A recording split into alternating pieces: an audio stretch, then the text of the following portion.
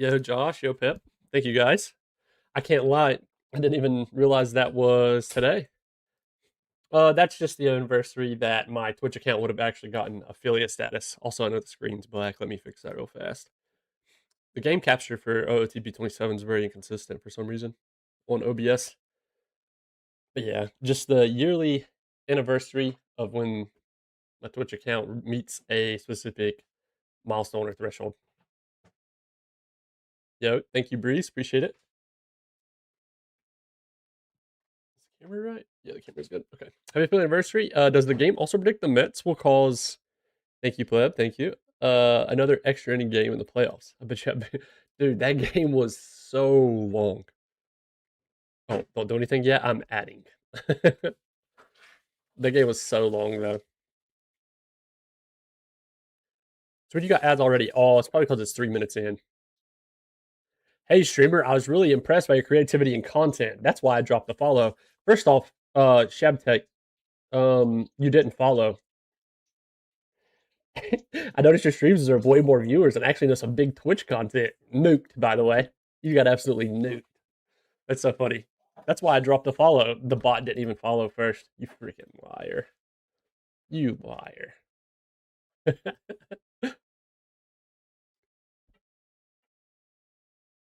Okay. All right. All right. Two things of ads. That's weird. That's strange.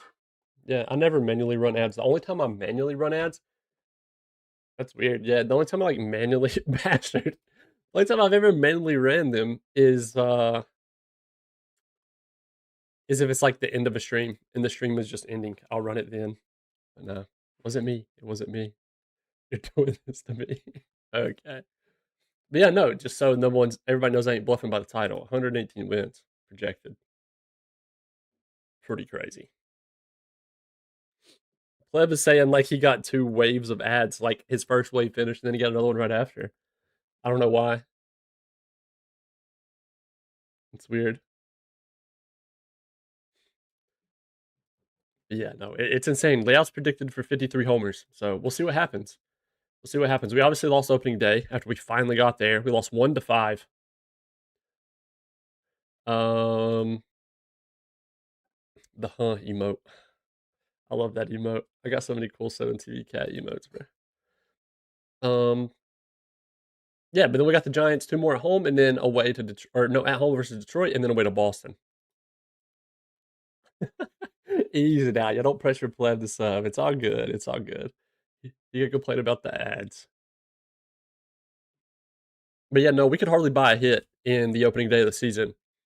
I think we finished with 2, right? Let me see. Well, if the game will let me. But speaking of Pleb, Plebington returns from Venezuela. Not a bad discovery for once. I can't believe it. Yeah, no, that's weird. I need to farm ads for him. Yeah, no, I don't know why it happened though. That's what I was saying. You were in the ads while I was saying it, probably. Okay, no, we actually finished with 5, but maybe whenever I complained about it, we'd only had 2 at the time. So, I don't know. Or that can just happen. There you go. No more forming ads. Plus, it like rounded it up to 55, by the way. That's just a lot cleaner than 54. Thank you, dude. As always. You're always hitting people with gifted. The nice gifted subs. Do we have an injury in that one? You're the man for that. Okay, Iglesias. Oh, now it says uncertain return date for Iglesias. Game 2 of the season, though. Okay, well, Joe Young is out for 2 to 3 weeks. Moderate effect day to day. That sucks. Forget he's fragile. He got hurt in relief. Wow, nice. He comes in, gives up a home run, and he gets hurt. All in one go of it. Cool. Well, it's a moderate effect for 2 weeks. It's a sore elbow, so he just can't throw through that. So he can go on the IL for 2 weeks. In return, let's go ahead and call somebody up already. I remember. Wait, who's my favorite person from Carolina? I don't remember what one you're from. Yeah, Morth. North. North is way better. Yeah, no, this probably just means Lombard comes back up, which is fine. Which he actually is on a rehab assignment, no? Or did we full blown? I could have swore he was on a rehab assignment, but I guess we full blown demoted him, and he took it. Actually, I probably have that turned off. Let's be honest. But anyways, he's just gonna go into long relief for now. Emergency starting pitching role. Herrera starts next game. Game 2, we did win 7-2 at least. We had 12 hits to the 3, so we got a lot of revenge there on holding them to a low amount of hits. Hayden Dirks first start of the year, 7 Ks, 3 walks, only 1 hit through 4 and a third. Sadly, Joe Young comes in, gets injured, and gives up a home run. He did have 2 strikeouts, but and then Severin Lund, his first MLB inning ever that he threw, he gets 3 Ks in 1 inning on 16 pitches. Love to see it. Shout out Severin. I think he'll end up being pretty gross. Who is Yamashita, by the way? Oh, I guess he was an international amateur, or not international amateur, but international free agent that came over, and the Giants signed him. Yeah, we crushed him in his first ever start. That's tough, buddy. Welcome to the MLB, I guess. Game 3 starters going to be Herrera, then Enriquez, and TeeClev. I'm excited to see how Enriquez does this year. Looking forward to it. Why do you have parentheses in his name? Oh, yeah, that's interesting. I don't know, actually. Sujio Yamashita. Sujio Jiro Yamashita? Maybe he just goes by Euro, or I don't know if it's Euro, Gyro, maybe Gyro. I don't know, but I wish you would tell us. Hang on, how can I access that so easy? I'm not in commissioner mode. I'm surprised.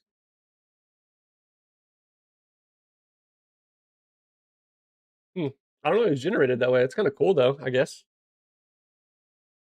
Game 3, can we win the series? We can. We win it. The last game, 8-6. So we take the series 2-1 to start the year. Jeffrey Davis, player of the game, our new rookie on the block, one of the many. He went 3 for 4. He's in place of Devin Fitzgerald. For those that missed it, we traded Devin Fitzgerald. And Jeffrey Davis is 23 and an absolute freak. I don't know what we did to deserve this much good young talent, but I'm all for it.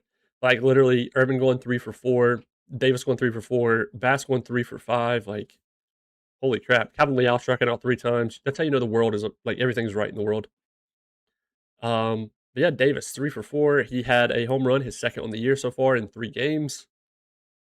Herrera gave up 4, only struck out 1, walked 4. Rough day for him.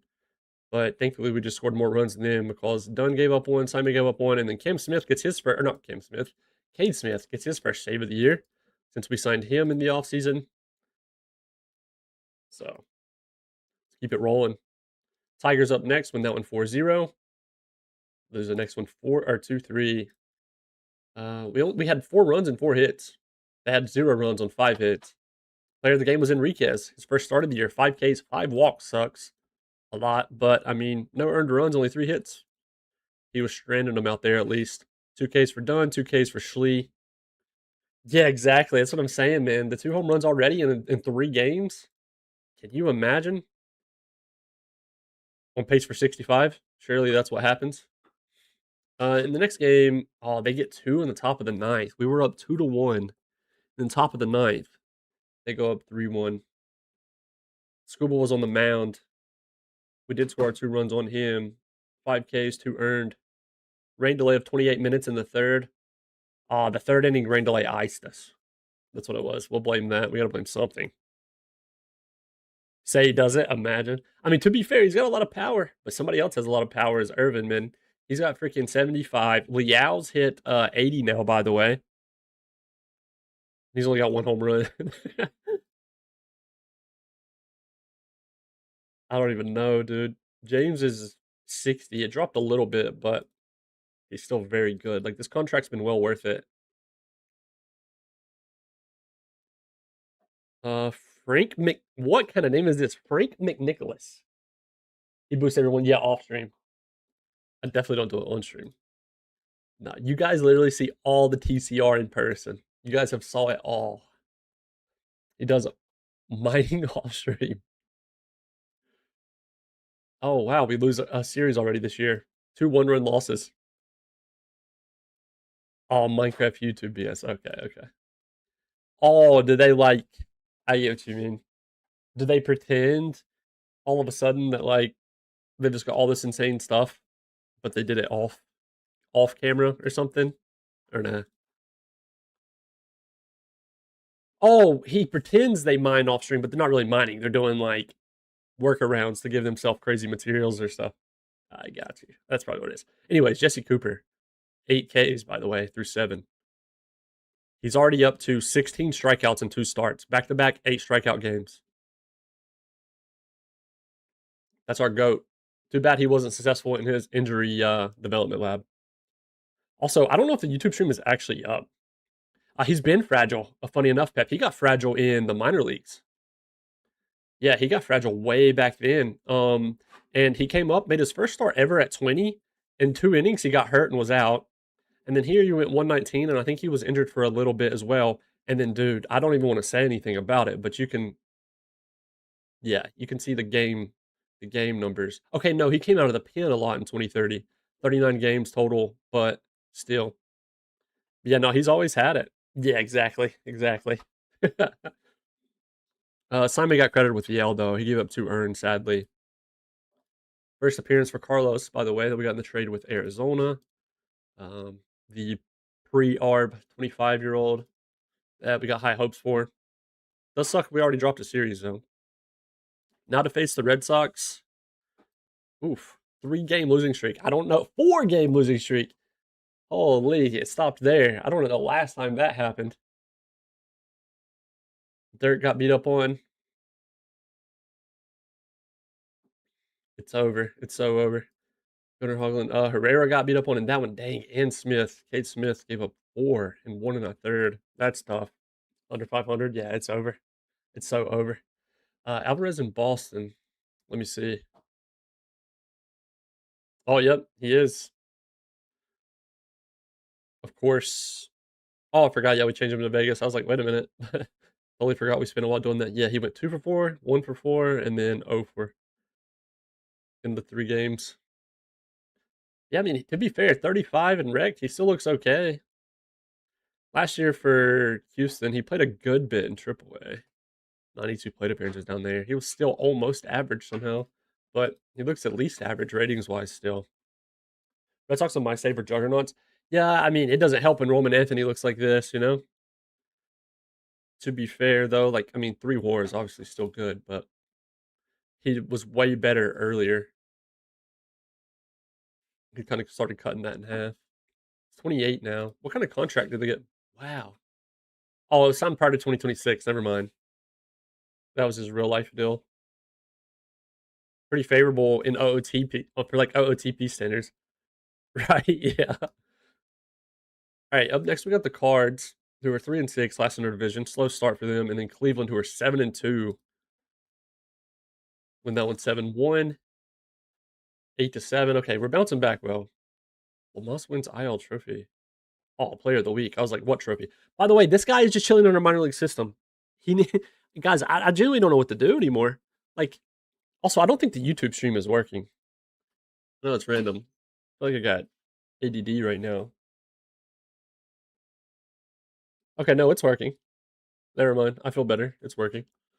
It just looks weird in OBS, like it's not working. Even yeah, well, there's Christopher. Okay, what's up, man? It's working over there. But yeah, no, Lamas, he clearly should be in the MLB. He's not the only one. He's not the only one. Like, do we just go super duper cutthroat and like, I don't know, we can't go cutthroat. We just like, there's no way to go cutthroat. Oh, there's Perini as well. Merlo, Lamas, Abia, Ryan Gonzalez. Like, we have an MLB team chilling down here. I'm a firm believer that we have a team that would hover 500 or barely under. It's kind of crazy. Like Scrumsoft, Dixon, like, wild, man. Nationals B team, right? Yeah. This might be promotion relegation. We just always have a B team that can never be promoted. Everybody just gets filtered throughout. So for now, we just ignore them and pretend they don't exist. Oh, new draftable, by the way. JD Lavasseur. Surely he's French, right? Owen Santora, Ben Wilkerson, Jerry Rose, Johnny Barron, Marcus Williams, George Koick, Danny Copa, Jalen Spear, Nate Sullivan, Lavasir, El Pana. Okay. He's all over the place. Anyways, pretty good defensive catcher. Has outfield range and arm. Good personality. Excuse me. More of an on-base guy, obviously, given his contact and eye. Owen Santora. He looks pretty good. Average defender, but like solid bat.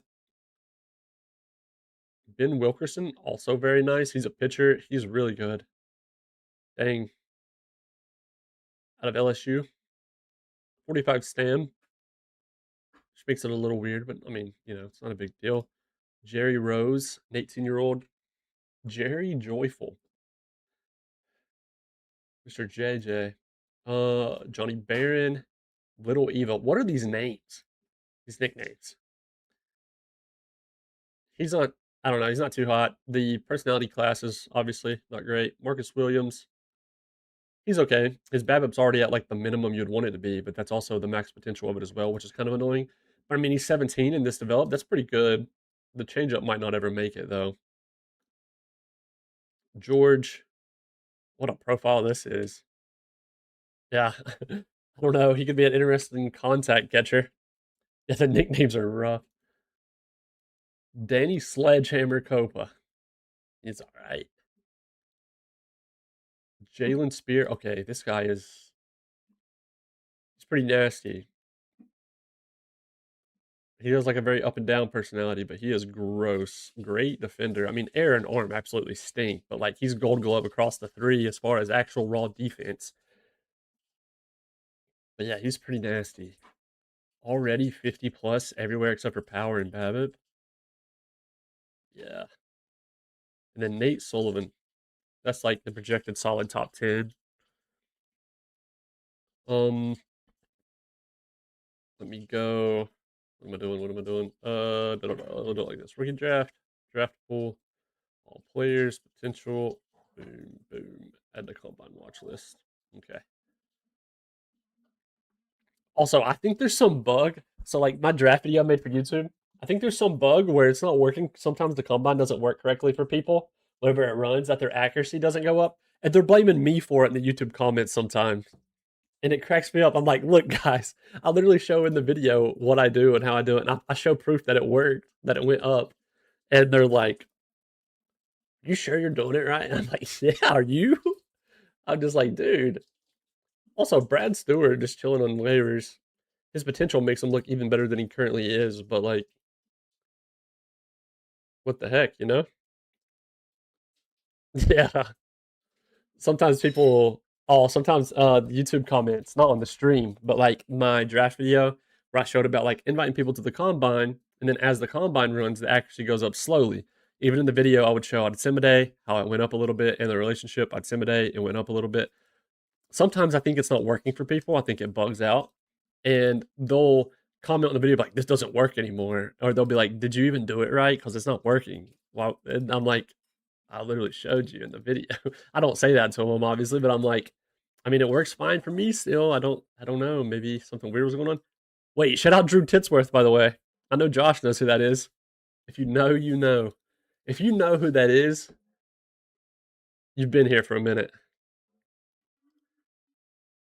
Well, I mean, okay, not just Titsworth himself, but Titsworth in relevance to previous content. Like Wash, Denny Navarre. Yeah, Brad Stewart and Mikey Romero are pretty solid. Teams should grab them for sure. But Atlanta is in on Danny out of all of these. He was indeed an Oak, yep.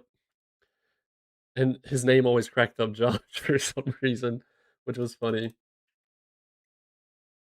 Can we do a 4-game sweep? Yes, we can. Holy crap. We're on 5 in a row after losing 4 in a row. Wait, no, Tusley's first start. I forgot. He's had 2 starts now.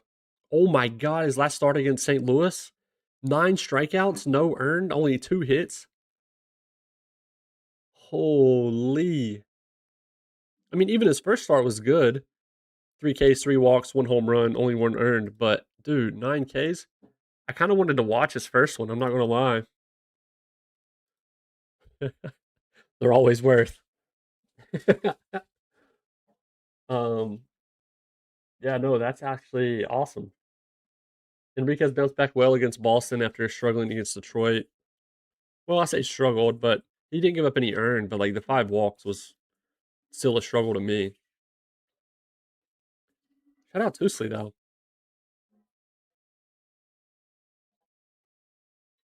He starts today as well, right?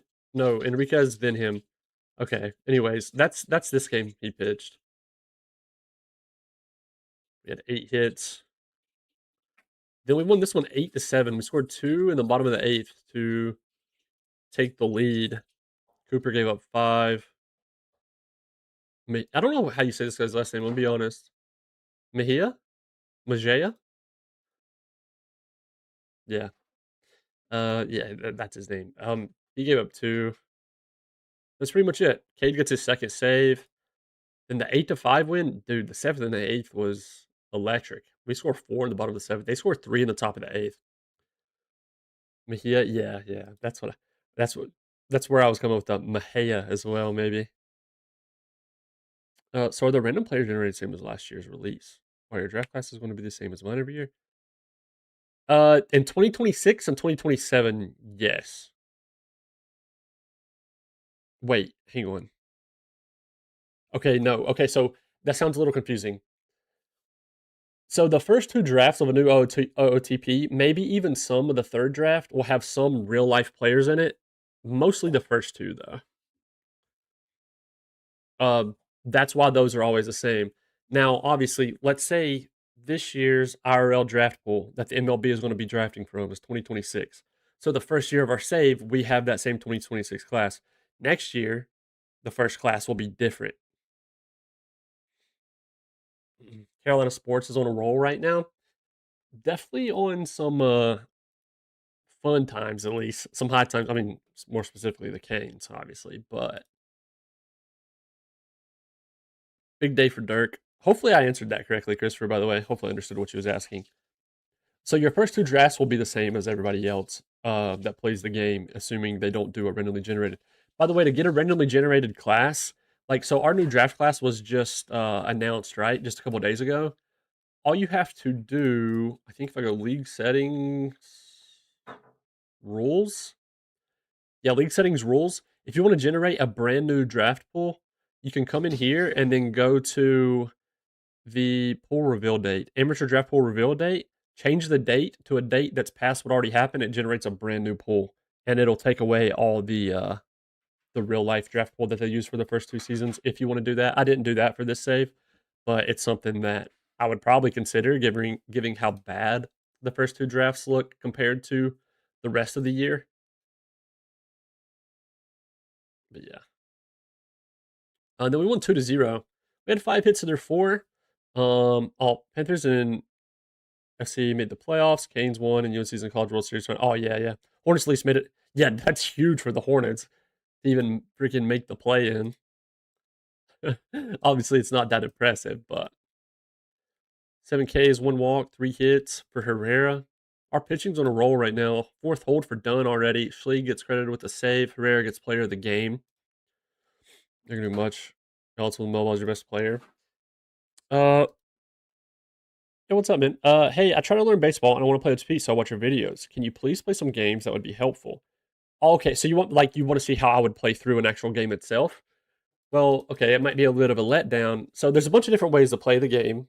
I don't mind watching a game though. We could watch one, but that's the thing is I don't personally manage them like I would in I'm going to assume, maybe I'm wrong, but you've probably played Football Manager, and maybe you're coming over from that as well. I also play Football Manager, but in Football Manager, obviously, that's one of the big, fun, strategic parts of that game is to be hands-on with the tactics if you want to, and subs and stuff, which I love. Like, I could spend forever messing with tactics.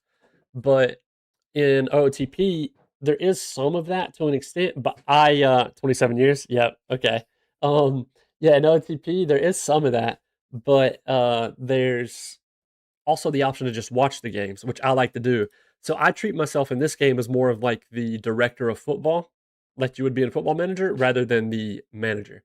So I just do everything on the back end with like money, signings, trades, hiring staff and stuff. And then whenever it comes to the games, I'll let it play it out by itself. And I let my manager that I hired make all the decisions for when a guy is going to steal, when a guy is going to, swing, whenever he's going to take pitch, whether he's going to intentionally walk somebody, all that. I just let my AI manager decide pretty much for the added challenge, but also I just have more fun that way, being more hands off. Uh, yeah, just more enjoyable for me.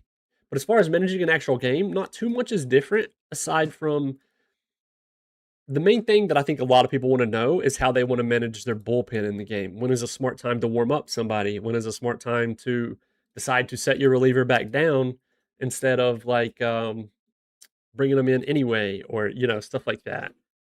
The most straightforward thing I could give, I guess, is pay attention to your pitcher stamina, your starter stamina, and then also make self judgment whenever your starter is starting to get crushed a little bit. Now, if he's giving up like 2 runs, okay, you can live with it. But if he starts getting crushed like 3 to 4 in one inning and it's only the second inning of the game, probably go ahead and start considering warming up the bullpen. But it's mainly managing the bullpen. I know a lot of people like to micromanage whenever they want to steal and stuff like that.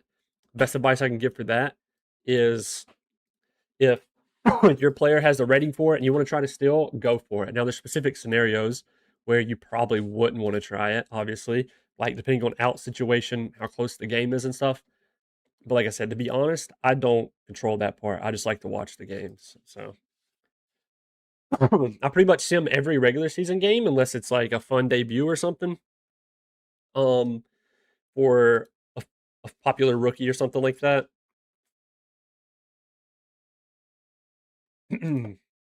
But yeah, and then playoffs, I'll watch the games.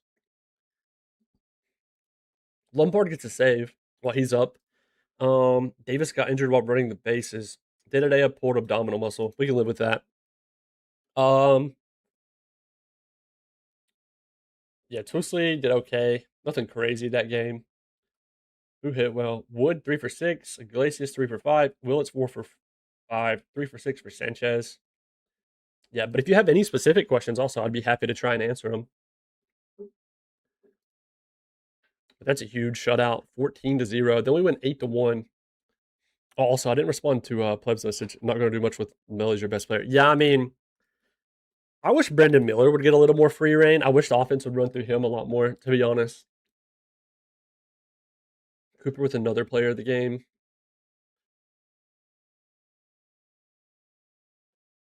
That's what I wish. LaMelo just has so much confidence, though, compared to a lot of people on the team sometimes. Like, he don't give a damn, and that's also his, like, downside, is that he don't know when to stop pulling up sometimes. Shoot or shoot, I guess. Joe's back, so he got hurt April 1st. It's been 2 weeks. How's Lombard doing? Do we give? Okay, Lombard's actually doing all right in his few appearances out of the pen. He's doing pretty good. Let's give Joe a couple rehab starts, because why not? Like 2, maybe 1. I got hooked last 3 days and the game looks beautiful. I'm glad you're enjoying it, man. Yeah, it's really fun too. It can hook you, right? Especially I feel like anybody who enjoys sports simulators type games, it would definitely reach out and grab you. How's the home runs looking for Davis now? Iglesias is at 7, Irvin at 5, Davis at 4, Wood at 4.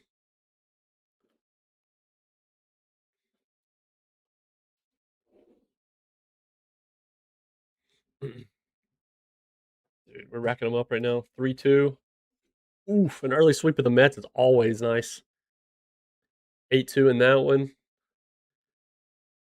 Dirk with 8 Ks through 4 innings. Man, if he had more stamina, could you imagine how many strikeouts he would rack up? If only. Lombard gets credit with the dub. 3-2 in this one. Oh, must have got rained out. Called in the 6th inning. We were up 3-2. At least we were winning, I guess. We had 5 hits to their 5, but player of the game was Kyle Hurt, their starter. We tried to get him a while back, by the way. Now he like fell off a lot, but Dunn got credited with a save through 6 innings. Little day off. Then we got Cincy at home and then Pittsburgh at home. Yeah, these scouting discoveries just aren't it right now. How many starts has he had? Started one game so far. He must have just started. I mean, he did okay. 9 Ks, 1 homer, 3 earned. And that one 3-2, 6-3. Oh, we're alive. 16-6 now, by the way. Violini. Or why'd I add an I in there? I had to pronounce it like violin. It's Bellini. It said Violini. Player of the game, Tusley, 6 Ks, 3 walks, 2 earned. Love to see it. Smith with another save. Jesse Cooper, another player of the game. How many strikeouts is he at now? 33 in 5 games. 8 Ks. He had 2 8K games in a row. 5, 5, 7. You love to see it, man. How many games key players play throughout the regular season and playoffs? They play every game, especially in World Series. Yeah, so guys like Jordan Irvin and Liao, right? These guys, they're going to play as much as possible. So here's a pretty good sample size. Irvin, I'm scared to even say it, but here's his injury history, right? I'm scared to jinx it because we got a bad habit of doing that. He's been in the majors for this is his 4th season up. He's probably one of my favorite players right now in all of OOTP. But this has been the only I word that he's had so far. So whenever we look at his stats, this is how many games he started. So a season is 162 games. He started all but about 20 games each season so far. So that's a good way to think of it. They're naturally going to get rested. So on my graphical depth chart, I like to use this to set it up. You can also set it up if you go to versus right. You can set it up this way. This just feels it's easier on my eyes is all.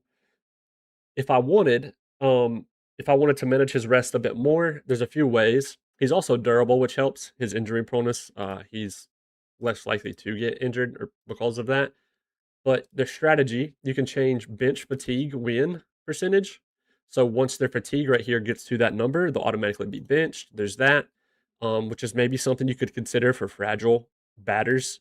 Maybe put it at like 85%, maybe something like that. I don't know. It's just a rough estimate. I'd have to test it. But uh, otherwise, what I was going to say, you can control it by just doing like I have a backup here, Achilles Perez, who's not a bad baseball player, ratings wise, right? If I wanted him to play more and I wanted to give Irvin rest, I could go like every third game. If I put that one every third, Perez is going to start, which means Irvin will get benched every third game. But yeah, for the most part, to answer your question directly, your star players are primarily going to try and play literally as many games as they can be on the field for hitters. For pitchers, it's a little bit different. The guys in the bullpen, it really, really, really varies on the scenario. I think it'd probably be pretty rare. Like, who's one of our better? Like Devin Randolph has been strictly a middle reliever for the most part. You'll see how much his innings have been up and down so far. He might not be a good example. Let's do Schlee's been in the league for a couple years now, right? Not really. I don't know if I have a good example. The reason Sime isn't a good example is because he's a stopper. Cade Smith, maybe? Yeah, so like 74, 76, 57, 61. It also depends on injuries, but anywhere from like 50 to 70, and he's primarily used as a high leverage reliever, which means he's probably not going to have as many appearances anyway than some of these dudes down here would, because he's strictly coming in to try and close a game. So since he's coming in just to try and close a game, he might pitch at most 1 inning most of the time. You'll see 1 inning, 1 inning, 1 inning.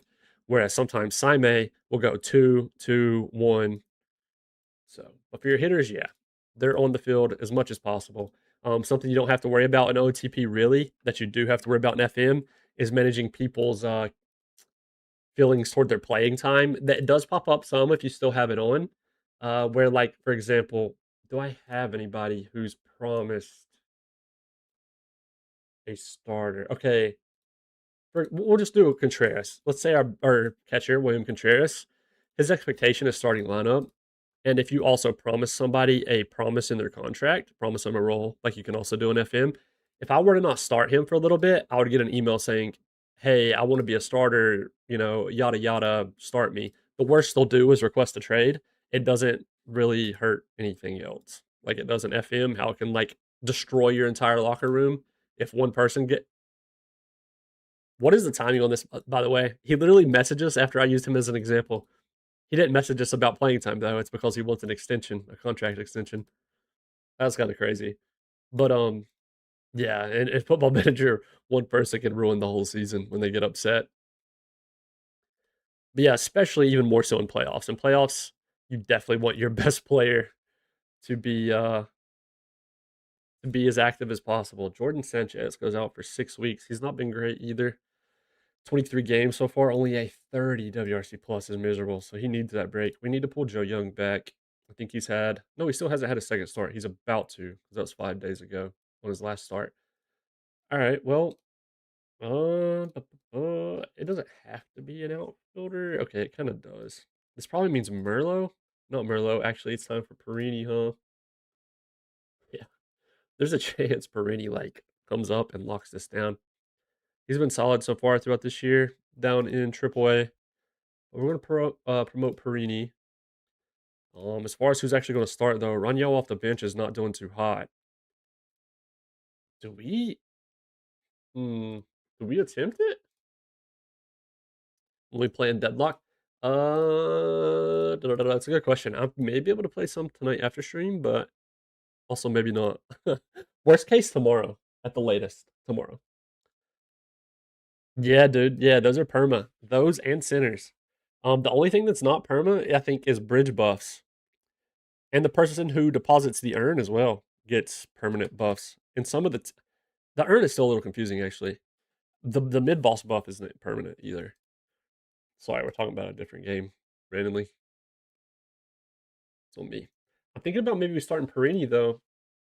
I mean, Raniel is that's a small sample size. It's not fair to judge him off of that. He hit good last year off the bench. Like he's been up and down. I I do feel persuaded to go Perini though. I don't like Perini's defense at all. Is the thing. Like Ronnie, no one off the bench is hitting good. Even Perez, every single person hitting off the bench is down right now, except for Daniel Perez or Hernandez out of nowhere. Um, James can't play right. Iglesias has similar defense to Perini.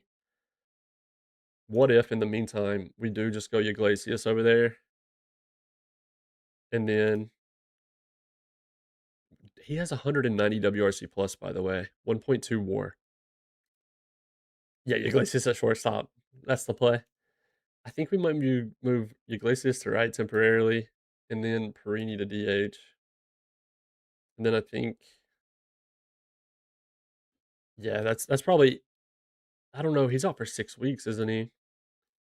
We should actually probably make a little bit more permanent changes. Then I think what we'll do then is we'll move Ronnie out, and then we'll give Perini this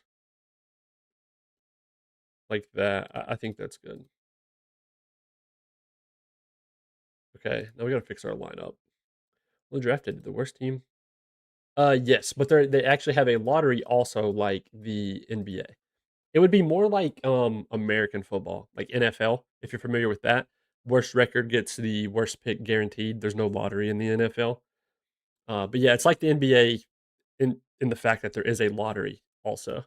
So if we go, actually, I can show you rookie draft. So the Cubs, thanks to the lottery, they were going to be picked number 5, but the lottery moved them up to number 1. The Marlins was number 1. Now they moved to number 2. So yeah, it's pretty.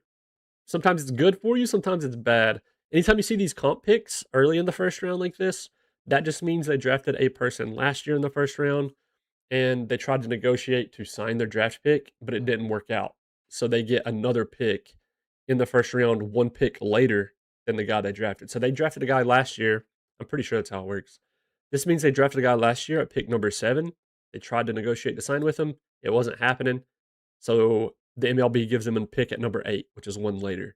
And they also get to keep their other first round pick that they still had to go fish. Yeah. They're how have they been actually? Let's take a look. Let's take a look. Okay, so 2026, 57 and 105, 74, 88, 70, 92, 84 and 78 winning season. 20 games under, above 500, 85, 62 and 100 last year. I think we need to save them. Oh my god, their balance. Look at their balance. Negative 43, negative 28, negative 86. What? Right now it's positive. Did they get a new owner? They have 72 million. Bruce Sherman? No. That's their owner now, right? That's weird. What is going on with their money? What is their projected? I mean, they finished in the. No, they finished in the red. They lost 40 million last year. What does their salaries look like? Okay, well, oh my gosh, they locked down Justin McCurry. I mean, I'm glad they did it because this guy's very, very, very good. But it's much deserved. I'm glad they kept him than him going somewhere else. It's cool to see the Marlins have somebody like this. I like this guy a lot. I mean, I hate that he's in our division, but yeah, like Kemp Alderman, that's a 20 million. 19.8 for Patrick Bailey. They just signed him to this. Going in his age 34 season, 19.8 per year. Also, I didn't know Patrick Bailey was from Greensboro, by the way. That's like 20, 25 minutes from where I used to live. McCurry makes sense. Barger being at 10 million per is a little weird. Yeah, they're making some weird decisions. That's all. It's kind of hurt their money situation.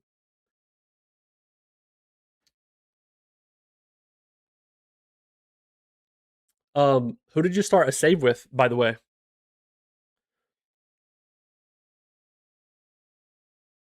I don't want to butcher your name. I gotta. Ed, can I call you Ed? Is that okay? I don't know. I know your last name is like. I don't know which part. I don't know where your first name and last name starts and begins. So I don't know which one to call you. Get Joshua in the show. Yeah, he's the Marlins in an online league. Alan Housley, by the way, 4 2/3, 11 strikeouts. You know what that means? That means it's time to scout this guy. Wait a minute, did it just do one? April 27th? Yeah, it literally did one. It read my mind. What changed? His current movement went up to 60. His overall went up to 55. His potential went up to 60.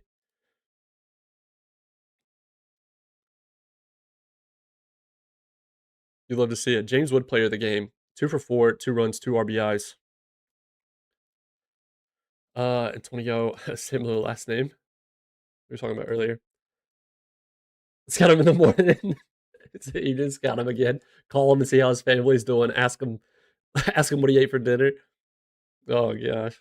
Wait a minute. It's time to get Young back. He's had 2 starts. Oof, he didn't do great in the second start. I'll encourage him. Okay, okay. I'm starting to think maybe we keep Weston up. Weston's doing really good out of the pen. What? 3 innings, 3 Ks, 3 innings, 3 Ks, 3 2/3, 5 Ks, 4 1/3, 3 Ks. Yeah, no, Weston's staying. We can't. I think we're gonna let Joe ride out that entire rehab assignment is what we're gonna do. Just because I mean he gave up 3, then 5 in AAA, which he's still like teetering being a AAA pitcher, let's be honest. I just had high hopes, is all. Oh, you didn't play yet from Croatia. I will buy game tomorrow. I've been watching your video. Oh, okay, okay. That's what you meant. Sorry. Gotcha. Oh, I just saw your message, Christopher. Oklahoma 4, Georgia 1, bottom fifth in the College World Series. Oh shoot. You're going to buy it tomorrow though. Okay, okay. Honestly, which I know you're probably if you're anything like me, I get pretty impatient and I hate to wait. There will be a sale coming up. It's probably still like a month away though. So that's still a long time. I would be too impatient to wait. Yeah, I think you'll love it for sure.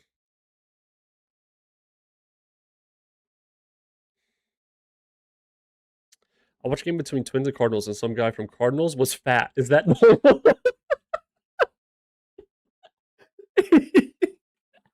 Ed on YouTube said, I watched the game between the Twins and Cardinals, and some guy on Cardinals was fat.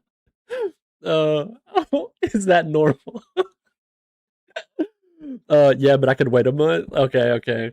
Yeah, I get pretty impatient. So if I want something, sometimes I can't wait. But it should be in roughly a month. They do a pretty decent discount. It's around the All Star game, in real life. Yeah, which one was it? I wonder. I wonder which player. Hold up. Do you remember his number or anything? I don't know if it would have been Herrera, would it? I mean, Herrera, I guess it depends on a person's definition. They'll show him a link of Bartolo. Oh, yeah. Look at this guy, Ed. I'm going to post a link. Let me find it. That's a good idea, Pep. This guy was a pitcher. Well, he also uh could hit the ball, but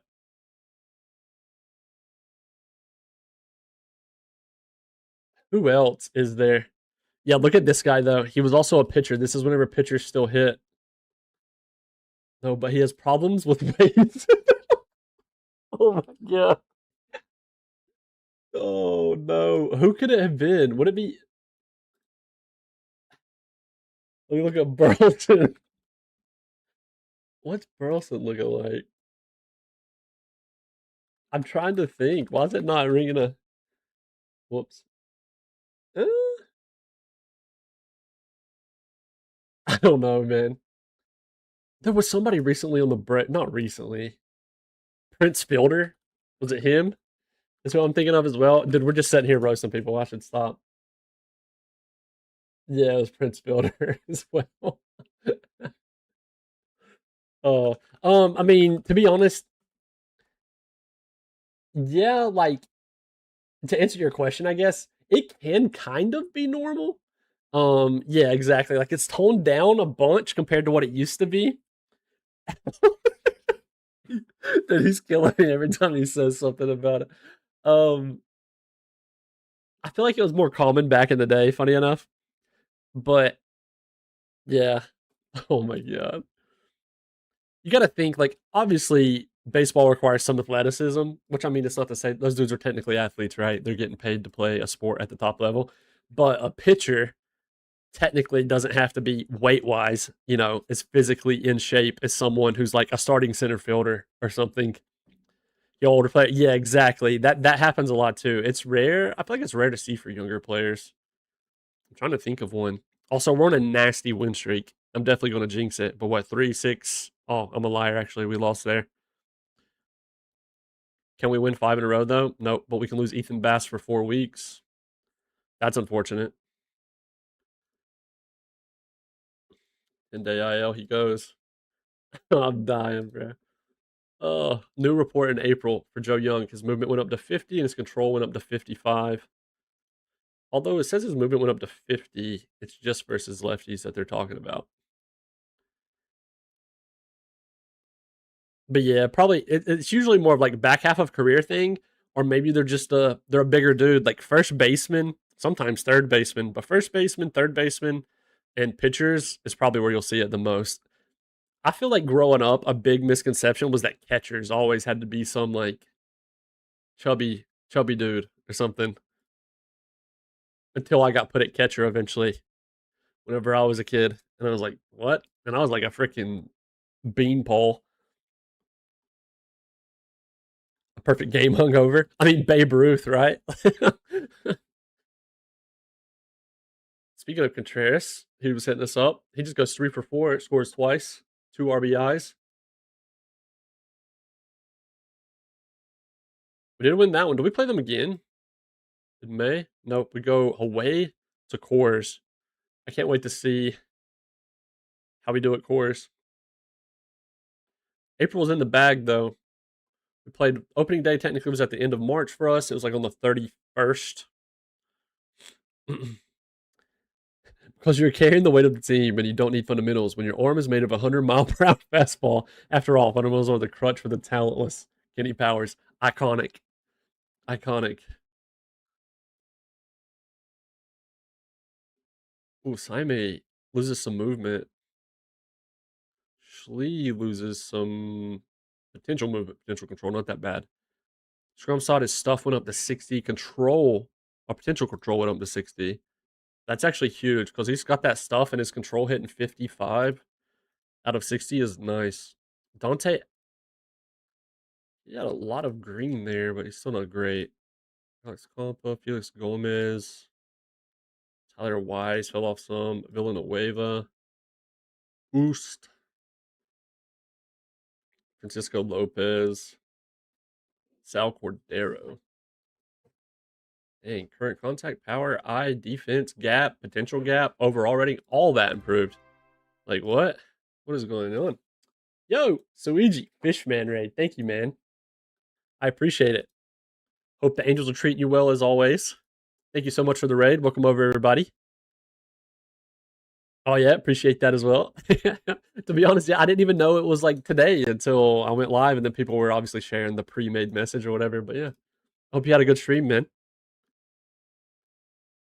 Welcome over all the Raiders. Thank you so much. Ed Enriquez. So Irvin just win best hitter in April, and then Enriquez just wins best pitcher in April, just for that raid. That was for you guys, everybody that came over. They dedicate the past month of their career to y'all. What's up, Pick Demon? Go to Dev Lab for young pitchers. Ooh, good question. So it really depends, right? Ideally, I would like to try and target what they are, what I consider being behind. So if we go all pitchers, let's find a good example.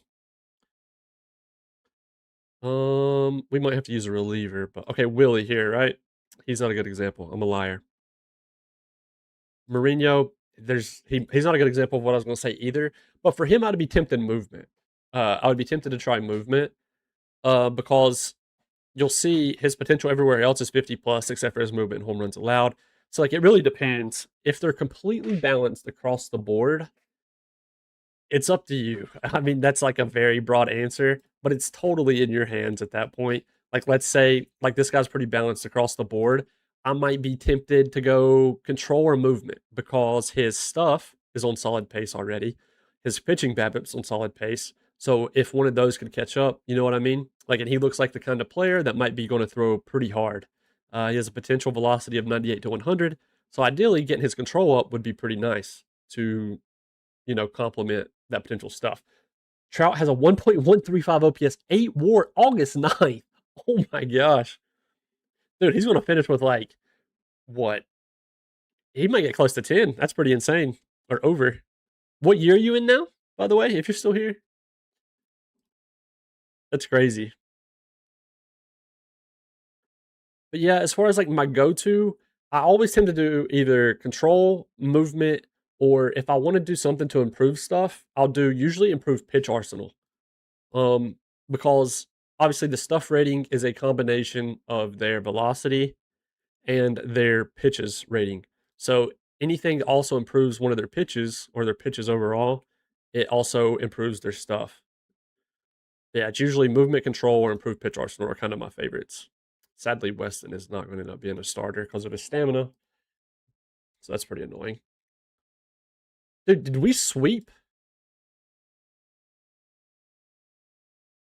Wait a minute. So we win hitter of the month in the NL for April, and Jordan Irvin, who finished with 10 point WAR, by the way. Maybe Trout will have that similar season, it sounds like. Um, and then we win best pitcher in Ed Enriquez. He has a 1 WAR already at 9.99 ERA plus. He has not gave up. Yeah, he hasn't gave up a single run in 5 starts so far. What? Where did it? 1, 2, 3, 4, 5. Yeah, so this first start versus Detroit, not a single run in 5 starts. Shout out Ed. Ed in game and Ed on the YouTube chat. That's pretty crazy. But then Tusley wins. Wait, is this rookie of the month? Yeah, and then he wins rookie of the month. We almost sweep. Imagine we would have got rookie hitter of the month as well.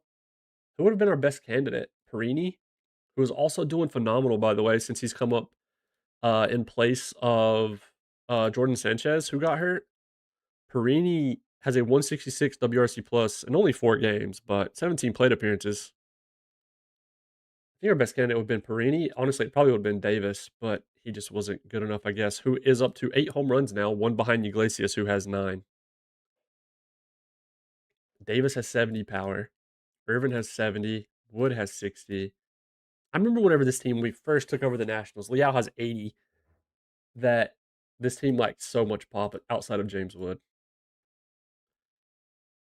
It's kind of cool that he's still here for it all. And speaking of, we're about to go to Coors. So this is how everything looks after the opening month. We're 21-7, already 8 games ahead, 9-1 in our last 10.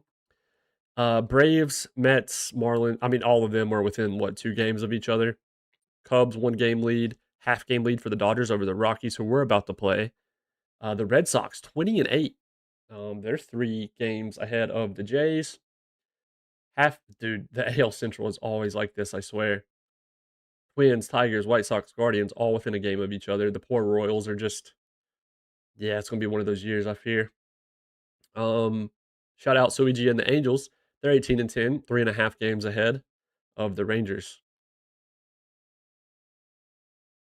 So yeah, see how this Colorado series goes.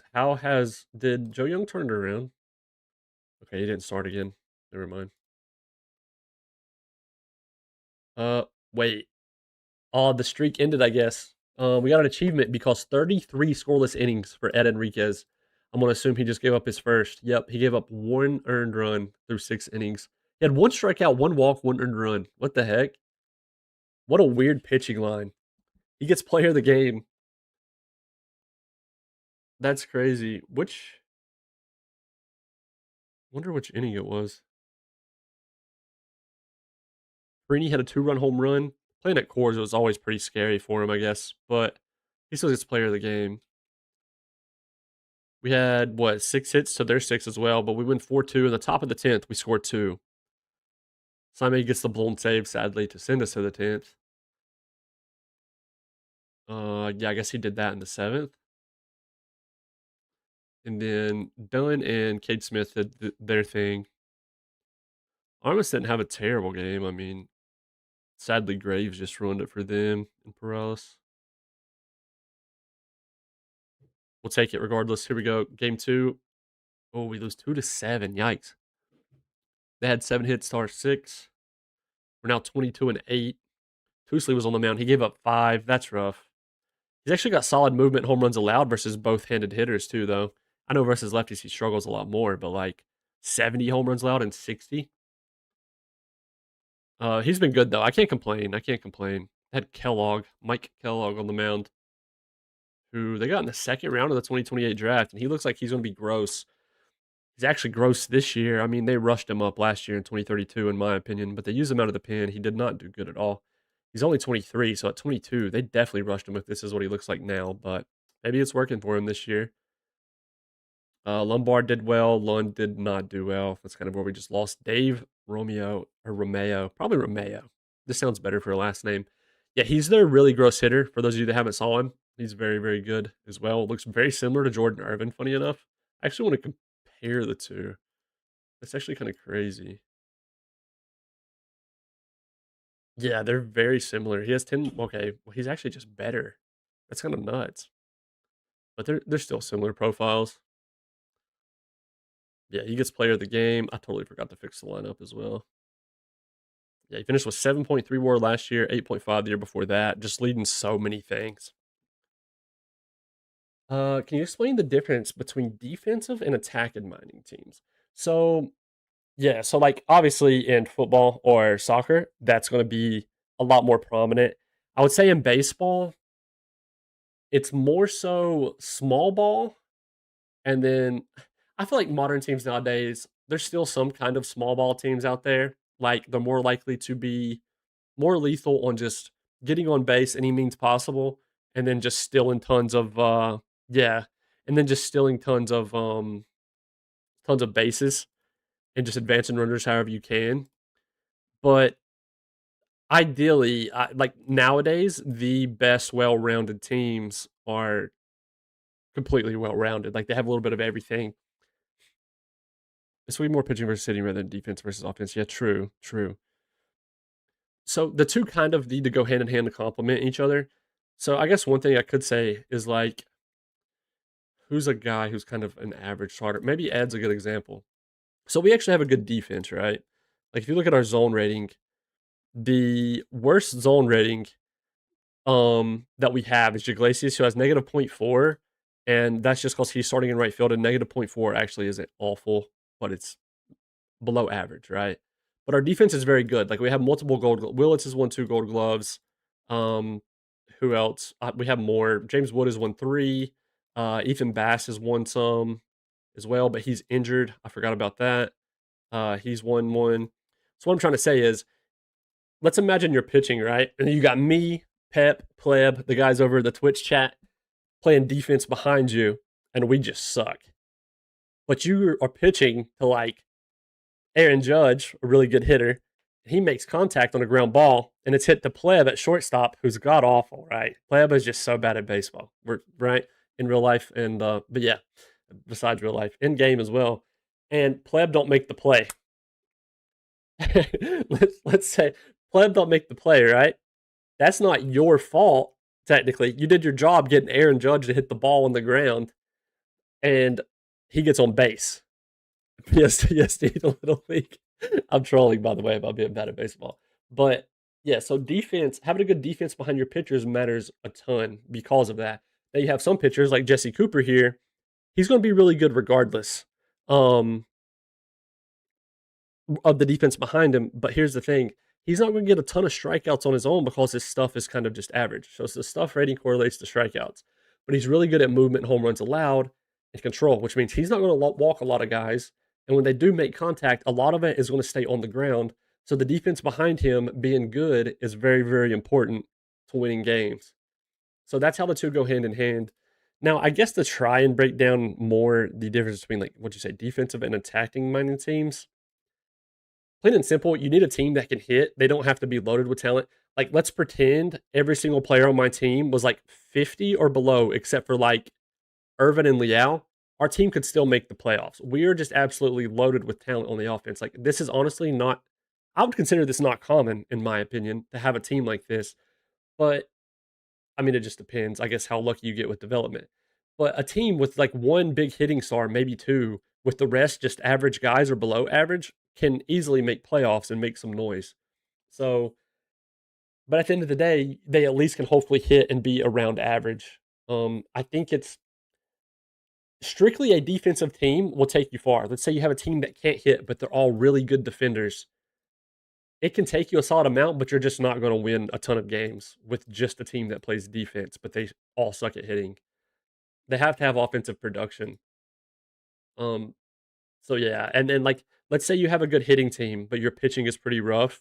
At that point, you're counting on your team to basically just have shootouts 24/7, where the scores ran up probably, and you're just hoping like multiple 8-7 games or like 8-5 regularly, and you're just hoping that your team can outscore theirs because your hitting is just good, but not good pitching. Just subscribed with Twitch Prime. Thank you so much, Pep. I appreciate you, dude. 2 months in a row with the prime, my guy.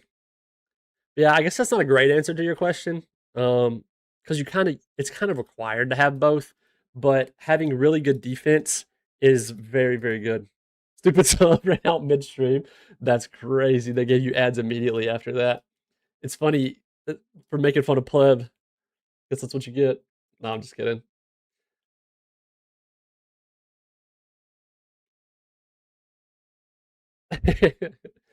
I think we gotta bring up Lamas. I feel like hoping on a shootout, but exactly, yeah. Hoping for a shootout in baseball is, well, for one, it's extremely hard to hit the ball, right? Probably one of the hardest things in all of sports is to hit off of a pitcher that is like even average to make contact with a baseball regularly. So the dudes that are superstars in baseball, like Otani, Judge, dudes who can hit the ball and show up and like hardly ever have slumps are, it's honestly freak stuff. Like absolutely freakish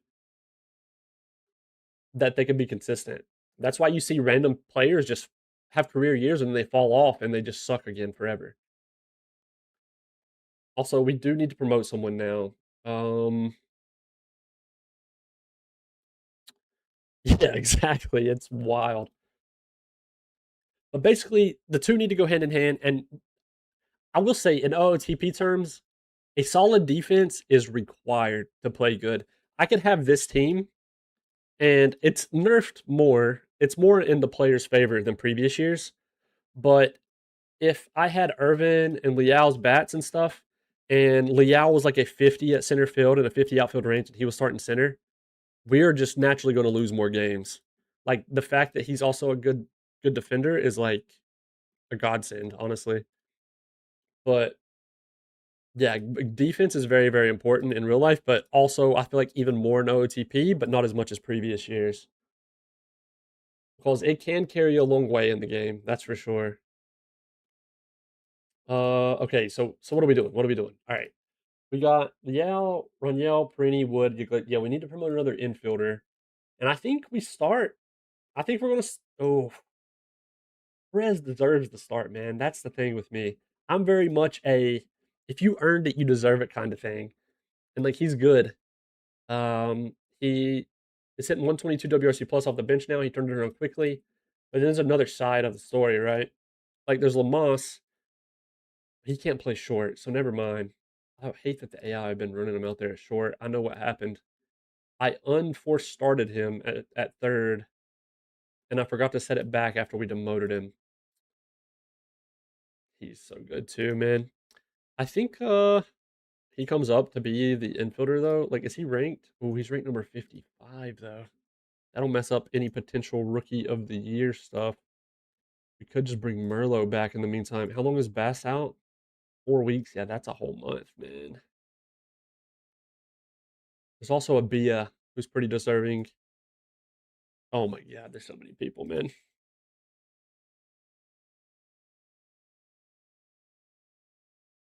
Oh shoot. Let's do a Bia. He got a ring with us last year.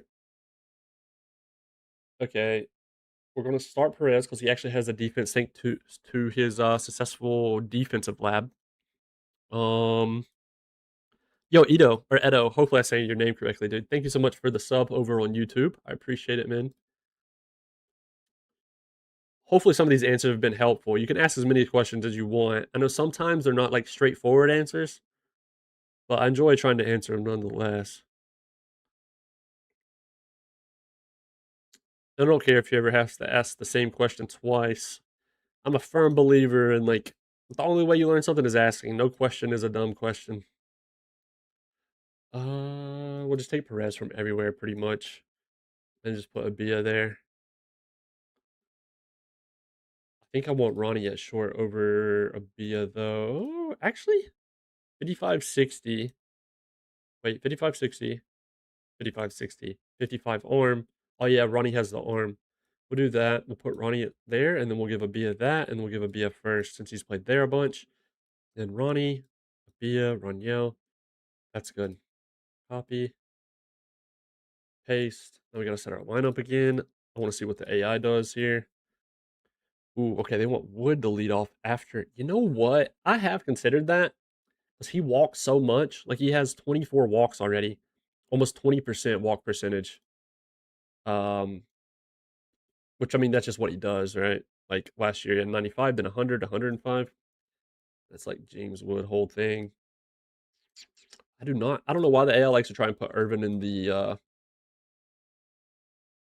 want Irvin in the 3 hole. I actually want to swap this. Irvin, Liao, Willits. I don't know. This year, for some reason, Iglesias is crushing the ball. I think we go Davis. Ooh, Willits is struggling. A 53 WRC plus. Davis, Iglesias, Willits, Perini, Perez, Contreras. Beautiful. Beautiful. Thanks is very helpful. I get tons of questions, but I don't want to be bored. Oh, it's not boring at all, dude. That's not boring at all. I mean, that's what I revolve most of my content around is trying to be helpful, right? That's pretty much what all my videos are, except for like the Angels playthrough. If you could talk to all of my real life, well, not all my real life friends, but like majority of them that I got into this game, they would tell you how often I help them still to this day, and they've been playing for like multiple versions now, which we're in a lot of, well, some of them are in more online leagues than me, but they'll ask a lot of questions or advice about trades and stuff like that. You can ask as many questions as you want, man. It's not boring at all. Um, okay, versus lefties, he can still lead off. Leal's pretty balanced still. What about Iglesias versus lefties? He's balanced. What about Willits? Irvin's pop versus lefties is still there. It's actually more. I want him here. Davis has more as well. That's kind of nuts. You know what? I think an identical lineup. This is actually one of the times. I swear the lineup versus righties applies to lefties this time. I think identical lineup works for this team. They're so balanced. Like we do not have any platoon issues. Perini has the tiniest bit, like 5 less power versus lefties. Yeah, I'm in 3. I'm in 3 leagues. Yep. Yep, what Pep said. Yeah, there can be trades between AL and NL teams. Yes. Contreras, Perez, Perini. So Perini has a little bit. Raniel's balanced. Contreras is balanced a little bit better versus lefties. Why does it show Raniel by the? Oh, I know why. What about Perez? Better versus left. This is kind of nuts. Okay. Yeah, I like it. I like it. We're good. How's Hernandez looking now versus? I mean, 65 gap power. This is kind of. I mean, I don't expect 195 WRC plus out of him, but I also don't expect a 212 batting average out of him going forward. Like, I genuinely have hope for Daniel Hernandez as our potential starting catcher going forward. Like, especially for a catcher, this looks like a pretty solid bat. You know what I mean? And he has 75 still ability, which is actually crazy for a catcher with like 40 still tendency though. We'll see if we can't crank that up and try and help him be encouraged to go. But this is so funny. So he's a bad base runner at 35, low still tendency at 40, but his ability to do so is a 75, and his speed is roughly average. What a guy. All right, let's keep it rolling. So the injuries are starting to pile up, and that's kind of worrisome. Joe Young, I'm not as worried about. Um, Oh, well, he just got hurt down on his rehab assignment. Well, that's not a good sign. He's probably going to end up being toast. But yeah, Sanchez out 5 weeks, Bass out for 4. This is how we're looking now. We just promoted Perez up. In right field, we're just starting Iglesias for now. He's not the greatest at all there, but it's better than Perini currently is. And James can't play right. Liao can, but his defense at center is just way too valuable to play him somewhere else. It's also funny because Liao could learn like second and third as well. Kind of crazy. And then Jeffrey Davis. Yeah. All right, let's keep it going. Game 3 versus Colorado. We lose that one in the 10th. So we won one in the 10th versus them and lose one. We lost that one 2-3. They walk it off in the bottom of the 10th. They're now 18 and 13. We still have a single digit in the L column. We're 22 and 9. Player of the game, David Villa. A reliever getting player of the game. Wait, did they run a follower? Or did he get hurt? No way. No? Wait. Have him in the starting rotation. Well, look how that looks on the box score. It's like it shows like Trey started, and then Villa came in. That's weird. I can adjust team player instructions. Yeah, so there's personal ones, right? So Jordan Irvin, he's a very good stiller. Like he's good at stealing bases. Yeah, well, he's 65. There's better than him out there, but like for example, Irvin is 65. I can click strategy here, and I turned up his stealing bases and base running. There used to be a line, I actually miss it, that would show you where the middle was, but the middle was like this gray color. I know there's like a lot of colors that kind of look gray, but hopefully you get the point. Um, yeah, so I can do this to each player, and then there's team settings. If I go to the home button on team here, and then go to strategy up top, all of these over here on the right are for the entire team. The strategy for the entire team. Now, let's say I have stealing bases and base running turned up a little bit, right? Above average. The reason for that is our team is pretty above average at stealing. Like Irvin's is good. James Wood is pretty good. Iglesias is at least average. But let's say a guy like Liao, right? He sucks at stealing bases. But on my team instructions, I have it turned up for everybody. I can come in here to strategy. If I wanted, I can, right now it's set to adjust the team strategy settings.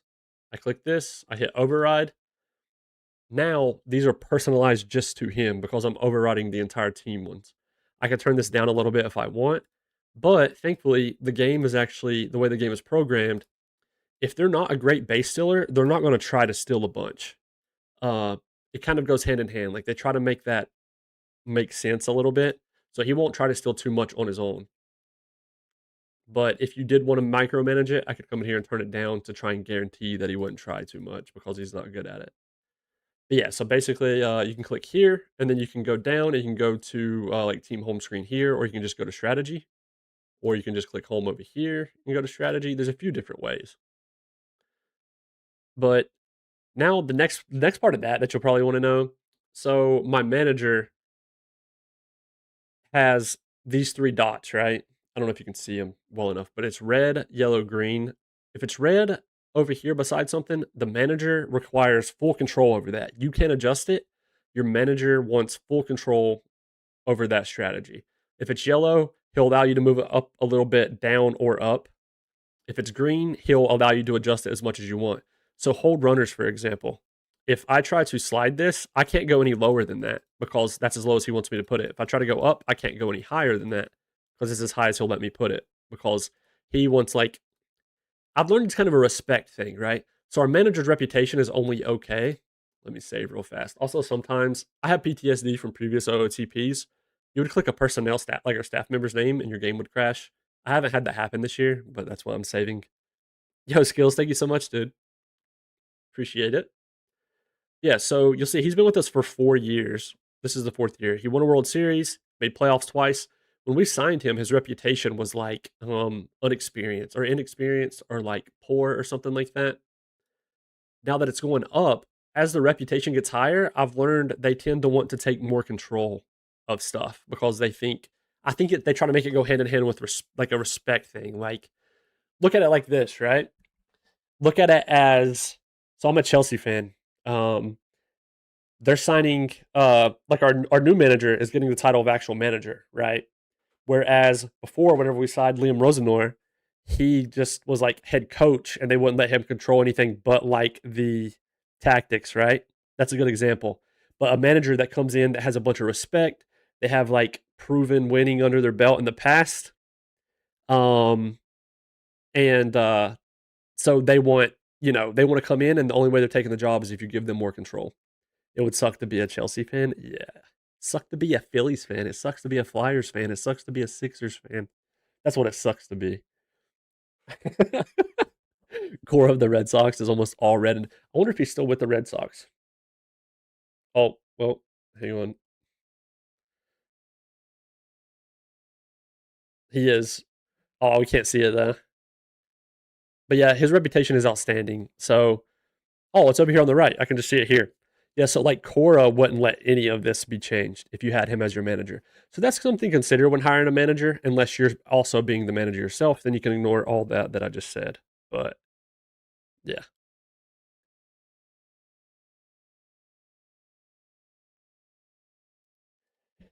Okay. Uh everything good, everything good. Yep, yep. Off day, then Atlanta at home, 4 games in a row, then the Yankees, then the Phillies. Yikes. No break, by the way, either. All at home at least. Crazy home run. No pun intended. I wanted to see how our pitching is doing so far, by the way, through after April. Ed has a 1,827 ERA plus, by the way. Holy 1.1 WAR, 1.7 is next high or the highest for Cooper. Shout out Ed, man. Tenor Dunn with 279, Lombard with 279, Cooper 167, Randolph 166, Tusley 159. He's been everything I could have hoped for. He's like a slightly worse Cooper, like the same profile makeup. Yo, skills 3 streak. Holy, I appreciate you, man. Uh, Lund's doing okay. Saime's really struggling this year. I wonder if we just pull him out of the stopper. I mean, like we're 22-9, but like he has a 153 ERA plus, which you might be like, that's not struggling. I agree, it's not. But his FIP minus is 127. So it's kind of crazy. Why does he keep calling me meat? But yeah, this is interesting.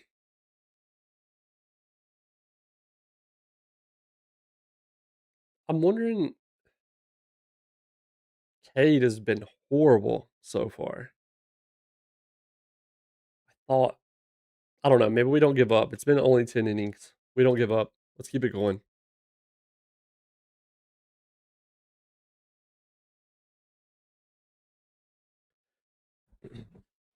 Breathe through your eyelids. What do you mean?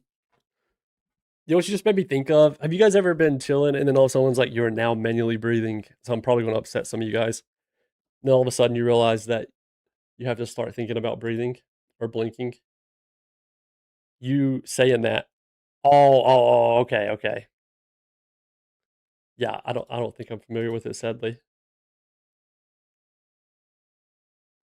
Yes, it can. It's dynamic.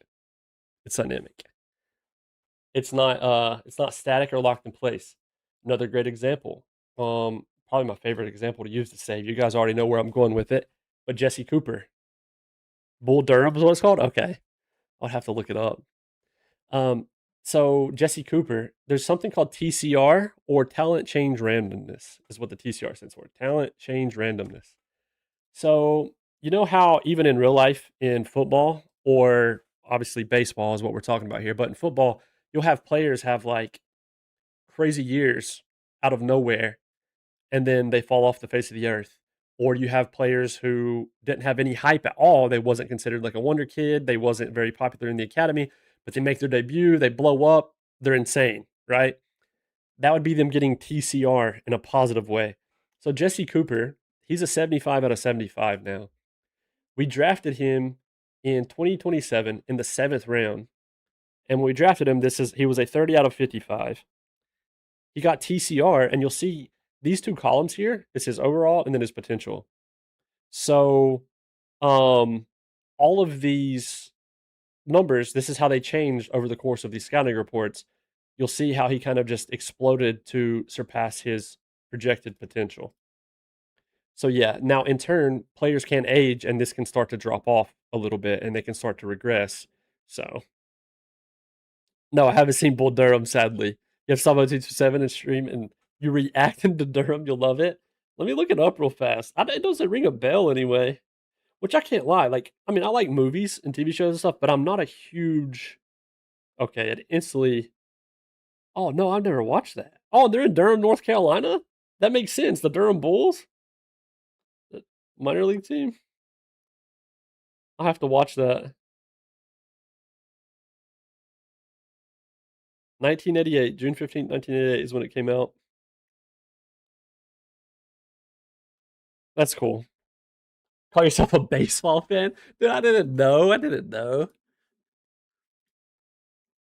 But yeah, potential can change. So whenever you draft someone, it's not guaranteed they're going to make it to that. For example, this guy we signed, Omar Belmontes, he there's a good chance he won't make it to 75. He'll probably. It's hard to predict. It's really, really unpredictable. That's the whole point. But it's the game's way of trying to imitate like players having a lot of hype. Like this dude is number 32 prospect in all of baseball, has tons of hype, and he might not end up making it though. There's plenty of players like that in real life, and there's players who were drafted, for example, Jesse Cooper in the 7th round, who was thought of maybe being average, possibly, who became a Cy Young winner. He won like the award that is awarded to the best pitcher in baseball. So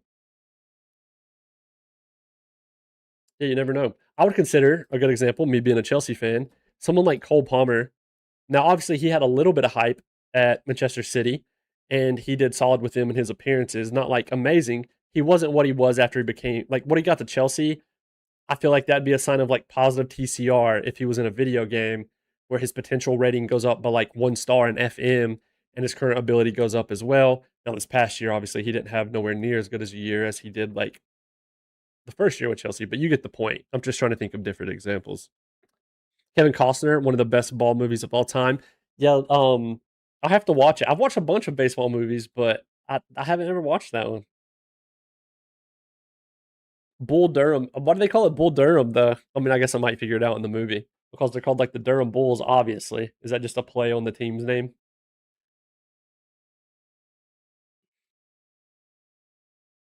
Chelsea analogy.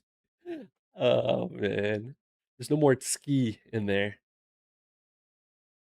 Team's name. Okay. Herrera 8Ks, Dunn with the blown save, Simon with the hold, Smith with the save.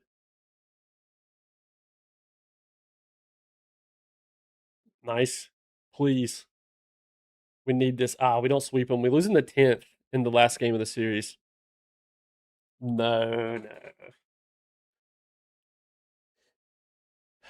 Tusley, 8 Ks, and we lose. 8 strikeouts, 2 walks, 1 hit through 6. Schlee blows it this time. 4 unearned? What the hell happened? Air unearned. A grand slam versus Schlee. How is that not earned? Only one of those would be, wouldn't it? Because of the home run? And freaking Carlos gives up 3 earned. Tusley gets player of the game despite the L. So Villalobos, Ed Enriquez, Major League Baseball and ERA, 0.39 Ed Enriquez. There's actually a chance Ed's going to get some. He's had positive TCR as well. He's another good example. So yeah, they can now. Whenever you hear the terminology TCR, everybody assumes positive only. It's also technically considered TCR whenever they lose potential and they lose overall as well, because it's still the talent technically changing, which is what you're going to see more often. You're going to have dudes who spoil you, like Jesse Cooper, where they like blow up. But it's just to show you never know what's going to happen. It keeps the game super interesting. Like personally, I live for like OOTP. I live for players to do what Jesse Cooper did. Like they just come out of nowhere, and it's just one of the most exciting things. And he's going to go down in like Nationals history as a Cy Young winner. That's pretty crazy to me. Writer director Ron Shelton chose Bull Durham as a temporary working title. Okay. The imagery of old, fading tobacco billboards painted on country barns. 1800s, Blackwell Tobacco Company created Bull Durham. Oh, okay. Okay. Yeah, I know like tobacco is very popular in North Carolina, especially naturally in the rural areas, but grew up in one of the more rural areas of North Carolina and then eventually wasn't in an as rural area, but yeah, the tobacco fields and stuff is always cool. Yeah, it's a cool explanation though. All right, Ed, can you recommend team for first save? Maybe some with young players predicted to be a stars for a noob like you. Okay, okay. Yeah, thank you, Buster. I appreciate that. I think so. I wish I could. I wish we were in an earlier save. I think a solid team. Okay, so you're wanting someone who has young players predicted to be stars for a noob like you. The Athletics might be solid. Now here's the thing though, their money situation isn't good, but they have like some young stars right now, um, and some coming up in the minor league system. Um, the the Brewers, I can't remember exactly how old the Brewers are though. Pirates, yeah, that's true. Pirates as well. Yo, Buster, thank you for the follow, by the way. Appreciate you. Uh, MLB made a best of season video of all 30 teams, and they had something nice to say about every team except the Padres. Oh man, Cardinals easy. Pirates other than team owner catch situation challenging for a newbie. Yeah, yeah, okay, yeah. Because I can't remember the Brewers' exact age though. Cards might not be terrible either. Yeah, their pitching is so good. Yeah, yeah. Because he said over on YouTube chat, he's looking for a team that is kind of young, but they have like a decently projected future, maybe near future. That's the thing. A lot of those teams don't have the best money situation, right?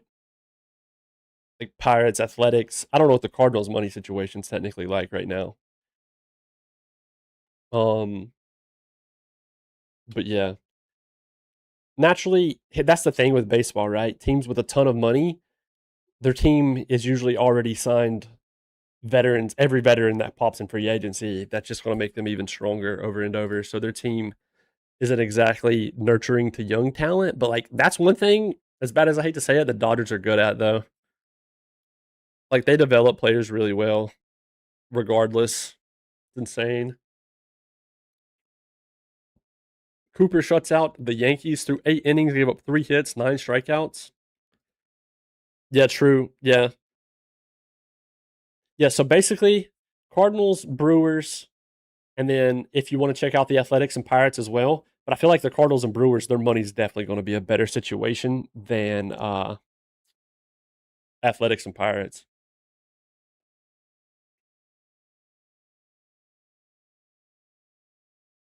Herrera wants a new deal. Dude, I'll go ahead and be prepared for it. The Fish, yeah, see, yeah, they're another team, obviously with money struggles.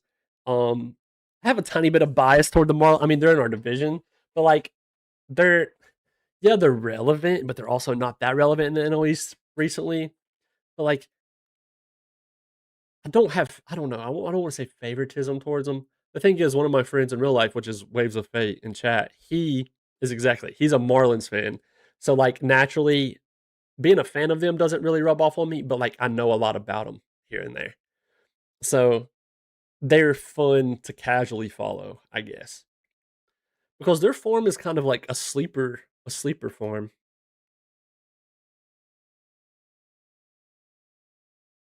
Joe Young's back on the IL. Yeah, exactly, Arfetta, exactly. Yeah, so for like a brand new player, I think Cardinals Brewers. I feel like there's another team I'm forgetting, dude. That's young right now. Let me look at current MLB standings all the way through. Basically, no one in Ooh, what about okay, well that's the thing too. The Rays have no money, right? The Orioles are in a weird spot. Cause like Gunnar Henderson and them, like they're like eh, but they're also obviously not doing good this year. Exactly. But they kind of have like a young-ish core. Hmm.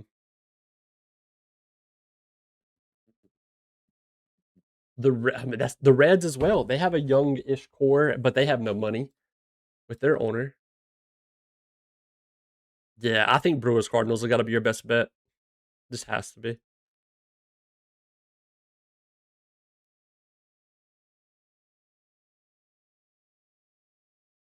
Joe Mack went yard today against the Phillies. Oh shoot. Um, I'd rather go to Yankees over the Dodgers. Yeah, honestly, I mean, I don't even know. Maybe we'll get lucky in the hurry and put salary cap in place before he signs somewhere. Dirk, 4 innings, 0 strikeouts, 1 walk, 1 earned run. Lombard comes in, gets credit with the dub. Liao gets player of the game. How did he do? 3 for 5. Willits had a homer. Liao had 2 home runs. Can we sweep the Yankees? I forgot about Joe Young already that fast. I get to yapping, and I miss so much stuff. Like, I'll have 12 people on one side of the ball on my roster. I mean, he was on his like his rehab assignment, and he got hurt again. Can we just rehab assign to minors again? We can't. Holy crap. Infinite rehab glitch. We sweep the Yankees, though. Win the last game 10-6. As a random fan, I vetoed that statement. Salary cap sim rules like NBA. So honestly, yeah, I guess at a quick glance to explain it simple, yeah, it would be similar to NBA. Right now, the MLB doesn't have one, uh, which is bittersweet, right? Because what it's doing, a lot of the teams that are benefiting regular year to year are the teams who have owners that aren't scared to spend, which I'm very much on the side of look, it's easy to complain about when it's not your owner doing it. But when your owner's doing it, you're like, yes, great. He cares. He's trying to win championships. So I like the. It sounds bad to just fence it, I guess, in the middle. But I lean more towards the if the owner's got the money and wants to spend it, great. I'm more for that. Do I think a salary cap? Basically, I don't think a salary cap is going to help shit teams not be shit. That's all there is to it, right? So there has to be a salary floor as well. I think. I think there has to be a salary floor, which I think is something that was talked about. Otherwise, you're still going to have these teams who have payrolls like less than what 20 million a year, if that. And I mean, there's teams who make it work with that, but I don't know. There's a thin line there with revenue sharing and all that stuff. But yeah, I guess to give it to you in a quick glance, it'd be like the NBA, yeah, the NFL, NBA. I missed something else. Problem is, he will only end up with a few of the high buck teams. Yeah, exactly, exactly. Broski, make it out of Double A yet, or is he Crash Davis of your file? Let me see real quick. Actually, how he's doing. I will keep it on batters.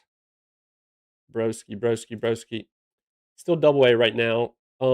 He's actually doing okay. I mean, he's doing almost identical to last year. Well, here's the thing. He started last year in A ball, if you don't count the draft league or the what is that Arizona Fall League, where he did really good, made it a Double A, and he's off to a similar start. So let's get new reports on everybody because everybody loves that. And we'll see if much has changed because his accuracy. You see, there's just way too many people here with a high accuracy. We can't have that. Can't have that. But a nice sweep of the Yankees will do. I missed something else. I've been turning injuries down 2 spots. I turned major injuries down in my playthrough. Let minor leagues alone. Not too bad. Injury bot keeps targeting JJ and Mason, of course.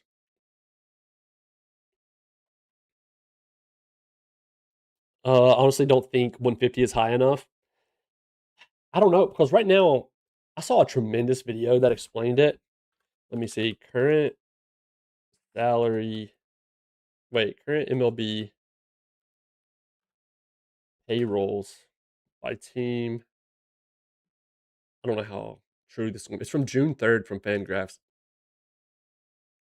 Okay.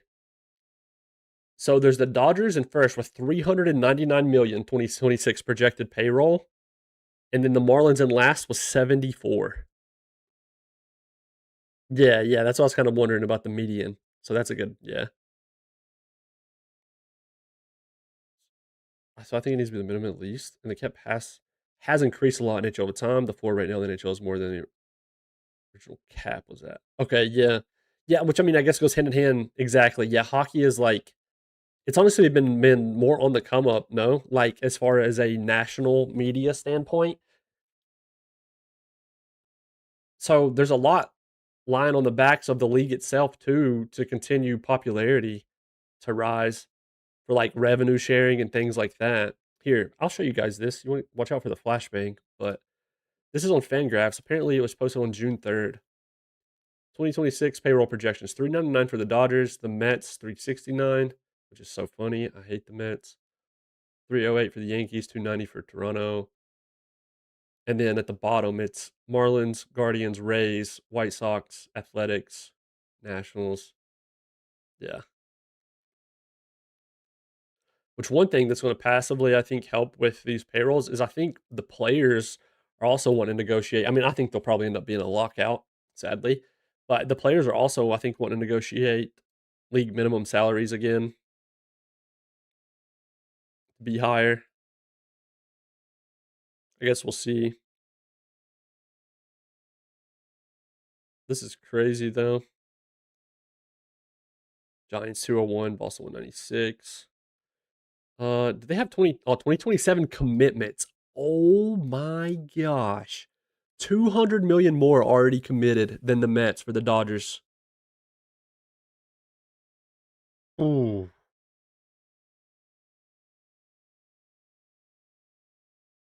5 million. Look at this. Committed for the Marlins, Nationals, and Rays. 5 million, 9 million, 13. I swear these bottom teams, dude, they always operate as if the world could end tomorrow. That's their goal. Like the Marlins, like the owner said, I ain't tying no money up in this team in the future. No money. You want to see something crazier? Look at 2028 commitments for Cardinals, Rays, Marlins. What? That's insane. Oh man, that's crazy. That's crazy. I also wonder how they get the Dodgers under the cap. I had heard for him that they had planned on grandfathering in some of the deals, and but I don't know. And I think that's also the plan for some of these teams that are signing these younger players to the long term deals right now that we're seeing a lot more of than usual. I think that was some of the thoughts behind that. I mean, this is all media speculating, but it's to grandfather in some of these contracts in advance. Yo, thank you so much. Appreciate it. I need to look. You know what? I actually need to see the day that I first got affiliate. 300, 170 for you. There are only two teams over 300 right now. You can't make it higher than the top teams are at currently. Yeah. At the end of the day, they're just companies, not teams. True. True. That's the thing, too. Now, in baseball, I feel like it might be more unique where you have direct people owning a team and you think of them as like a fan or something. But I swear, dude, so many sports, it's massive corporate groups full of like tons of investors and stuff that don't have like team's best interest in mind. NHL lost a full season to get cap before players caved after realizing whatever they lost that year, they will never get back. Oh, yeah. I think one good thing in a video I saw, I don't know. Listen, who knows what's true and what's not? I'm totally open minded when it comes to like rumors or whatever. Like, I know stuff isn't, no one knows for sure, and like probably five people in the top of the MLB, but they were saying like, that apparently there's a lot more mutual ground going into this potential discussion between players and teams and owners and stuff as far as what both sides want than usual. So hopefully there's actually not a lockout. I think it'll be more expensive luxury taxes and higher revenue sharing. The bottom teams are going to love that. Shame because Miami is a cool place to play. Yeah. Strictly passive income for those teams. They aren't in it for the love of the game. Real. Is there a team with space on salary cap and an owner that wants to spend? But Dodgers, Yankees, Mets. That's pretty much the ones that come to mind instantly, sadly. I say sadly just because it's not a bad thing if you want to be them, but it's like if you pick one of them, it's like starting a new save in the Premier League on Football Manager, and you start with like Manchester City or I mean hell, I can't go without saying Chelsea to be honest. Like Chelsea love to spend money nowadays, so I mean they would spend money in the past too, but even more so now. But in turn, one thing that football slash soccer has that baseball doesn't is selling players for money in return. Like Chelsea just sold Cucurella for 50 million euros, or like it's 50 or 60 million euros. Lurking tonight, brother. Have a good one. Oh, I appreciate you, man. Regardless, thank you so much. Personally, I hope no cap gets enforced because I bet with my friends 3 years ago that school would be highest contract we've ever seen. You know what's funny is I don't know who's going to sign it first. But Skeens or Schoolboy are going to break the market for starting pitchers. And I bet neither one of them want to be the one to go first because then they're going to use the other one as leverage, right? That's what I think. Correct me if I'm wrong, but Sorky St. Louis has been shy from spending, right? Did they change ownership recently, or is their owner maybe prepping for a lockout? Yeah, honestly, I don't know. I think right now too. I wonder if it's more of a they're kind of preparing for the like current. Well, I mean that could be prepping for a lockout, but like near future esque. Like they know they don't have I'm all for teams that know how to master their winning windows, right? They know they don't really have that window right now. So in my thought process was like, what if that's why they're not going in recently or right now? And maybe they want the young core first.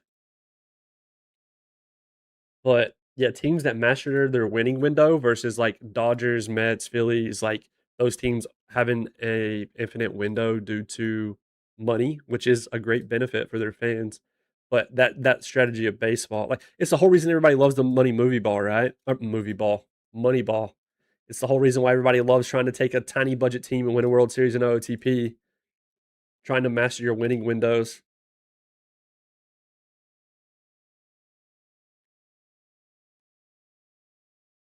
Yeah.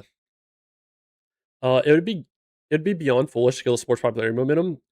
The bad feeling left on fan. Yeah, yeah, I agree because the sport does feel like it has more momentum than ever, which I kind of feel like that's every sport, right? Like even WNBA, thanks to some of their young stars, like I never saw so much in WNBA news in my whole life, and I think that's awesome that it's blowing up. But like, even I do feel like hockey passively has made its way into my life more, even though I don't actively follow it. Like a lot of sports that aren't the big ones, quote unquote, depending who you ask, have made their way more and more into national media, like on a regular level. So I feel like at any point that you shoot yourself in the foot and lock out recently is rough. Or not recently, but near future. By the way, Mario Albin, new report in May. His current eye went up, his potential eye went up, and his current gap went up. He's 20 years old and killing it at Double A right now.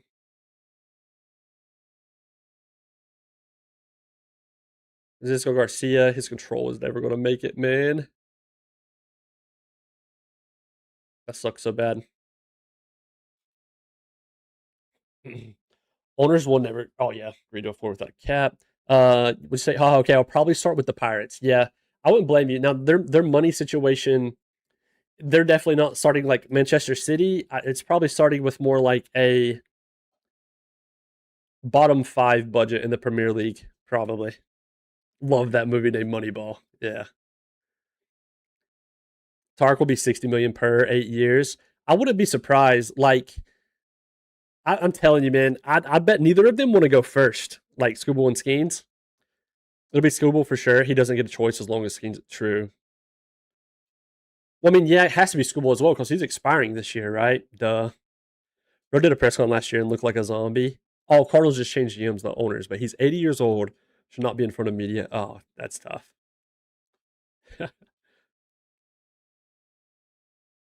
Try to trade Ozuna right away. Yeah, he probably still has some value, to be honest, in OOTP.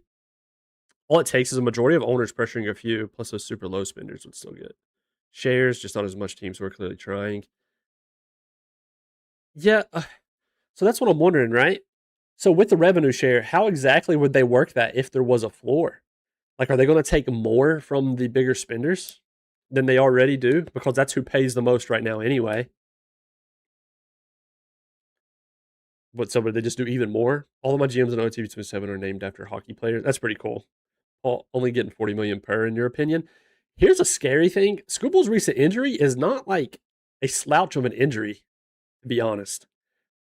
I know he's kind of like he's just back or whatever, but like I'll bet he was scared to death about. I mean, anybody would be scared when they get injured, but I'm talking about he's probably about to get paid generational. He's already made generational wealth, but you get what I'm trying to say. That injury at this point in his career, I wonder how much they would try to leverage it against him. Um, they would take even more from the top, give to the bottom. That's crazy. Yeah. Like, how would be league crippling, in your opinion? Baseball back on the come up, plus getting more interest internationally. Yeah. The World Baseball Classic, obviously, it's been a thing for a while now, but this past one, and even the one before, but whenever it was like US versus Japan, dude, Otani versus Trout, last at bat, US versus Japan, that was like a movie script, by the way. That was insane. But what I was trying to say, the last two WBCs, like, it has been monumental for the game. It made me care more about my players that get called up for the WBC and OOTP, right? I dream of the day that a player in soccer or football getting called up for their national team, that like how huge that is for them. I'll dream of the day that it means that much to baseball players. Obviously, sadly, American players, they just, even the top players still won't care as much, but a lot of them do. But even then, the money. Yeah, they've done a ton for the game. They really have. Oh, sorry, Ed. Can you show us some players that you develop on the site? Yeah, I mean, I have some. So one was obviously Cooper. I don't have to show you him again. My favorites are Jordan Irvin. Um, he just had 10.1 WAR last year. Anything that's red means they led their league in that. So Irvin finishes with 10.1 WAR. He led an average on base and walks. He might have led in other stuff that I just don't have here on the view, but he, whenever we drafted him in the first round, the pick 3 of the first round in 2028. And he obviously looked good then too. So we had solid hopes, but he was a 40 out of 80, which is very, very good for a first round pick. And he became a 75 out of 75 and an absolute monster. He's going to be like a franchise player for a long time. We locked him up to a long deal till his age 32 season. He's currently 26. And it trickles up because these would have been some of his arbitration years. And then his free agent years, we're giving him around 45 million for 2 years and then 40 million with a team option on the last year. Calvin Leal, he made his MLB debut at 21. He's a 70 out of 75. We signed him out of Australia. He was an international amateur free agent signing. And when we signed him, he was a 25 out of 75. No, January of 2028. So he would have been, yeah, 25 out of 75. And he actually developed, which I have horrible luck with for international amateur free agents. Um, yeah, so he's pretty freaky. He won Rookie of the Year last year. He finished with 6.6 WAR in his rookie season, 36 home runs. Who else? Jeffrey Davis was another TCR guy. Jeffrey Davis, whenever we drafted him in round 11 of 2028, he looked like this, a 25 out of 55. Because the reason I know is I looked for July of the year that he was drafted in, because the draft is always in July of that year. So the scouting report from July 13th, 2028, he was a 25 out of 55, and then he developed, and he's looking like he could end up being a monster as well. Those are some of my favorites, probably. I really think Jesse Cooper, yeah, he's amazing. He's insane. I've showed you him already. Some of the dudes that have high potential right now. Also, something else, Ed, you might enjoy playing with stars coming for Football Manager. I know that probably makes the most sense for Football Manager players, but the 20 to 80 scale is what teams use and like scouts and stuff use in real life to grade a player. Obviously, with 80 being like equivalent to 5 stars in Football Manager. But yeah, I figured I'd mention that in case you did want to play with stars. It's totally up to you, but you will commonly see like any content for the game typically does use 20 to 80 scale. But yeah, so some dudes that have the highest potential in our org right now are these guys here. Omar, who we just signed as an international amateur free agent, which is the same way we got Calvin Leal, that center fielder I showed you from Australia. He has high hopes, a lot of hype, but he's 18 years old. He's like miles away as it currently stands. We'll end up seeing what he could become. A new report comes in on him in 3 days. So Francisco Garcia was actually a scouting discovery. He's now 20. He's made up to a 40 out of 75. He was discovered in July of 2029, and he actually had high potential. Yeah, so he was a 35 out of 80, and he's developing decently. Starting to get worried because his control is still just lagging behind, sadly. I don't know if it's going to work. And we tried to improve his control in the dev lab, but it's just unsuccessful each year, unfortunately. But we'll see. If it can make it to 45, I'll still have solid hope, but we'll see what happens with him. Bill Ramirez, this story is actually sad.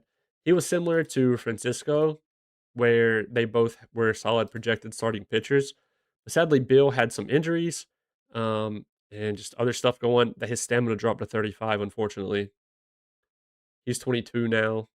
One reason it really sucks is he was unsuccessful to improve his control, but his control naturally went up because it was way behind as well.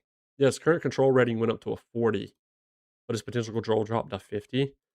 But I was super stoked about him. He was always a top 3 prospect, and he dropped down to 50 recently, which is still good. But sadly, his stamina fell off, and sad times.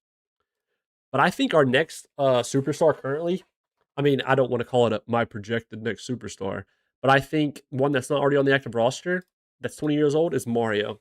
I think Mario is going to be insane. As probably a lot of you would. Now, he's not a good defender at all. He does at least have 50 infield range, 50 outfield range.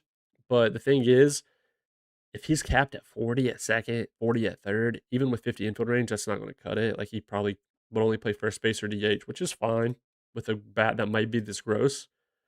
But for him to be this good at 20 is pretty promising. Like, I had never, ever playing OTP, saw players develop as Calvin Leal was at 19 or 20 years old, by the way. He was like 50s, where everything is 60 right now, at like 18 or 19, rather. I was kept calling him our own Connor Griffin. But yeah, I think those are mostly our favorites. There's a bunch, man. There's a bunch I could sit here and go through forever. We've had a lot of dudes actually develop, and just in case you're eventually like, well, how the heck do I develop players?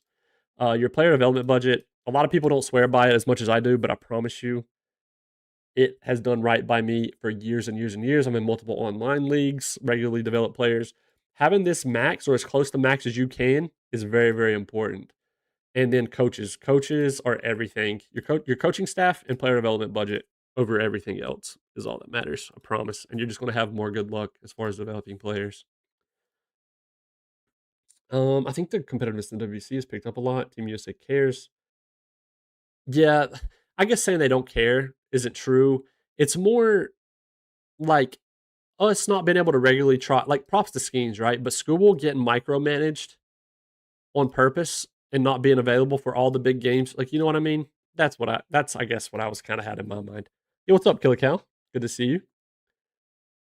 Actually about to do a player development for the first time ever since this is the first time I ever played this game. Yo, let's go. Oh, the development lab in the off season? Hopefully you have some successful results. We sweep the Yankees and the Phillies though. That's a good time for the Northeast right there. Then we got the Royals coming up. Some of the stories of kids in the Dominican Republic with the yeah, no, I agree. That's what I mean. Yeah, other countries, I will. It feels wrong to say they want it more, but let's be honest, right? I think what you said makes sense, though. They do just want it more. I do just wish.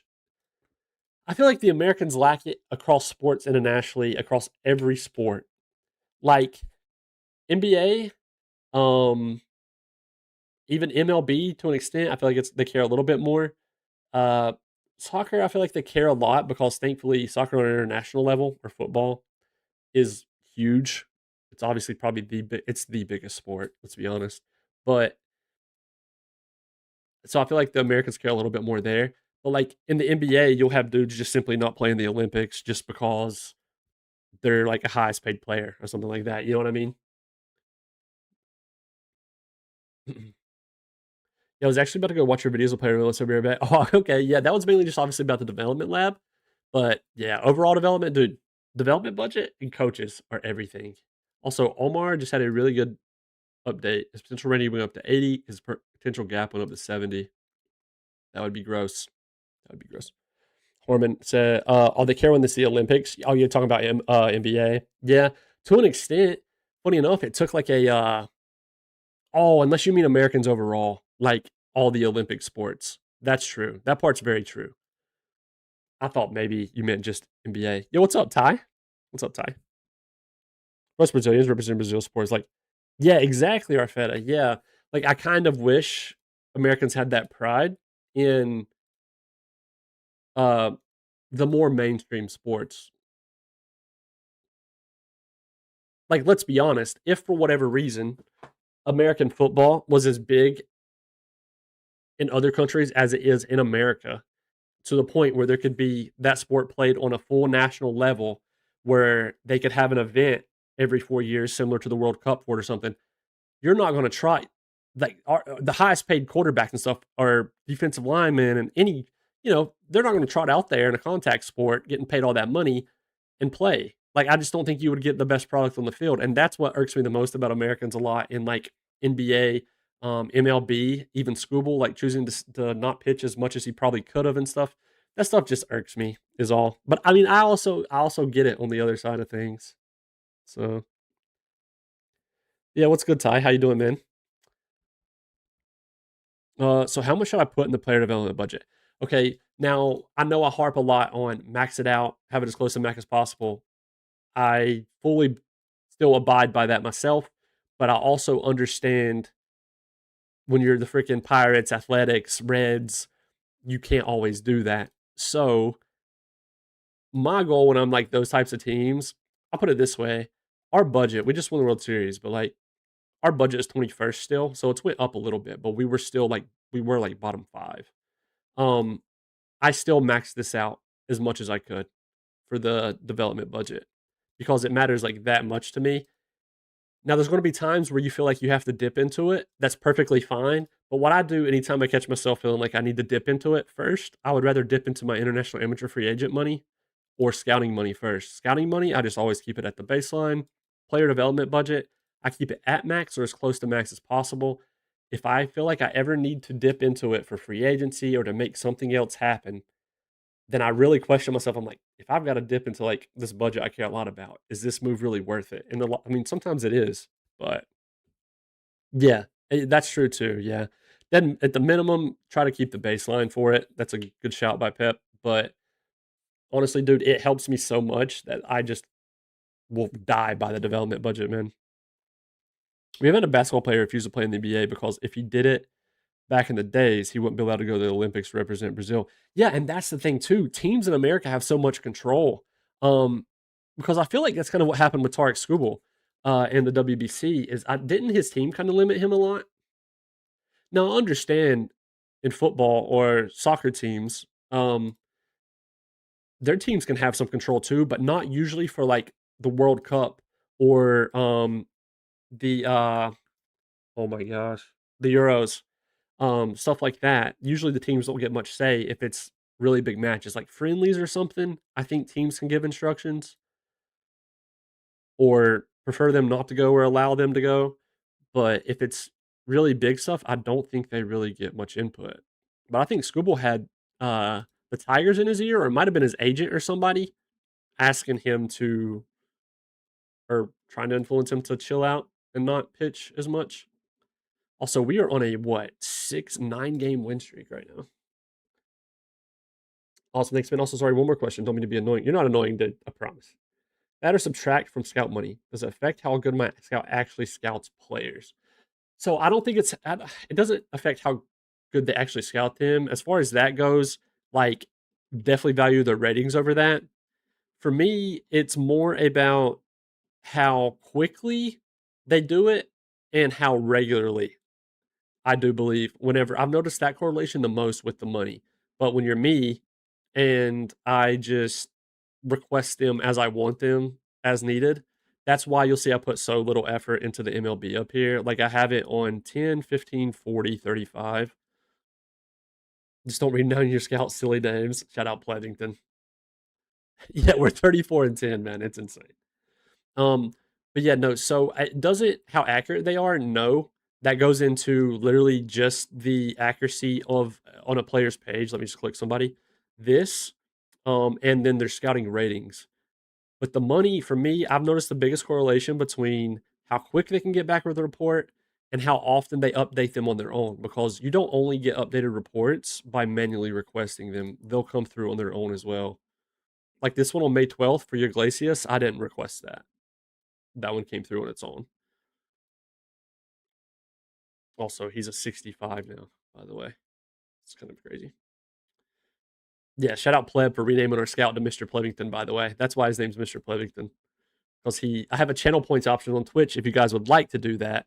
Um, by the way, I can't set it up on YouTube, but you can spend channel points to rename staff members. Before you do it, though, you can ask who's already been named.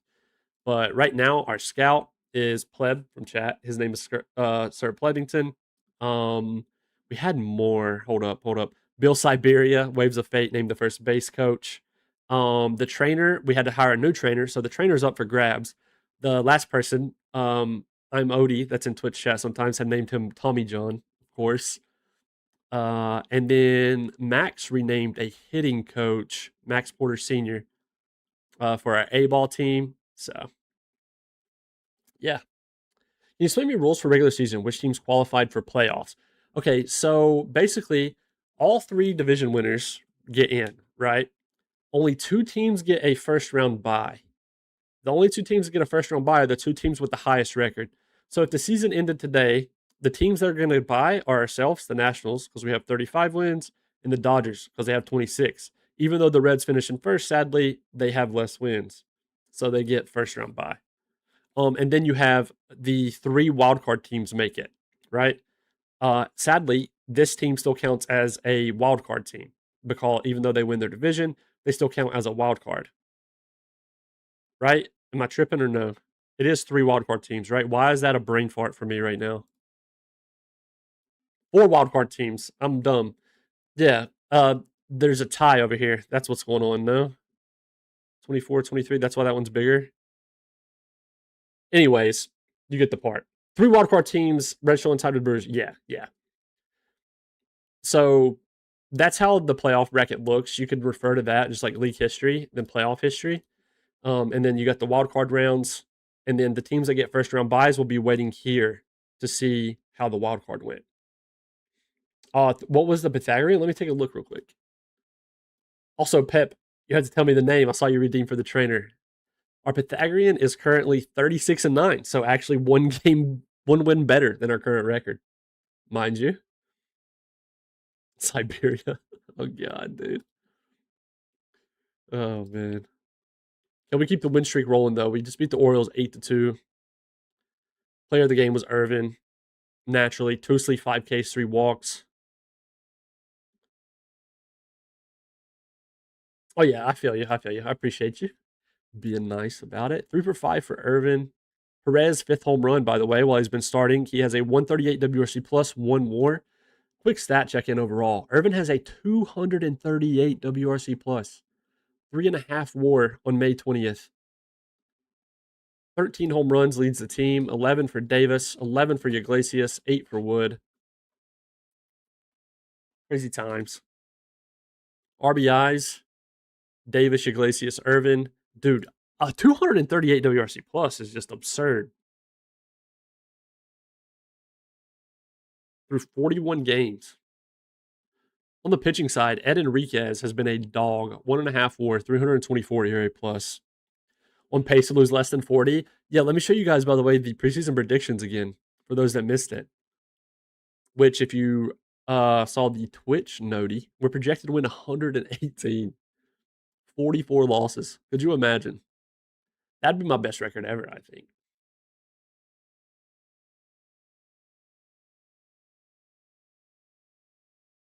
We are dominant. Yeah, I had to make sure everybody knew. I mean, we're 35-10. 35-10. I think that might be dominant. Maybe a little bit. Hopefully we don't fall off. Hopefully we don't fall off. Yo, it feels fanatic. Just started watching all your story videos. Love your style. I'm a fan. Will continue to watch. Let's go, dude. I appreciate that. I appreciate the kind words, man. Pleb would like you over in Twitch chat, dude. He's a Phillies fanatic as well. Wait, fish fanatic. I thought it said Fields fanatic. Oh no, did I do you dirty? Hold up. Are you what I say Fields fanatic? It rolled off the tongue so well because of the Phillies. Are you a Marlins fan instead? So in leaders on the side of the one screen, how many pitchers that good question. Okay, let's go down here. Also, you can customize these on the side, by the way. I don't know if you guys knew that. A lot of you probably did, but you can click customize top right. It's right behind my face cam. Barely can't see it. It's literally right here. And you can change what stats show here. But yeah, so for pitching, War, Cooper's in third behind Silvas. No way they got another monster. With McCurry as well. All right. I scrolled back up. I love that. Cooper, Enriquez first for ERA plus with 324. McCurry's right there, the guy we were just yapping about. Cipri's in third. Kind of makes me feel better after how good he did against us on opening day that he's like maintaining. Woo. It's flying around. Oh, that was the bottom. Then shutouts. So nothing too crazy there for the pitchers, but for the hitters, I mean, it's Jordan Irvin plastered everywhere. Irvin, Iglesias, Davis. Irvin's going to win back-to-back MVPs. Surely.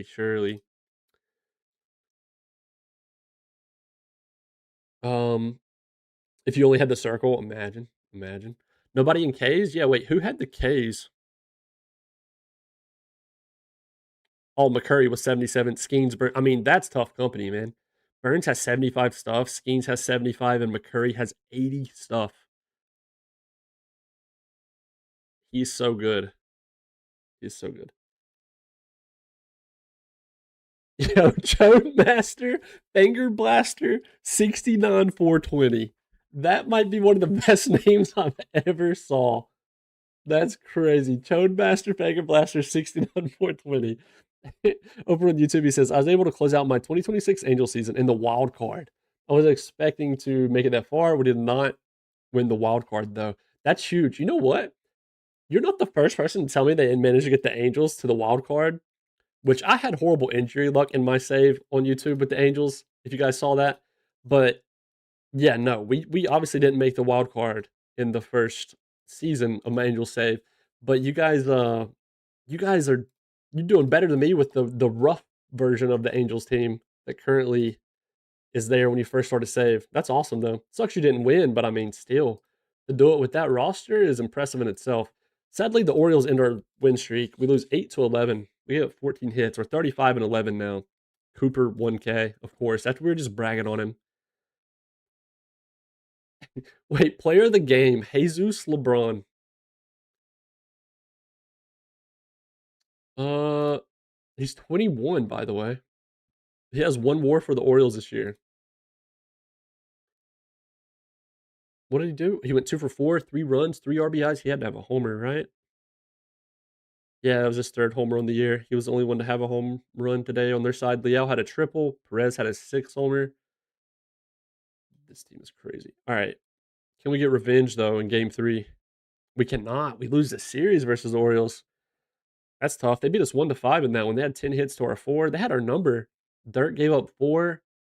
Um, Mejia gave up 1. Player of the game, Boston Bateman, their starter. Yikes. 7 innings, 9 Ks. What a day for Bateman. That's actually crazy. I heard my cat jump down. I didn't know what that noise was. That's the thing. I traded some players around, and they all got multi-month injuries. 2027 has been rough. Dang. Wait, oh, did you trade to try and make the team better at the deadline? Like, did you kind of make that push? Or are you saying you even sold players and still made it? Like, you even sold at the deadline? Because that's obviously even more impressive. I did have that one year of my Angels save where I don't know how much of this is spoilers if anybody's not watched the Angels save, but it's not a recent episode, so maybe it's been out for a long time now, so I wouldn't consider it a spoiler. But where we didn't make the playoffs, but we actually got pretty close, which was surprising. Naturally, we lose game 1 to the Mets, 7-11 in the 11th. It's supposed to be time for our little downside. Yikes! Both teams went well into the pin here. Didn't get hurt either. He just gave up. Herrera just gave up 3 runs. Lombard gave up 3. Then we held them scoreless for a while, but then Cade Smith and Randolph also got crushed. They just smacked us, man. We had 15 hits of their 12, but they were doing more with it. How many did they leave on base? 13. We left 15 on base. Yeah, no excuses there, I guess. Nah, after the playoff, they all got hurt in the preseason, of course. So you couldn't maintain like the momentum. That's super annoying. New report on Broski, by the way, Christopher. His potential eye just dropped. Wait, no, it didn't even drop. Nothing changed actually since we last saw him. Sadly, I don't know if he'll end up making it, but like he could still be a fun utility player. Maybe he can like where can he not play? Also, voting begins. Power rankings. Power rankings. Let's drop a save real fast.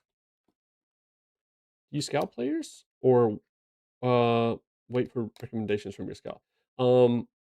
Yeah, so I scout them mostly. The reason I'm smiling whenever I read that is because uh yeah, over the Twitch chat, there's got some regulars that like to they make fun of how often I request scouting reports, but I can't lie, it's just one of my favorite parts of the game. But yeah, so I manually scout them a lot. The way I typically do it, he's done, trade him. Can't stand to see it anymore. Get him out of here. The way I typically do it is I check in on my players a lot where I'll just be clicking around. And okay, here's a great example. That's actually crazy. Luis Raniel, if I was looking at his profile, when I look at a profile, my eyes also gravitate to the overall scouting right here, which is the accuracy of the report. High is still good, but when they're my player, I'll just go ahead and request one, and you'll see I get it back in 3 days because they're on my team. They'll come back quicker. If they're not on your team, it takes a little bit longer. And I think the game is pretty good as well about simulating like if they are in. So this is an international free agent. If I request on him, his is 2 weeks because I think it's trying to simulate him being because he's in the Dominican Summer League. It's trying to simulate him being actually in the Dominican Republic. So it would take him a little bit longer to go do that report. But the way I typically do it is when I'm looking at Roniel, I see that out of habit. I just go up here and I want to request on him because I just enjoy having all of them very high at all times. It's not a huge deal. That's just how I play the game. Now, as far as whenever I think you should 100% request scouting reports, regardless of what's going on, is before the off season hits. you should request scouting reports on your entire team, your at least active roster, because they're about to anybody that's about to be upcoming free agents or about to be in salary arbitration. You want the most recent scouting report possible so you can judge them on how they currently look before you make any big money decisions for them. And the same for free agency. So you can go transactions, by the way, than upcoming free agents. This is currently some of these players are going to get re-signed. Like we have Hayden Dirk expiring this year, obviously. But if it was about time for free agency, let's say it's playoffs, I would come in here and do a filter for like overall at least 45. Click this dot and scout everybody who's like at least 45 potential in my scout's opinion. That way I can have the best, most recent opinion once these dudes are actually free agents. And if I'm going to debate on signing like David Bednar at 39 years old is how old he'll be. I want to know if he still looks good or not at 39. I don't want to sign him with a report that's from, funny enough, this one's from May 1st. This is where you can see the date of the most recent report, top left. But I wouldn't want to sign him. I would be scared to sign him if his report was like older than 2 months, 3 months, with him being this old. So yeah, I request them often before anything big, before free agency, sometimes even before playoffs on my active roster. So if I have to make tiebreakers for who's going to make the playoff roster or not, I'll have an accurate outlook and stuff like that. What would be a reasonable why someone would put the max available spots for? Just because you want to, really. Honestly, that's like the straightforward answer. There's no right or wrong answer for it. Um, my thought process is it's not exactly I used to kind of be of the opinion, some people, funny enough, in chat while streaming have kind of persuaded me a little differently. In my mind, it would come off as like a little cheesy if you had max, but at the same time, a lot of people had the same explanation of like, you got to think of the off season as an athlete. Yeah, you have some downtime where they probably go on vacation and relax a little, but it's not like Paul Skeens just stops throwing the baseball for a month, 2 months in a row, right? He's probably doing some form of training. These players are probably staying in shape. There's probably dudes still hitting in the cage sometimes at minimum or taking live BP, like batting practice.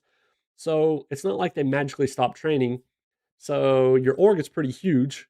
Putting 30 players in the development lab out of 294 in my entire minor leagues, when you put it in perspective like that, 30 don't sound that bad. So you can do whatever you want with it. I think I've run 12 still. I don't think there's a right or wrong answer. That's the beauty about OOTP as well. Also, we walked this off in the bottom of the ninth. But yeah, that's the beauty of the OOTP as well, is there's so much customization to it. There's not really a right or wrong way for a lot of things. A lot of different methods will work. There's like a few things out there that you should try to at least abide by a little bit, but most of the things are fully customizable and you can achieve like the same results different ways. Also, shout out Ed, player of the game, 6 1/3, 7 Ks, 2 walks. Only 5 hits to their 8, and we walk it off in the bottom of the ninth. They had 3 errors. Who was it? Wandy Asin? Hopefully I'm saying that right. Juan Soto, and then Parada. Soto, they got it. Ah, wait, I thought they were playing him did they trot him back out on the left this year? They did. Yikes. I'm pretty sure he played first base last year, which was working well for him. I forget Soto made the majors at 19, by the way. 2032. Okay, no, he still played 100 and well, he played 12 games started and left. 23 started at first, so he was mainly DHing, I guess. But he did play first base more than left field last year.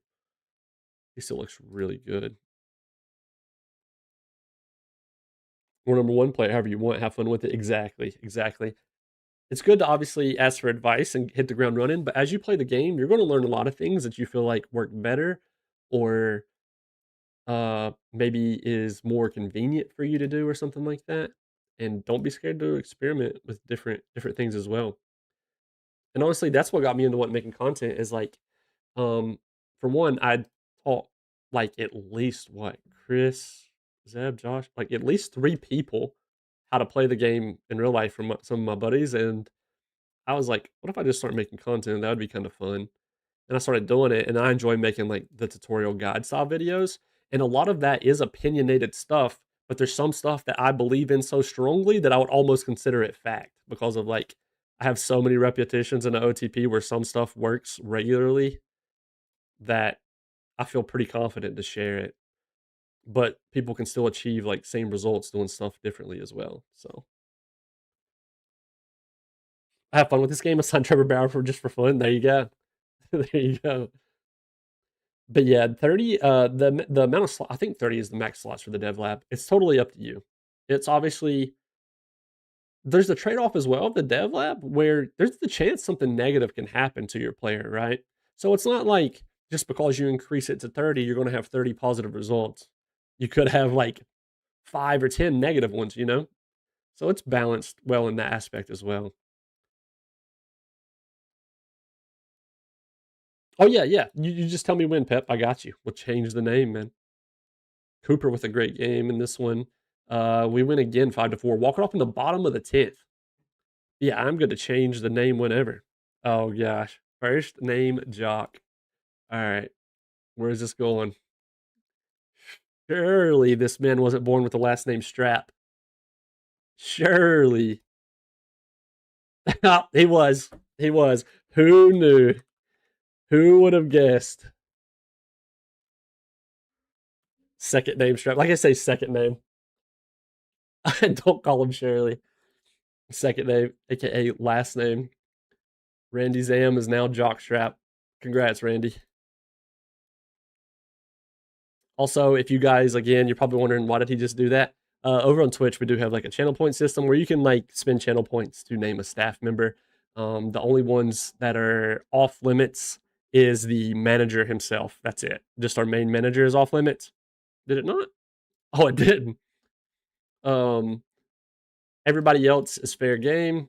And if you want, you can ask which ones are already taken before you spend your points. That way, you know if you actually want to do it or not. Oh, I bet it's because I didn't hit enter on Jock the first time.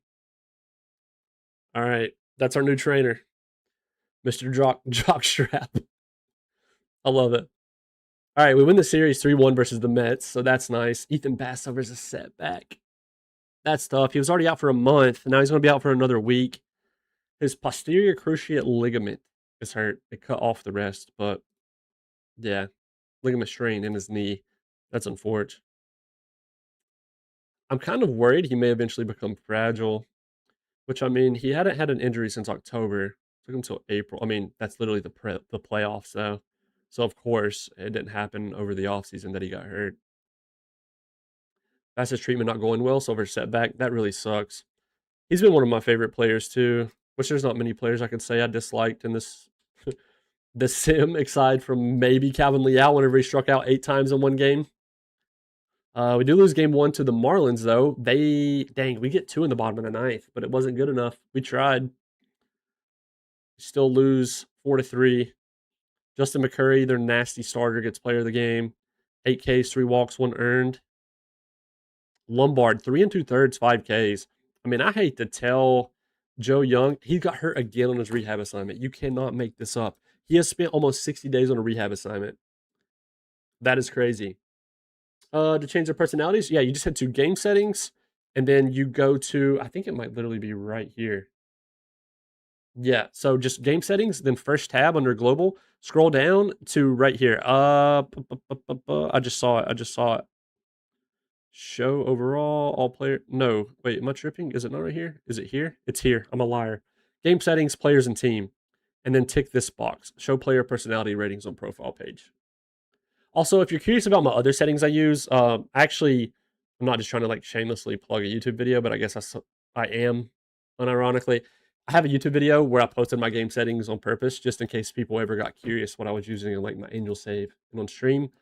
You can skim through it and just like copy the screens if you want. If I didn't talk about it in the video or talk about changing it, that means I just left it default. So in the video, if I don't talk about it, it's safe to assume it was left default and everything else was changed. There might be some minuscule stuff that I changed since that video, but I really don't think so. The only thing that might have changed is my injury. Short injury, I kept on high. Long injury, I used to have on high, but I put it on normal. I don't know if it's like that in the video, but just in case it's not, that's what it's on now. Nothing else I changed from the video, I'm pretty sure.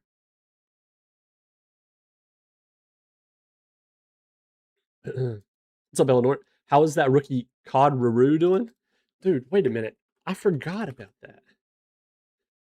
Well,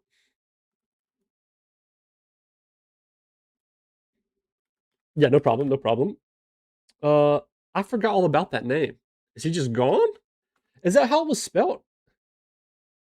Wait, are you trolling me? I could have swore there was somebody named Conruru that came up.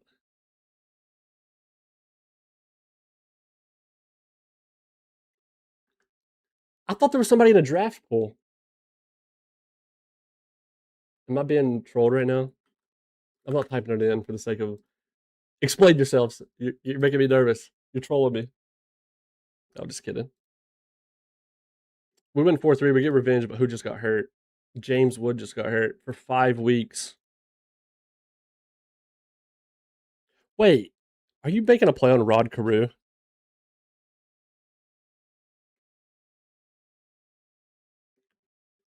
Why did that take a second to just register with me? Oh my god. All right. All right. Listen, that just it hit me. At least I got there. I got there. It took me a second, but I got there. Thanks a lot, Eleanor.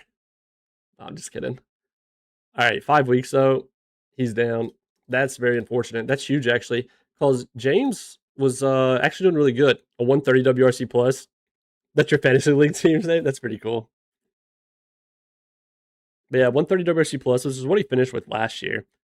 How weird is this? What is it with him having like rounded out numbers? 150 evenly, 150 evenly, 130, 130. His average was only 228 on the year though. That sucks though. He's going to be out for like a month and a week. That means we get to dig into our depth some more, which I'm not complaining about, honestly, because we need to badly, like really bad.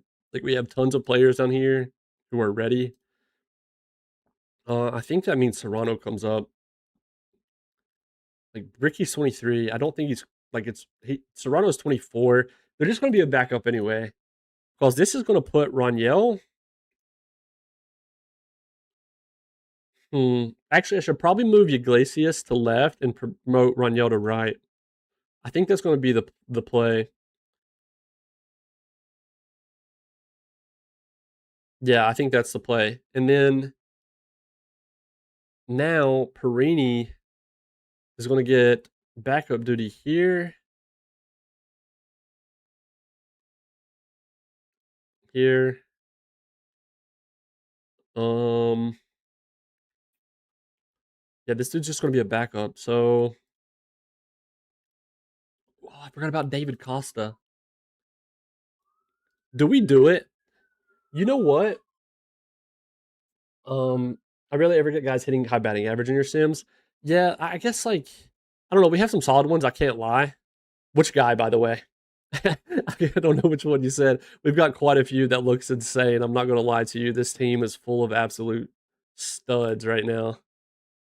Like Irvin, Liao, Willits, Iglesias, Davis, Perez, Perini. Mind you, Perez was a backup infielder to start the year. Perini didn't start the year on the active roster. Like it's bad how much depth we have. It's like good, but it's bad. Tell me why. I kind of want to try. He turned out great actually. I'll look at him again in a second. Tell me why I want to try Costa because I've got a soft spot for this guy. Because yeah, he's a 40 overall, but he is going to steal a base or like 10. And he's going to play solid defense. He's just going to be a backup.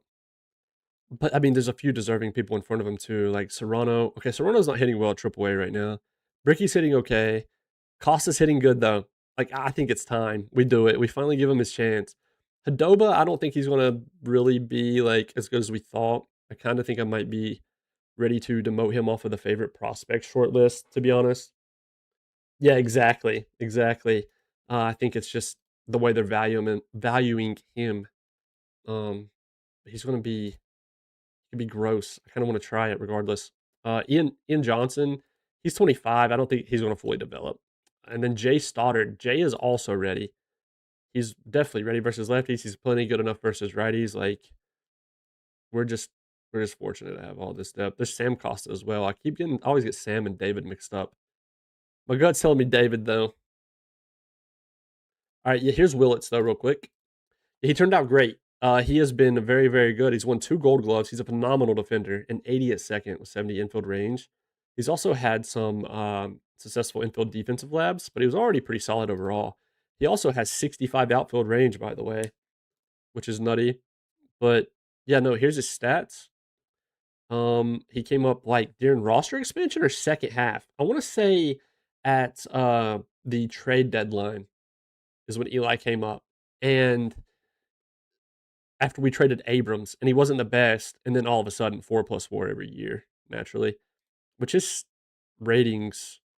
He when we started to save, he was a 30 out of 60, and then somehow actually developed. Like what's funny is he also made it through that time period where I think they did a patch, obviously, a long time ago to fix this, but current prospects weren't developing like ideally, like how they wanted them to, and they did a patch, and he still kind of like reigned supreme over the bug. Tim Stoddard's grandkid, imagine. That would be cool. That's one thing that's cool about Football Manager. Whenever there's kids or relatives, you can go to like their info tab and see relations, which is pretty cool. Oklahoma 11, Georgia 4, bottom of the ninth. Looking like an OU versus UNC final. Oh, man. I remember there were the days where UNC was regularly a powerhouse in the College World Series, but I feel like it's been a minute. Vanderbilt was also very good, wasn't they? Like at one point, I don't know what their program is like nowadays for baseball, but I think they had a really good college baseball program at one point. Dansby Swanson was there at that time before he got drafted by the Diamondbacks, eventually traded to the Braves. Wait, did we do the? Oh, shoot. Okay, well we at least promoted him, but I forgot to set up my backups.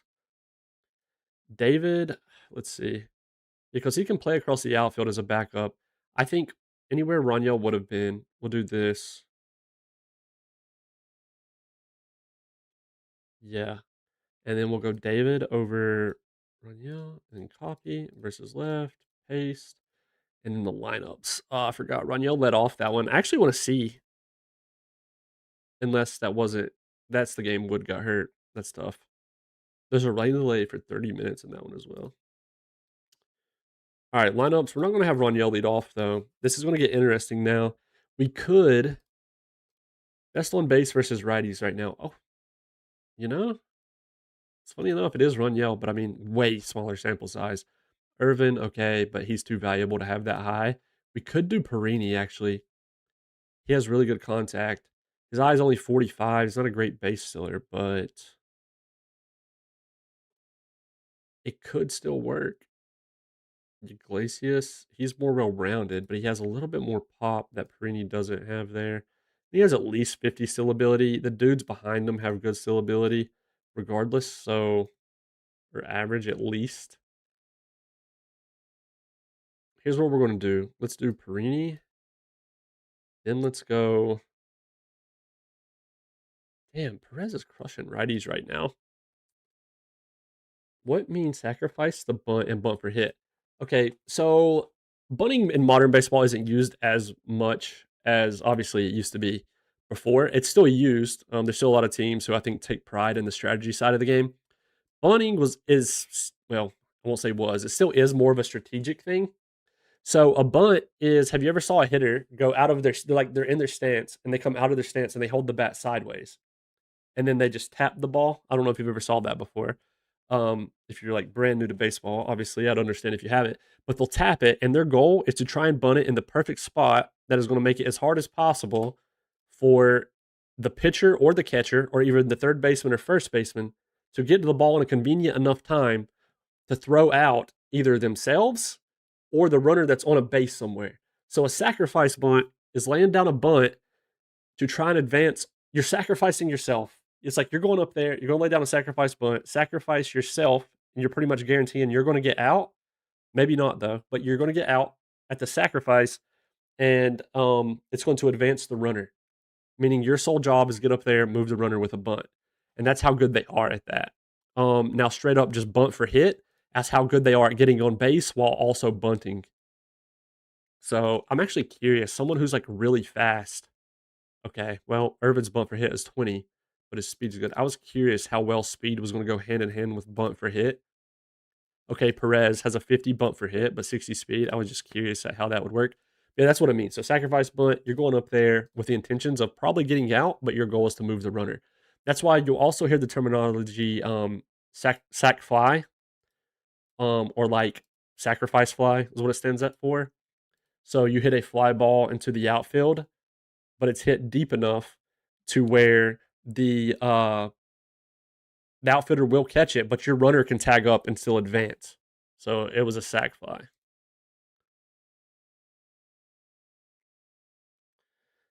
Okay, no. So we didn't have the lineup set up yet. All right. Irvin, Raniel, Perini, Perez. Oof. Do we go? Okay, let's go.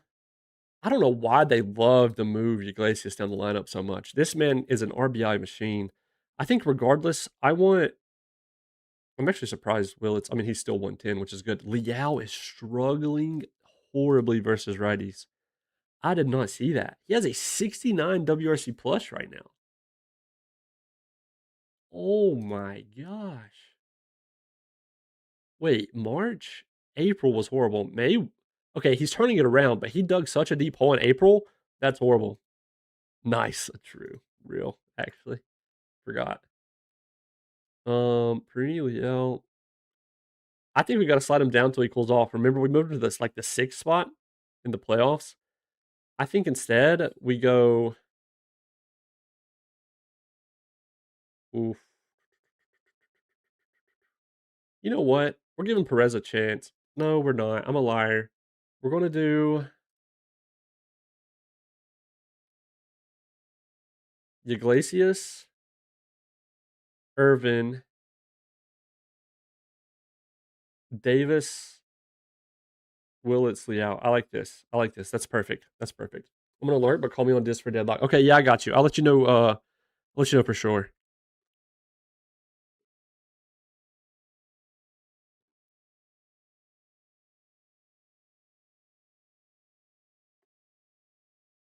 Okay. Is user rating show how much player going to sacrifice or how often? No, so it's not how often. It's how good he is at it. So let's say too, you have a player that might look like he's good at it, right? Like who was the example? No, not Iglesias. Okay, so Perez. So Perez is an overall solid hitter, right? And his sack bunt is 45, but his bunt for hit is 50. If I never want him to do that, again, you can come in here to your strategies and you can just do like override if it is different from your team strategies that we looked at earlier. And you can drag this up or down. And also, if you have hitters that are so good that you never want your manager to pinch hit for them, basically substitute them out, right?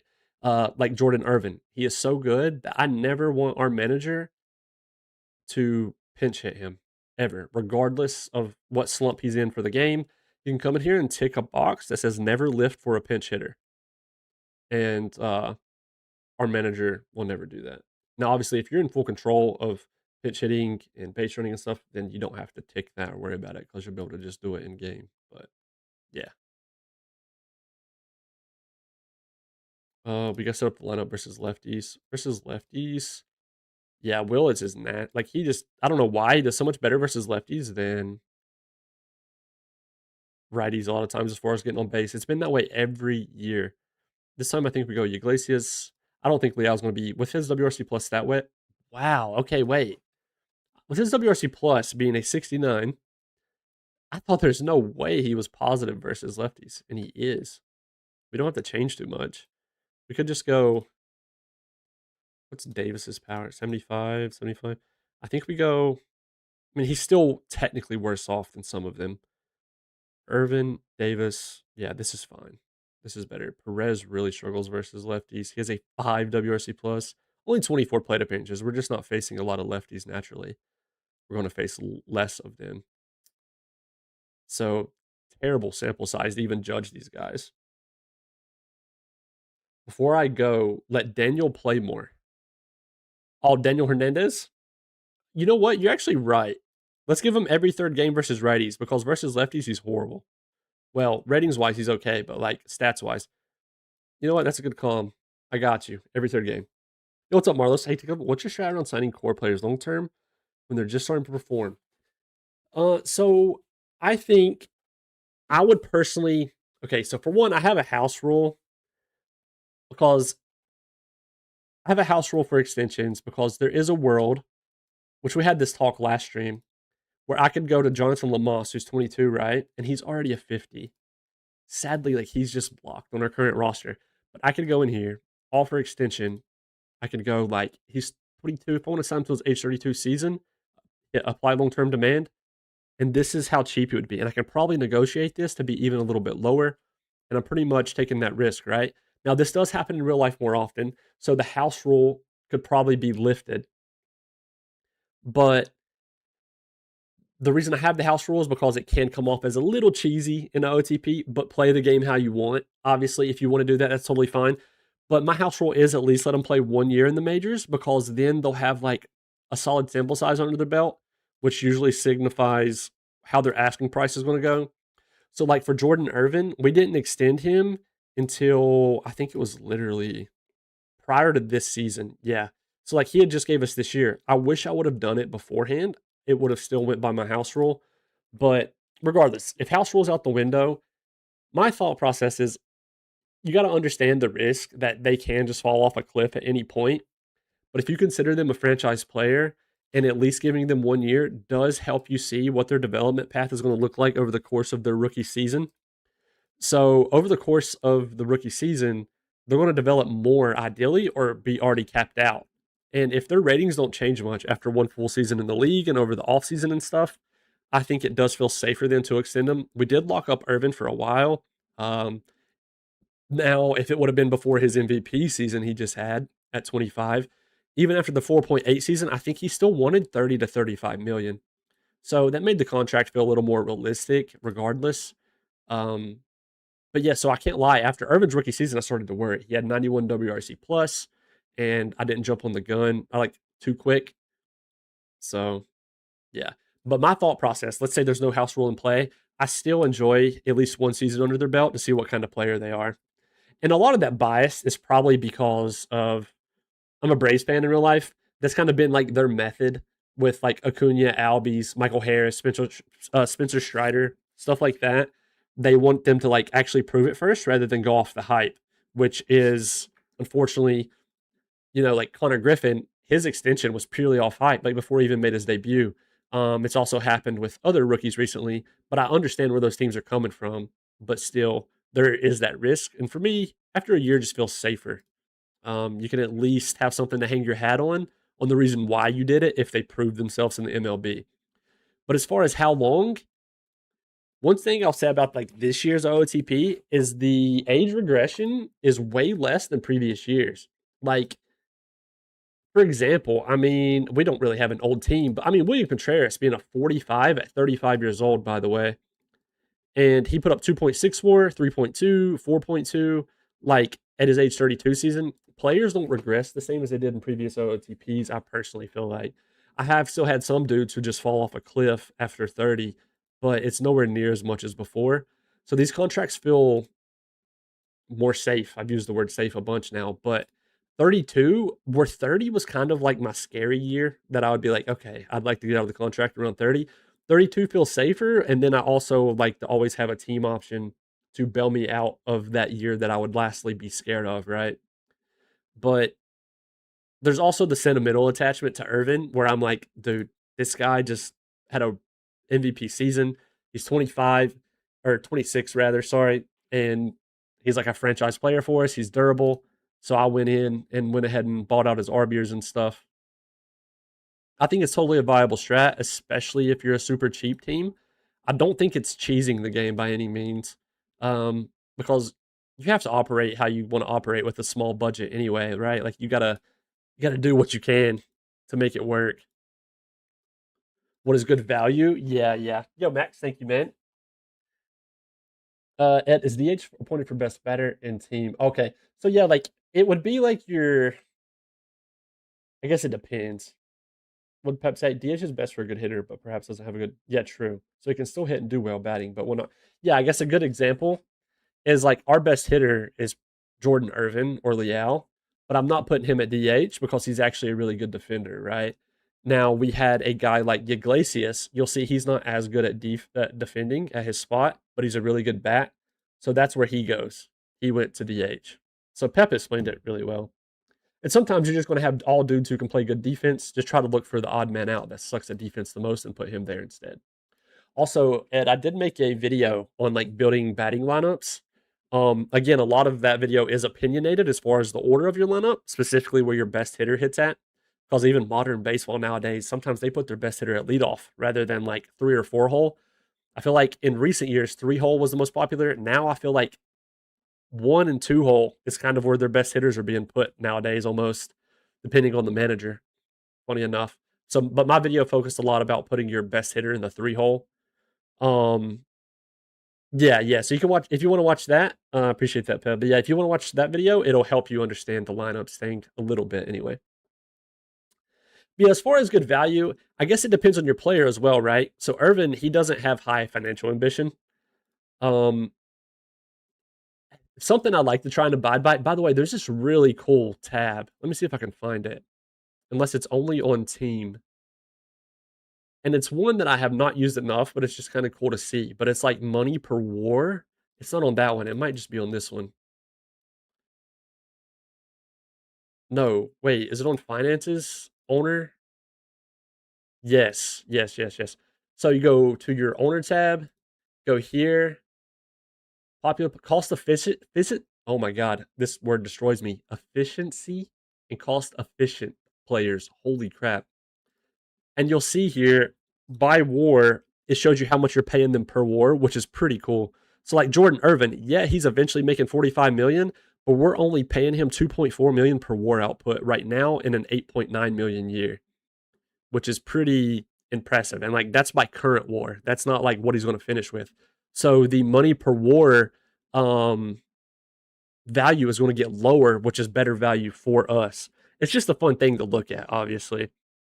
I wish James Wood was up here. I guess these are the most cost efficient players because we're getting like 1.6 war. What if we go to cost efficiency? Oh, this is cool actually. How much we're okay, wait. Wins we have 39, which is ranked for third. We're paying roughly 1.5 million for each win, is what that's saying. That's confusing. Run scored about $203,000. That's wild. Yeah, that one's hard to understand. Yeah, no, this one's cool. In real life, I think the average. Yeah, I totally forget about it to be honest. I think in real life, the average per war, I would have to look again, but as of like 2 years ago, I want to say it was like 8 to 9 million per one war for a player. It was how free agents were being valued. Now that's free agents, not contract extensions. Now, obviously, OOTP is a video game, so it's hard to abide by 8 to 9 war per whatever for however long, but over the duration of an entire contract. But like Irvin, for example, if there's actually another way to look at it too, you can take their average war, which is 162 game average of war, is 7 million over 4 years. So, and then if I divide that by his AAV, which was, oh shoot, I thought you could see the AAV after they sign it. But if you take the average annual value and divide that by how much war they typically give you per year, let's say right here it's like 35 million, right? That would be like what, 7 million per because his average war was 7 war. Yeah, so if we go like 35 mil divided by 7, yeah, that'd be like 5 million per one war that he's gave us so far, which is really good value. Now, I'm just guesstimating here because it's probably not 35, but it might be. I'm not sure here. I'd have to do the math for the AAV, but yeah. I think it depends on your player though. Irvin, I can't lie, I was willing to hand him a blank check. Um, he's just nutty and durable and like very, very good at baseball. I think that what I do is whatever the player starts out with for the extension, try to trim. If you're buying out ARB years, try to trim like 1 year off of this, of their ARB years that they asked for. And then the years after that, try to trim like 3 to 5 million off and then ask them how they feel about it and see where they get to and so on. My favorite year to get out of a contract this year is around their age 32 season if they're like a superstar. Not if it's a player that I'm trying to extend, like Perini ain't a good example. Let's say it was like Contreras, and let's assume Contreras was 32. I would probably be trying to get out of it in like 2 years rather than 10-year contract for him. I'd like to see that money for war players be customized on the main screen so we could see all the players. That's true, actually. Like, it would be cool if we could see it for. Hang on. Surely it don't exist, right? Under like finances report. Merchandise media revenue, season tickets, total rev, total expenses, current budget. Highest paid player, Skeens with Atlanta at 56. Gilbert, yeah, this is here. I knew this was here. Has all the team's budget stuff and their highest paid players. Casey Mize is making 24.8.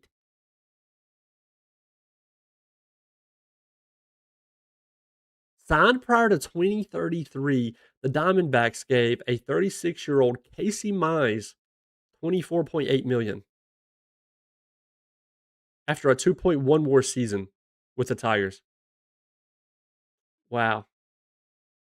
Yeah, I don't think the money per war thing exists anywhere though. That would be sick. Wait, select league report. Hold up, hold up, hold up. Nah. Yeah, no, it's not here. That's annoying. That would be sick though. I guess you could do the math on it manually, but that'd be annoying. No, it's way less complicated than FM, to be honest. As far as like, because there's no direct player interaction. Most player interaction you'll get is them reaching out to you saying, "Hey, I'd like a contract extension." Like we've had a few of those since I've been streaming tonight, but I can't find them. They don't have like the red icon whenever they ask you that. I don't think. Nah. But that's the most like player to player interaction is that, and them telling you, "Hey, I should be a starter. You're not starting me," or "Hey, you promised me to be a closer, but I'm not in the closer role." Like Cade is promised to be the closer.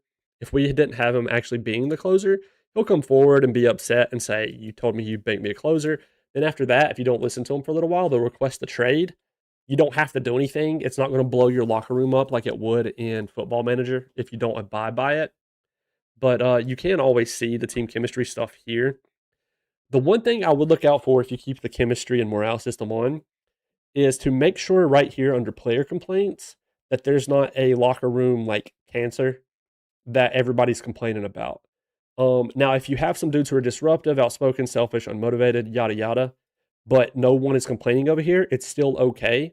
Also, we have like this team is so perfect, it's insane because like we have 3 captains, if not more. We have multiple leaders, and that stuff helps offset the negatives.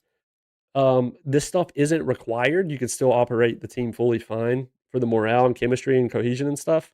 But having this stuff does offset any negative stuff. But the main thing that will hurt your chemistry and stuff is player complaint stuff, but it's not. It's important, but it's nowhere near as important as Football Manager. So I wouldn't worry about it too much. Because you can still have good seasons with the cohesion struggling a little bit. There's also staff cohesion, if you didn't know about that. It's right here. It's something I do pay attention to, but it's another thing that you can still win the World Series if they all hate each other, you know? So I wouldn't worry about it too much. But if you do want to start with something for even staff, what I do is I like all of my staff to have a personality of either personable, normal, or easygoing. It's totally preference. It's all preference. It does not matter what you want to use. And then I don't want them to struggle with any of those. It's okay if they don't work well with personable, normal, easygoing, but I don't want them to struggle with one of those three. Now, sometimes you got to make sacrifices. Like my scouting director is very, very good.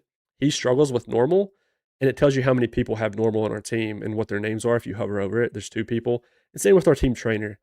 But you'll see the relationship among staff cohesion is still ecstatic.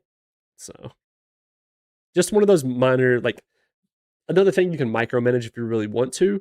But honestly, the cohesion part should probably be least of your worries. But you also don't want it to be like all the way in the red 24/7. As long as it's not in the red all the time, you're chilling. You'll be fine. Same for team chemistry. But one thing I do pay attention to is player complaints. If you have a player who has like low work ethic, low like low work ethic, and they have personality, and then they have personality classes as well. It's like David Costa, his class is captain. There can be people who have a similar personality but won't have a personality class. Like Jeffrey Davis, you see, he has nothing there. So Iglesias has a similar one, but he's a fan fave personality class.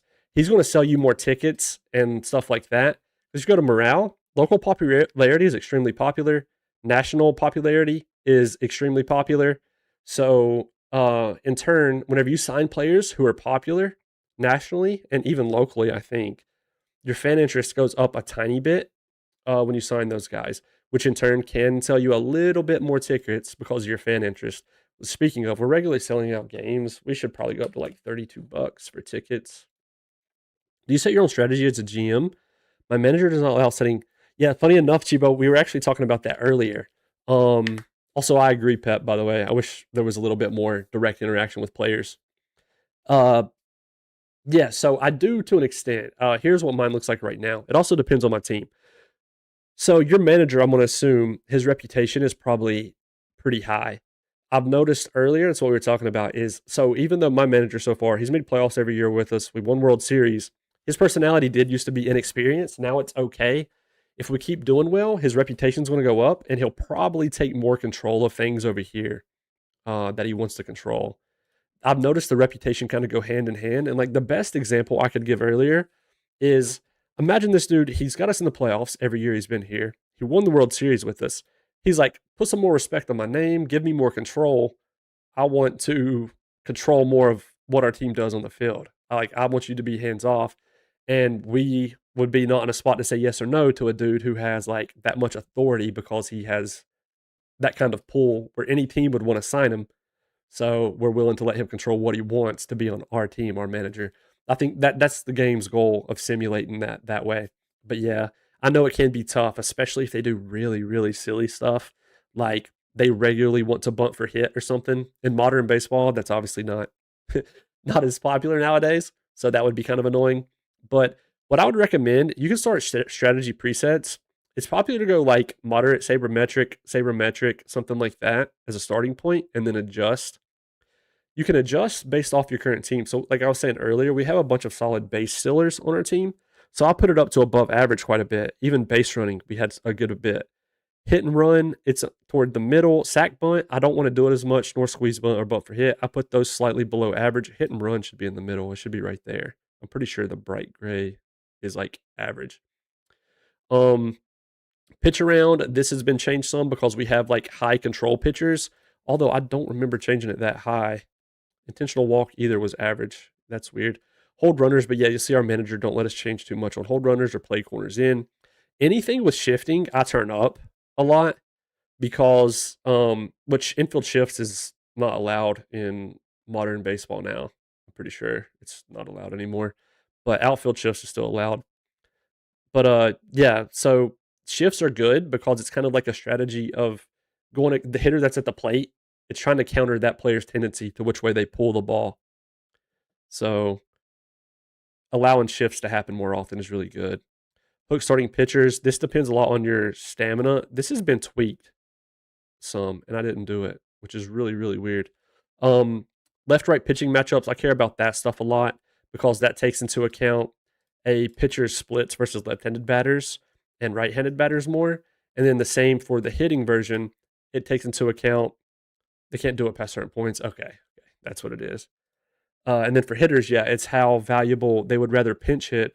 Like, sadly, I don't think we have a great example of someone who just sucks against one side of the plate. Okay, Ronnie, he don't suck, but you'll see he's better versus lefties than he is righties.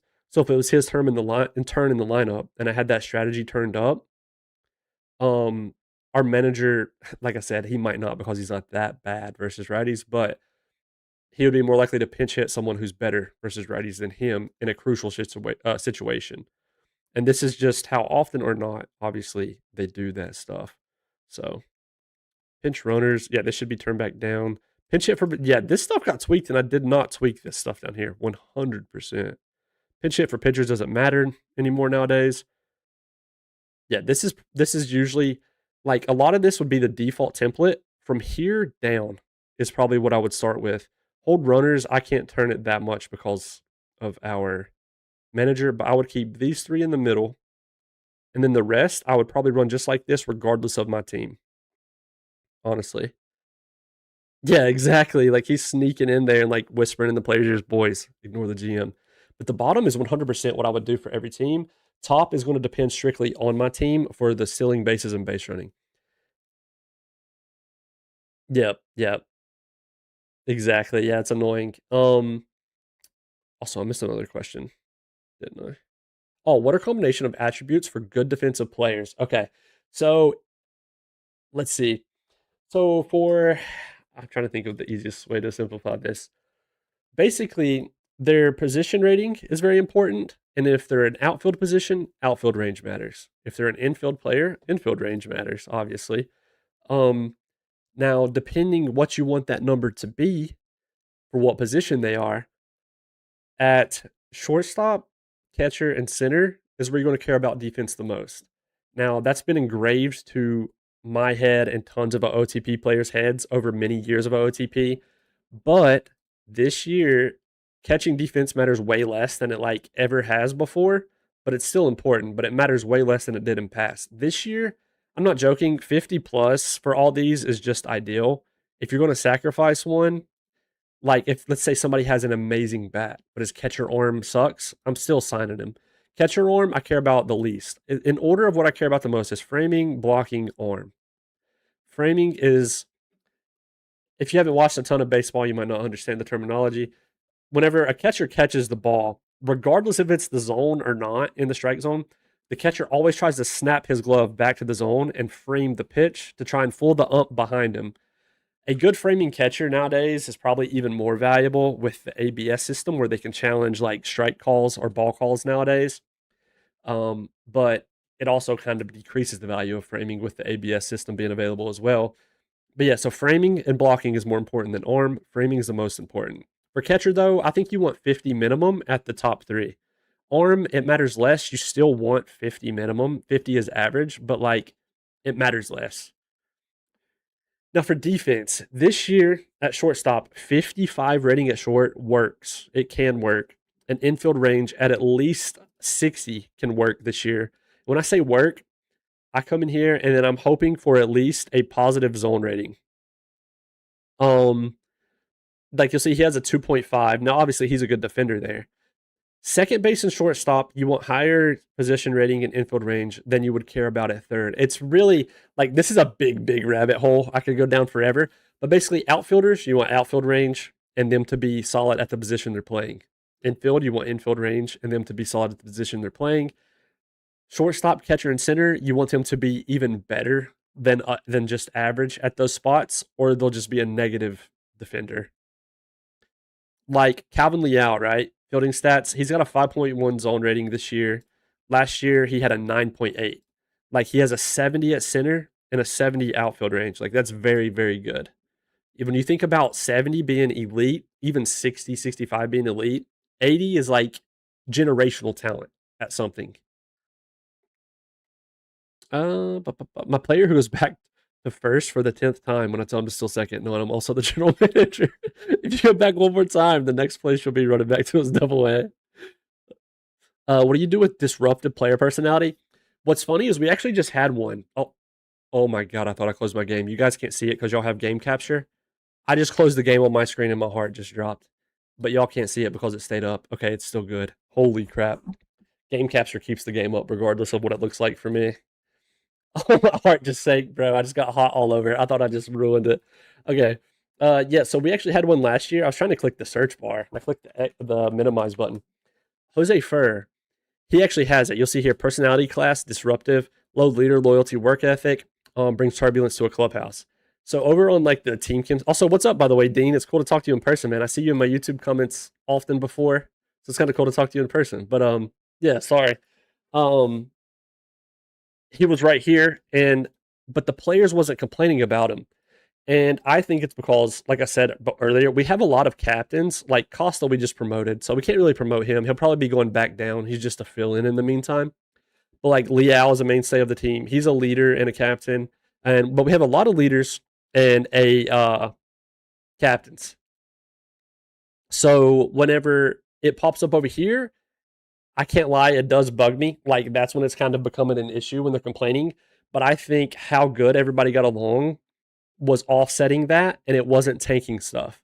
But whenever you've probably noticed, whenever you demote a player, or whenever you let that player's contract expire and he signs somewhere else, you'll get a message saying Clubhouse secretly appreciates cutting ties with yada yada. That's how you know it was having an impact behind the scenes. But yeah, honestly, if they're good enough in the meantime, I'll tolerate it. But ideally, hopefully, like my plan and like archetype has went into the organization over time by the people I've drafted, trying to avoid any form of guy like that at all over time, so it doesn't end up becoming an issue. Because you'll see tons of adaptability and work ethic guys through here, like a humble personality class. Like it's hard to always keep everything nice and tidy, but hopefully over time, like this dude, he kind of almost sadly Dixon, he looks like he's going to be pretty good, right? Sadly. And by the way, this is more proof. I've tried to have this discussion before with people in YouTube comments.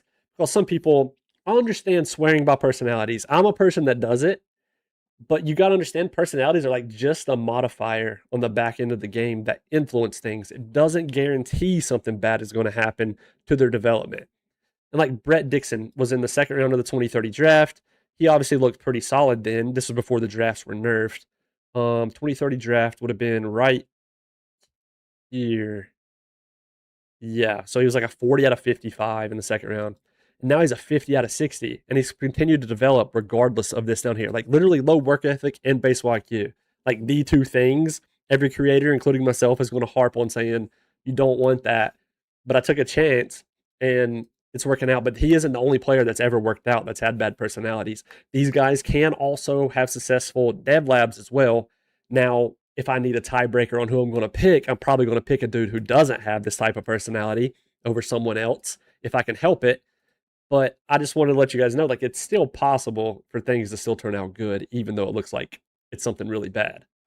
It's not the end of the world. And I know it's hard to cope with. Like, it took me forever to get over it as well. But things worked out a lot better whenever I stopped abiding by it, like, super duper hard. But I still do abide by it for the most part. But basically, what I'm trying to say with Brett is he's probably going to make the big league roster this year. He's probably like first dude up if somebody gets hurt. Um, Now this could have a negative impact. He's not disruptive, but the fact he does have low work ethic, he could potentially show up right here under unmotivated. As long as my players aren't complaining about it, I'm not going to worry too much. But I like to think, I'm not totally sure on this, but it does for me feel like any positives under leader and captain offset the negatives to an extent. Because while they weren't actively complaining about Jose Ferrer right here, when he did sign to another team in free agency, I did get the email saying Clubhouse secretly appreciates you cutting ties, yada yada. It actually drives me nuts when I tell them go to second to steal, and they go back to first. Do they do that? Because I can't lie, I've just always used like mention my GM. Did they actually turn around? Um, yeah. Also, hopefully that they do. That's crazy. I didn't know they would do that. Also, I hope that answered your question, Ed. I know it wasn't like very straightforward about defense. Jalexi as well. What the heck? Did they get picked off when they try to do it? What did they do? Did they literally get like almost 2 seconds and turn around? Or did they just choose not to listen to you? Is that what it is? Like they just don't go? Ooh, big win over Tampa, 8-1 after we lose a series versus the Marlins. Player of the game, Jeffrey Davis. Two sleep 5Ks, 4 walks. Walks stink. How'd Davis do? 4 for 4, 2 runs, 6 RBIs. Did he have a grand slam? 13, third inning off Ed Rodriguez. Wait, what? Off of who? Elmer. Yeah, 3 on. He had a grand slam. Davis had a grand slam.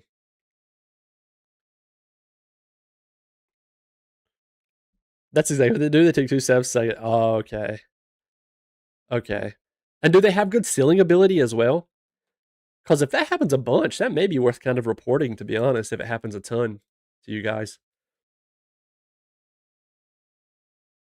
Yeah, Ed, if you have more specific questions about defense, I'll explain it better. If I could also, if you're not in the Discord, it's in the Discord link is in the description of the YouTube stream, and there's a command on Twitch for the Discord if you want. I think it's also under the Twitch stream if you want to join.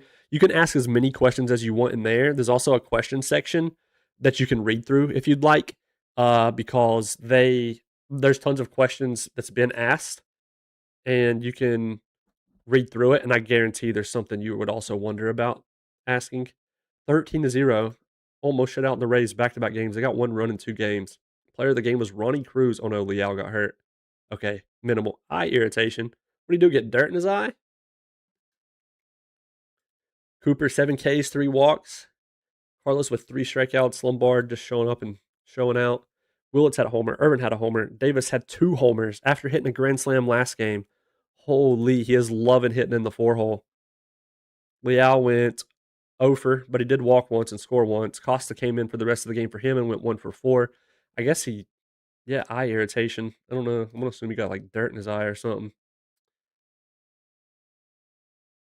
But yeah, what I was going to say in the Discord, I think I've typed up kind of like my base defense guideline, what I would prefer to have the minimum of. So it shows me up a wall. I wish there was an option to sacrifice bunt instead of just bunt. Wait, why did I never think about that not existing? Is that not an option for managers? I guess where I just play GM so much and whenever I watch games. Yeah, that feels like a requirement. You see it all the time too, Dean. That's crazy. I haven't. Maybe I don't see it as much with as GM mode because maybe whenever my manager asks them to steal, because I also watch on 1 pitch mode, so it could be because when they're for sure stealing, that's all I'll see. You know what I mean? When they're for sure going to steal, it's only going to show the highlight of them actually stealing, not them running back. So that's probably why I don't see it a lot. You guys get to see it more. Yeah, maybe it's related to good jump, or maybe it's related to I don't know. I mean, if they have a good stealing rating, I don't know why they would tell you no. Ooh, you guys should start checking the hold runners attribute of the pitcher you're going against whenever you try to steal and they do that. That's actually a great thought I just had. Like, Dirt, Cooper are both 50. Dunn is 60, 55 for Randolph, 55 for Schlee. Yeah, I'd be curious to know. Like, Tusley's getting stolen on probably 50 times a game. 25 hold runners. He's horrible at disguising his windup. 70 for Carlos. They're probably never running on him. That's something I just thought about. What's up, Neptune? Good to see you, man. Yeah, and you guys can ask questions like literally anytime in the question section. If I don't reply, we have other people in the Discord who reply. You can post about your saves in there. You can ask for advice. Just a little chill spot. I also post when I go live. Also, I'm totally sorry for not going live yesterday. I know I didn't really have a way to tell you guys on YouTube unless you are in the Discord. Um, yeah, I totally forgot already that I didn't go live yesterday. Bass has been out since April 30th. It's now June 2nd. So we're going to send him on a rehab assignment. But yeah, I'll also post on Discord when I'm not going to go live as well. That way I don't leave you guys hanging. But for those that are new here and don't know my schedule, it's Sunday, Tuesday, Wednesday around 8 p.m. Eastern is when I go live. And we play our national save, where we are currently 42-15. 8.5 games ahead of the Braves, who are the only other team to have a winning record currently in the NL East. Red Sox 4.5 over the Jays. Yankees 7.5 back. They did this last year. It's strange. They were like struggling. In the last month, like half month of the season, exploded and like made playoffs. White Sox leading the freaking AL Central by 5.5 games. Jeremy Lilly, Randy Mathis, Cameron Flukie actually made it to the majors for them. Oh, they got him in the trade with Cleveland. Their pitching is not great either. Like, look at this. Bo Peterson, no way. Did they still? Bo is gross, but what the heck happened to Salas? He went to the Padres in free agency. That's right. Wait, so they let Salas walk, and then they had. That's actually smart. Yeah, Salas was gross for them, by the way. Like he was rough here in 26, 27, and then he exploded 2.8, 4, 3.2. Wait, no, who am I thinking of? Am I thinking of oh no, it's not Sauce, it's ah you know who I'm thinking of. Hill. Yeah. Wait, no, was it Quero? She was with the Brewers. Dude, my mind is all over the place. Hold up. I bet I was thinking of Till. It has to be him because we talk about him because of your save. Yeah. Oh well. Whatever. Regardless, it's crazy the current one they have. Let's go Oakland. What's up, Atachi? Good to see you, man. Yeah, how's Oakland doing? Well, I moved him to Vegas, by the way. That's why I couldn't find Oakland. Yeah, they're Las Vegas Athletics now. Half a game ahead of the Angels. Their pitching is rough too, but they're doing it. Their hitting's good. They still have Kurtz, Lombard, Rodriguez, who they got on waivers from Cleveland. They have to have somebody hurt, no? Wow. Guess not. Lombard has 3.1 WAR. He's a freak. Got him in the first round of the 2029 draft. 7.6 WAR for him last year. And won Rookie of the Year. And a Gold Glove. And an All-Star appearance. Boo. uh, what's up, man? I thought you might be done streaming by the time I got off work. Hey, I'm glad I'm still here. Yeah, we probably would go too much longer anyway, but still. So I'm going to sleep. It's 5:25 here. Will you be live tomorrow? No, not tomorrow, Ed. But you're all good, dude. You don't have to say sorry for dipping, man. Not tomorrow. We're live every Sunday, Tuesday, Wednesday at 8 p.m. Eastern time. Which I know you said you're in Croatia, right? So I'm not quite sure what time that is for you. It's probably as late for you every night, sadly, when I go live. But all of my VODs get uploaded on YouTube by default when the stream ends. It uploads as a video of the full stream. So you can skip through the stream if you want to like genuinely watch how the season goes. Because I know where it's a live stream, we do a lot of yapping, not just playing the game. Yeah. Yeah. So Sunday, Tuesday, Wednesday at 8 p.m. Eastern. Uh, my bad, Magno. I didn't see your message. Question for you: when you have free agent money available in the offseason, let's say like 20 million, is there any way, or is there any value to not utilize all of it? Like, um, yeah. So any money I have left, I don't mind going. Yeah, I'm a Braves fan as well. I don't mind going into the season with a little bit of money left if I can help it. Like I have 15 million right now available.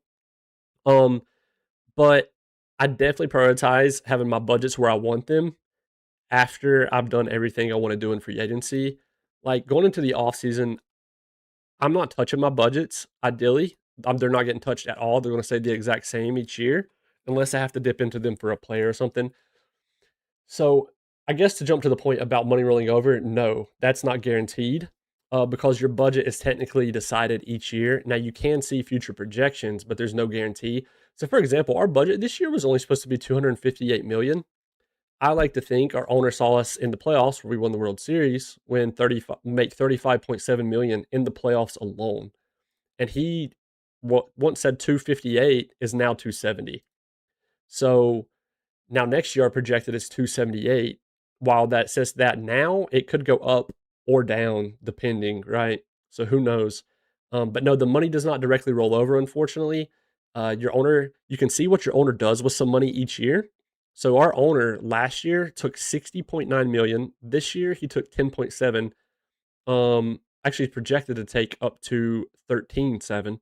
Next year he's projected to give us 760,000.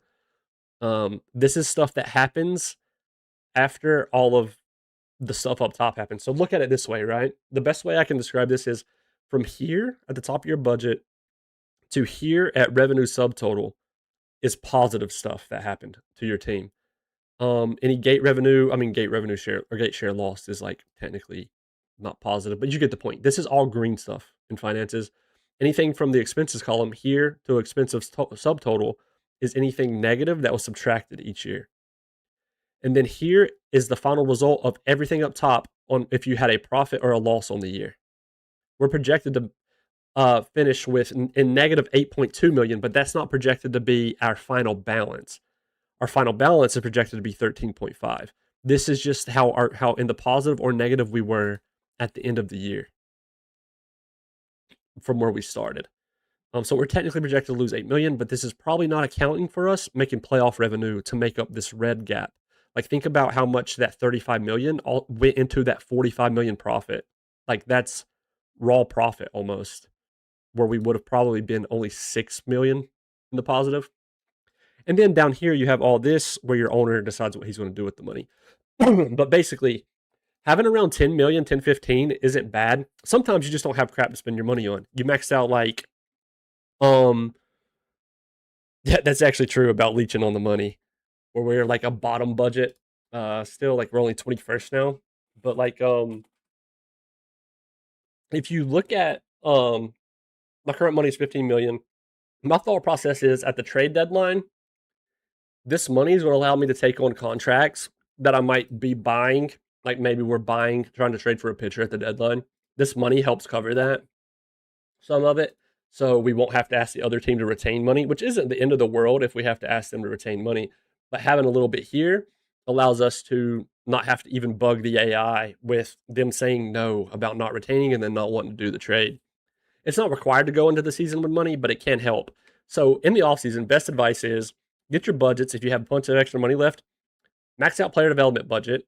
Make sure your draft budget is at the projected, at least at the recommended draft slot amount. Mine's 9 million. I've just been rolling with 14 each year. It works. We don't ever have to really worry too much about if we can sign guys or not. I put the international amateur free agent budget at max with my extra money. And scouting, I just always roll with it at the baseline. So you can make sure all that's done. And then once that's done, if you can't nickel and dime your way to any more good players in free agency and you got leftover money, then so be it. Yeah, the doubleheader is bad. We've actually had a pretty sad run lately, unfortunately. Um, like it's been a little bit down. Austin Riley is not turning around either, which really, really, really sucks. But I don't know. But thankfully, I guess we put a nice dent into things to start the year. So there's always that at least. But yeah, I'm kind of worried about the little stretch recently being up and down. You're also, oh yeah, sorry. Also gives you money for contract extensions you might want to consider later in the year for future years. Are you talking about like the money for extensions part only? Yeah, because this here is like the max I could offer any player that's expiring. Yeah, a contract for next year. Available money though, sadly, that doesn't go into uh money for extensions currently anyway. Like Hayden Dirk, we probably can't afford to re-sign him. Yeah, he wants 40 million. Actually, hold up. Maximum allowed contract for 2034. 46.5. ARB estimate. I wonder if the budget total goes down, so does your extension money. Anyway, I think I might be misunderstanding. Yeah, money left for extension of signed 6.5. So somehow, how can we afford the 40? That part is confusing. Wait, projected budget 2034, starting balance. Money for extensions for 2034, 25 million. I'm so confused how our maximum allowable is 46.5 with current projections. Oh, because it's accounting for Contreras coming off as well as Lombard, Herrera. That's why. That's why. That's why. That's why.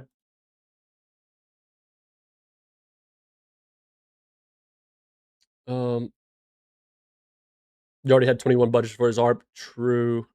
Which is weird though. Yeah, yeah. That kind of goes hand in hand with what you said with Pleb, because like Pleb, whenever, because he's not ARP eligible next year. But whenever I go to look at it, right here it says ARP estimate. Yeah, 21.5. So I'm just surprised, I guess, more so that the game would already budget for that, considering there's no ARB next year. That's what was confusing me. That's a good catch, though, brother. I didn't realize that. So that's why. Okay. Yeah, I mean, still 40 million. I don't think I want to do that.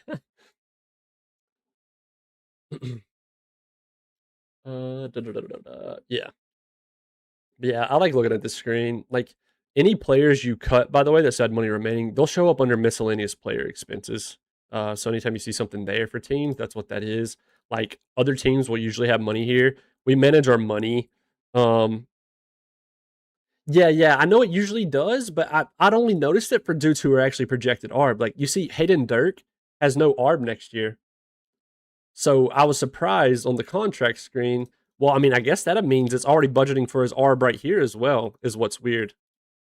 Even though he's not in ARB next year, it'd be cool if, I mean, I guess it's cool that it does it, but I wish it didn't do it for dudes who actually didn't have ARB next year. Yeah, like I wish it would actually just go ahead and show us having the extra 21.5 on top of our 25 million. That's all.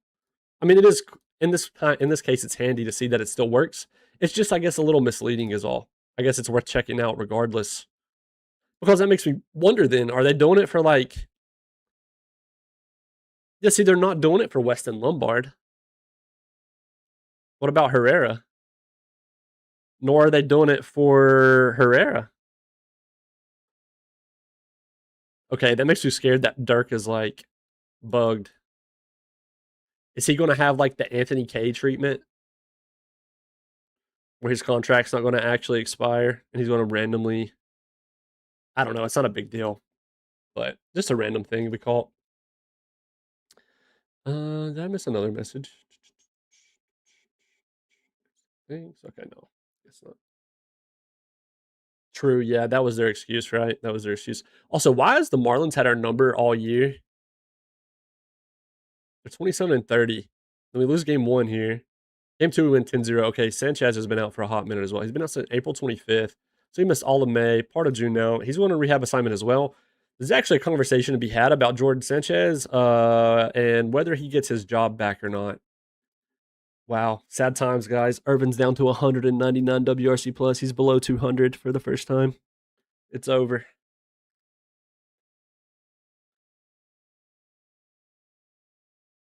David Costa, by the way, 121 WRC plus.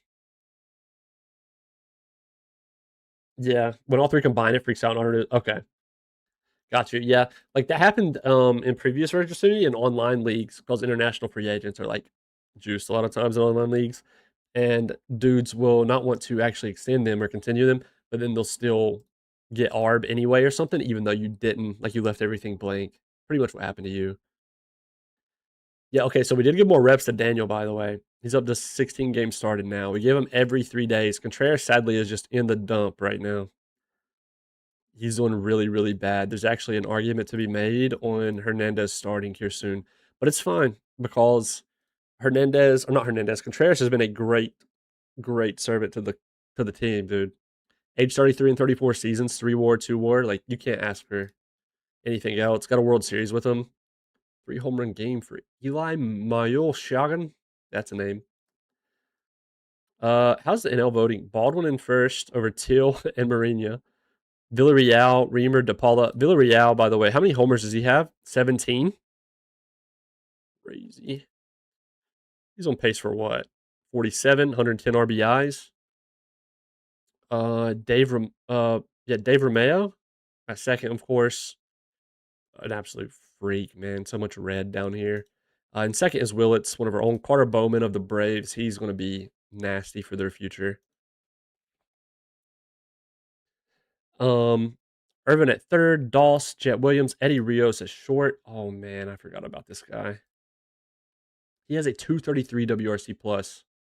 Oh my god, why do the Phillies got this guy, man? Of course. I hear my kitten crying. Come here. You guys want to see the kitten? Have you guys saw the kitten on stream yet, by the way? Like, yeah, you have. I forgot. We won the World Series with the cat. For those that haven't saw her though, we have two cats. That emote there is Mona that Pleb just posted over in Twitch chat, and then we got a new kitten to have her little friend named Zara. This is Zara. She's tiny, tiny. She's like 3 months old now. It's hard to tell how tiny she is. She wants to holler right now. Can you guys hear me out? But she's cool. I love her. Her name's Zara, and then Mona is the big one. By the way, my bad. I missed your message, Alexi. Do you ever sign pitchers past the age of 32? Yeah, actually, funny enough, Alexi, this is like the year. Yeah, exactly what Pleb said. Actually, he had it covered. Way more balanced. This is the year where I don't feel as scared. Yeah, that's Zara. And then I'm gonna turn the camera. So you ready? Mona's in her cat tower over there. She's the emote on Twitch. And then Zara, we've only had her like what now, chat? Like 2 weeks? Right now she's begging for a snack at like 11:30. She's pretty she's super dope. She already does stuff that our other cat does. Like Mona, I'll put her on my shoulder and sometimes she'll stay on my shoulder and get on the back of the chair. Right now she is just begging for food. Eddie Rios is unbelievable. No, I agree, dude. Like, look. Also, Eddie's not better than Jordan. Please don't ever say that. Although he has 80 power at 21, 233 WRC plus. This is Jordan Irvin. Irvin's better. Does he have an MVP? No. Is it also Eddie's rookie year? Actually, it's not. You want to go on the desk? Come on. You're going to fall. Oh, no. Okay, that's enough. That's enough. I'll feed her in a minute. She's begging, I guess. It's tough to judge when she's actually hungry right now where she's a kitten. Sometimes she'll just never beg for food, and then lately she's got to where she wants to beg where she's getting older, I guess. Um, yeah, James is in first and left despite being injured. Ryan Waldschmidt is in second. PCA still in center, of course. He's gross. Making the most of that Cubs money. Carson Bench. Kevin Leal's in second to him, sadly. He's not going to beat him, probably. I mean, he's only 20K behind. But maybe we get lucky. Benj and right. This isn't the final voting either. Bottenfield with the Padres has that crazy power. He ruined our life in the NLCS a couple of years ago. Skeens, Cooper in second. Love to see it. Here's what Skeens looks like nowadays. He's 31. But yeah, I'm always scared too. That's what we were actually talking about earlier, though. My cutoff year used to be like 30 for the end of contracts. This year, I'm proud to say I've graduated to 2 years, about to like 32 being the new safe year for elite players. Don't get it twisted. Like, if they're not great, like, I'd be hesitant for Robbie Perini to give him that. But like Jordan Irvin, we locked him up until his age 32 season. And if it makes you feel better, try to wiggle a team option in that last year. And sometimes they'll let you do 2 team options in the last 2 years. So don't be scared to try that. It gives you a massive safety net. Like, yeah, we would have to pay him 4 million just to get out of that, but like 4 million's better than 40, if he falls off a cliff. Team options are my best friend. Mike Newton of the Braves, like they have Skeens and Newton, man. Like what? Yamamoto, he still looks pretty good. Like he's 34, by the way. This is a good example. Yamamoto's 34. Chase Burns is 30. Yeah, I mean Skeens is what, 31 now? It's pretty nutty. Like I'm actually really happy with how the aging works this year. Now it's not a guarantee. I've still saw dudes who just fall off randomly around 30 or right after it, but you never know. Like Drake Baldwin still being a 50 at age 32, where he was like once a 65, 70. Like it feels like it's more gradual rather than from a freaking 70 to a 45 or like a 40. You know what I mean? Just because he aged 1 year. They feel a lot safer. Although the Braves really took that literal. They must have heard the talk we had because they got him locked up till age 35, which makes me wonder what 29.6 total WAR. Okay. I found out this year that just because the player wants. Yeah, exactly. So honestly, too, I've noticed that in negotiations, and then also in like which you're probably talking about the same thing, but just negotiations for extensions, and then free agency. A lot of times their opening demands in free agency is hardly ever what they get in actual free agency. Like I wish we had an example. Who let Cruz? We let Cruz walk. Dylan Cruz wanted Dylan Cruz was wanting 35 million for us. He signed in free agency for 29.2. It was before the 2032 season, so it's been a minute. He still did good with them. But yeah, what he initially wanted at the start of free agency and stuff, which he does have high financial ambition as well, is just not what he actually got. Which is cool. Now there's some dudes whose demands start at like 15, 20, and then they end up with 35. I've had several guys retire in my sim with with 60 overall. Wait, that's actually really cool. I didn't even think about that. Like seeing what overall they are when they retire. That would actually be really cool if they somehow maintain that long. Like Aaron Judge, actually, check out this. I think he's retired now. No, he's not. He's a 55 in age 41 season. Like crazy. They signed him to like prior to 2032 as well, to the rest of that. And this one's even a vesting option, which is actually really smart by the Yankees. But like, look how much value he still had at just a 50 overall. Like 50 to 45 to 50 overall players can get you like 2 WAR, obviously. 50 overall sometimes can even get you more than 2 WAR, but this is still good value. And that the random negative 1.7 WAR, by the way, that's weird. But yeah, even Acuna, who has been at least fragile this entire sim naturally. Wait a minute, is he not? Oh, he's still fragile. I had it on morale instead. He's 35. Look at this freak. Like, I'm really happy with how it works this year. I'm still scared to test like age 35. You know what I mean? Because in turn, this year, one of my bigger worries is like Jordan Irvin, we locked up till he's 32 with the team option, paying him 45, 40 mil. There's a world where he doesn't regress a lot, right? If at all. Maybe he takes like the Acuna route or Aaron Judge even. And then we want to extend him here because we want him to like retire with us. And he asked for like 45, 50 million. What are you doing? Can you guys see the cat's tail just sticking barely right here? I think she wants to be all over the camera. She wants to be all over this mouse pad right now. It's funny, like during the playoffs, she was actually chilling on the mouse pad looking at the screen. We lose 0-4, then we win 10-0. 14. Oh man, we held him to 2 hits. We almost had a no-hitter. Ed Enriquez, 7 innings, 8 Ks, 1 walk, only 2 hits. Can you believe it? Ed has been insane. 318 ERA plus in 12 games, by the way. A 2 WAR. Like, what? Tanner Dunn, a 414. What a trade he's been as well with the Yankees. Yo, Jonathan Devers. Hope I said your name correct. It could be Devers. Sorry if I said it wrong, but thank you for the sub over on YouTube. Not sure if this is normal, but every year in August or September, like 5 to 10 of my guys get injured. Dude, listen, sadly, the reason I said dude like that, it has been a thing in OOTP for a minute, man. I don't know if that's the game's way of trying to like simulate multiple, you know what I mean? You've been going, it's an entire season. The injuries are starting to pile up and like the stress on the body. But I swear it's like clockwork. Uh, Something that may be worth experimenting in, which with that I haven't tried. Specifically in online leagues, what I do, I don't worry about it as much in offline. Any dude I have that's fragile, which we don't really have anybody except for a pitcher. I don't do it for pitchers, but I'll go to strategy and then bench player if fatigue. For pitchers, it's over here. For hitters, something that may be worth experimenting with and offline as well. He's durable, so we don't count.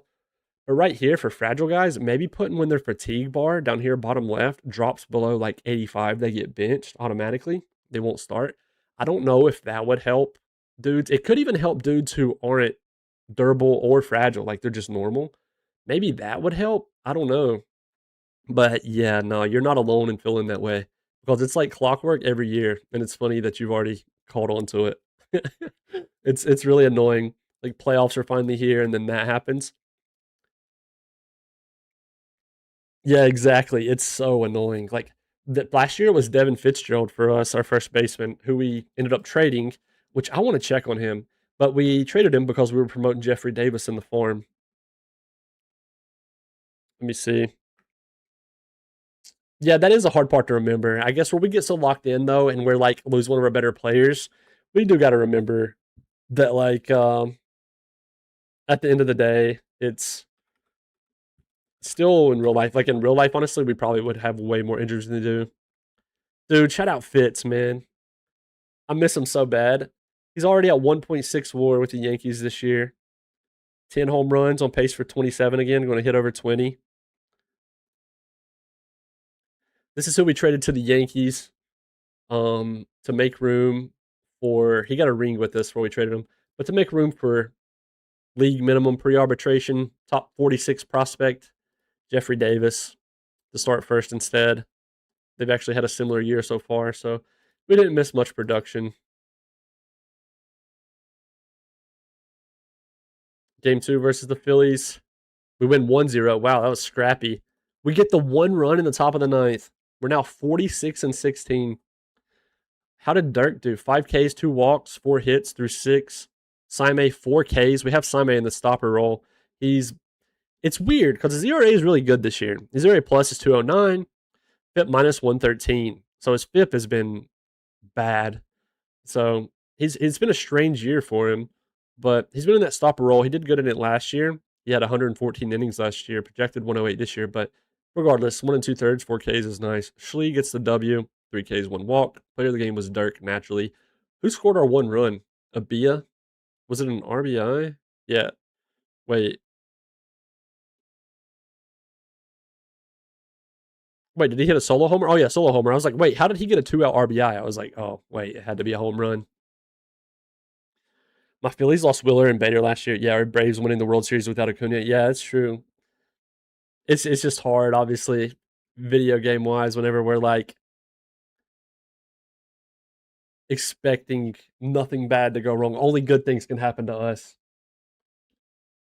Dude, it's funny you say that, Jalexi, because Pleb, you're still running on high, right? For long term and short. He had his entire starting rotation, 5 pitchers, all 5 starters hurt. And 3 of them had like torn rotator cuffs or something. It was either 3 torn rotator cuffs or 3 Tommy Johns before season started. Wow.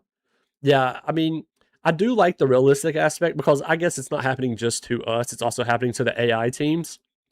But I can't lie, I put long down to normal and short to high. That's what happened to you too? It's insane, man. It's insane. Oh yeah, right after you made the playoffs with the Angels, right, Chode? At fatigue, 1 down though. Oh, okay. 3 starters out. Good lord. What's happening to me more so than my major league roster, which it could be maybe our trainer has a more of an impact. I have been having my pitchers down here get destroyed. Like really bad injuries all the time. Like look at this. Look how many are orange. Look how many are red. The yellow is just they're tired. They're not hurt. But the orange and red are hurt. It used to be way worse. Specifically, freaking Bill Ramirez, Joe Young. Like he's fragile now because of it. It's happened so much. With fatigue 1 down, I get a couple guys play 162. Oh, so like you're saying you only have a couple play 162 out of the rest. Oh, Irvin's back at 200 WRC plus. We're chilling. On pace for 10.3 WAR, by the way. I was going to look at something else. I can't remember. What was it?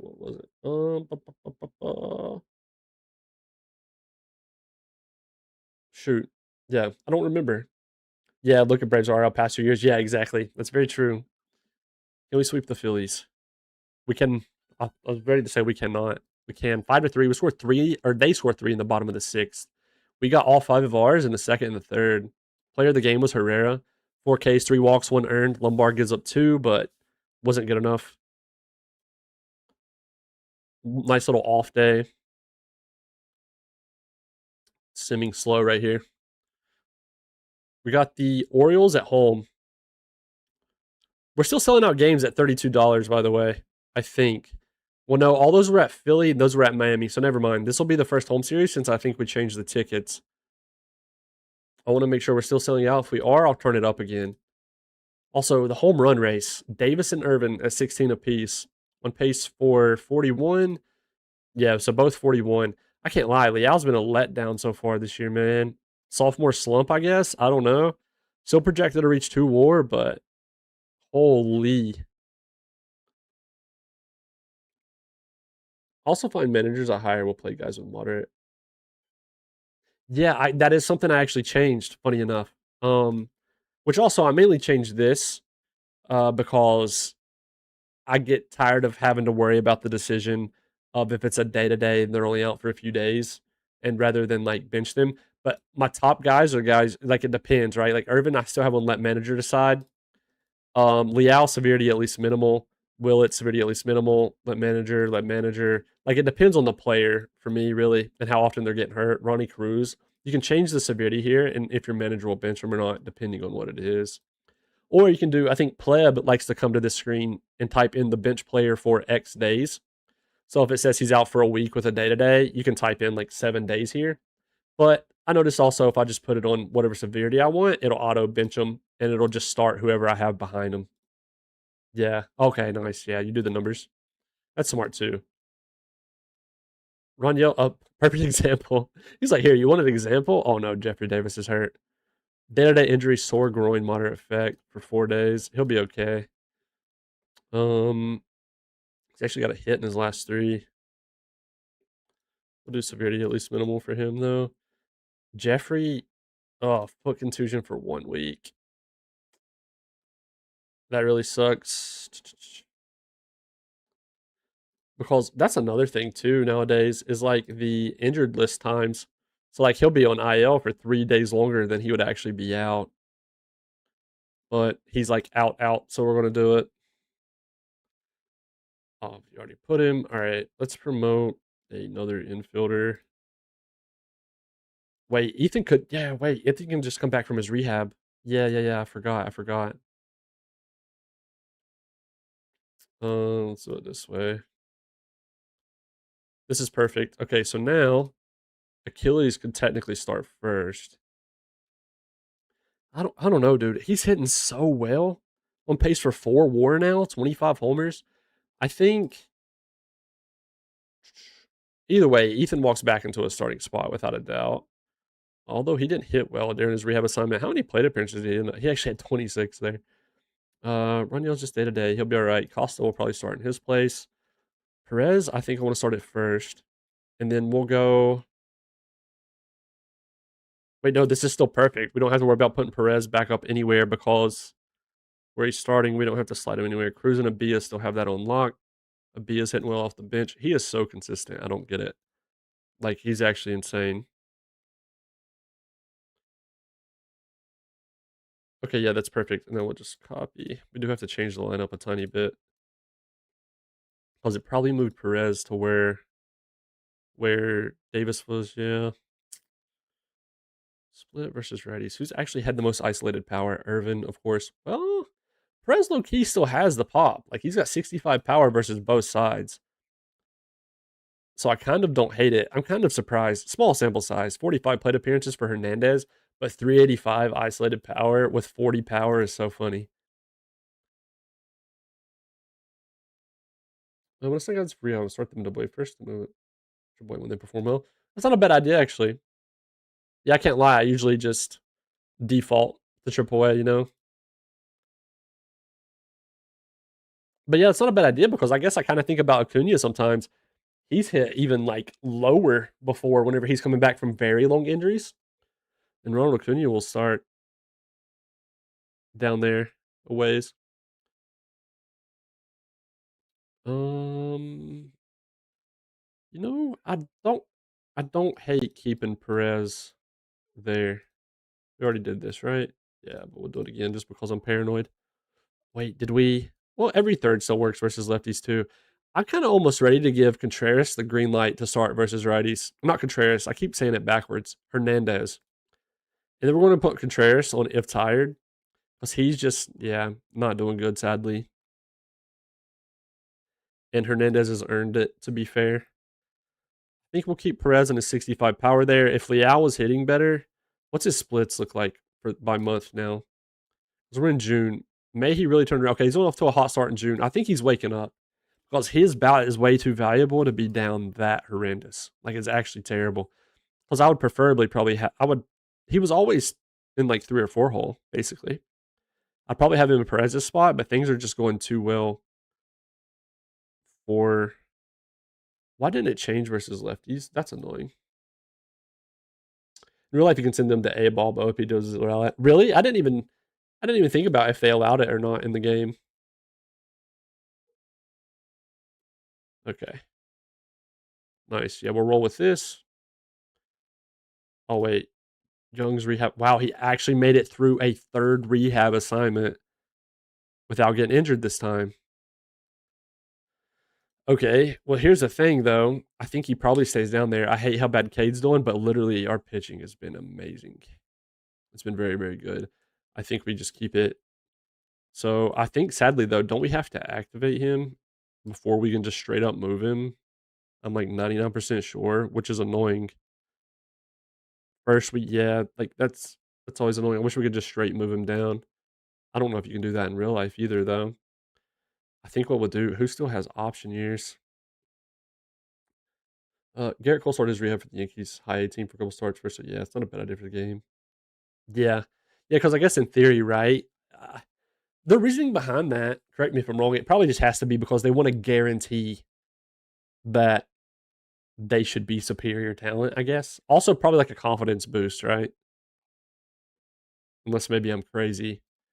Who still has options? Option years used 0. Okay, here's what we'll do. Costa, we're sacrificing 1 option year for you, buddy, to allow us to do this. Then we move Young over. Then we move Young down. This is sad. I feel bad for wasting an option year on our guy just because a workaround, and then we move Costa back up. All right. Now we just put Costa back here. Costa. Costa. I love whenever it works. Costa. Costa. Okay. Copy. Versus left. Paste. Sweet. We're in business. Beautiful. Now we'll just go back to our main batting stats view. All right. 8-2. We already looked at that one. No. Yeah, because that was the Davis injury game. Game 2 versus Orioles, we win it 3-1. They had 5 hits. We only had 4. Husley gets player of the game, 8 Ks, 2 walks, 1 earned, 2 hits. Oh, our guy is showing up, and it makes me thrilled. I can't believe it. Him reaching 45 control is everything. A 214 ERA plus, 2.3 WAR. Get this guy a scouting report ASAP. It's been a month. He needs a new one. I'm waiting to see his ratings honestly explode is what I'm waiting on with this performance, but we'll see. It's probably not going to happen. That's what happened to Jesse Cooper, though. Game 3, we pull off the sweep. Win it 4-2. Back-to-back sweeps versus the Phillies and the Orioles. Player of the game, Jesse Cooper, 5 Ks, 1 walk, 2 earned. Simon Smith did good. Smith's 13 save. Hopefully he's on the come up.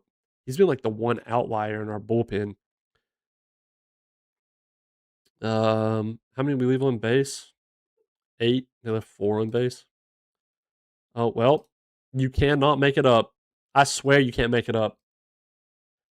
He had been on 2 rehab assignments. He got hurt during both of them. So they just continued. He finally completes one without injury. He comes back. We move him down to AAA. Here's his UCL. Like, dude. I feel horrible for the guy. He's probably going to retire. Ready to report on Tusley? Nothing changed. Classic. Off day, we got the Dodgers at home. All right, I tell you what. Let's watch a game. Why not? Also, we're still selling out games, by the way. We're going up to 35. We're going to alienate our fans by trying to squeeze more money out of this fan base. All right, let's save a game. And we'll watch one. Red Hell Razor. Thank you so much for the follow. Appreciate it. We're up to like a solid amount of follows now on Twitch, by the way. You guys have gone nuclear since the game release. Well, that's annoying. I just heard my voice. Hope you guys didn't hear that. You probably definitely did. That just freaked me out. Yeah, 678 follows now. That's crazy. Shout out to you guys. Also on YouTube, we hit 1,500. I feel like it wasn't that long ago. I was just like stoked about 1,000. You guys are some real ones. All right, let's watch this game versus the Dodgers. We're going to have Dirk on the mound versus Yamamoto. Pretty good duel. Although Dirk, he doesn't go much innings due to his stamina, but he does have a 3.34 ERA. It looks like Yamamoto has like a 2.5. Really enjoy your YouTube vids. Thanks, man. I'm glad you enjoy them. I appreciate it.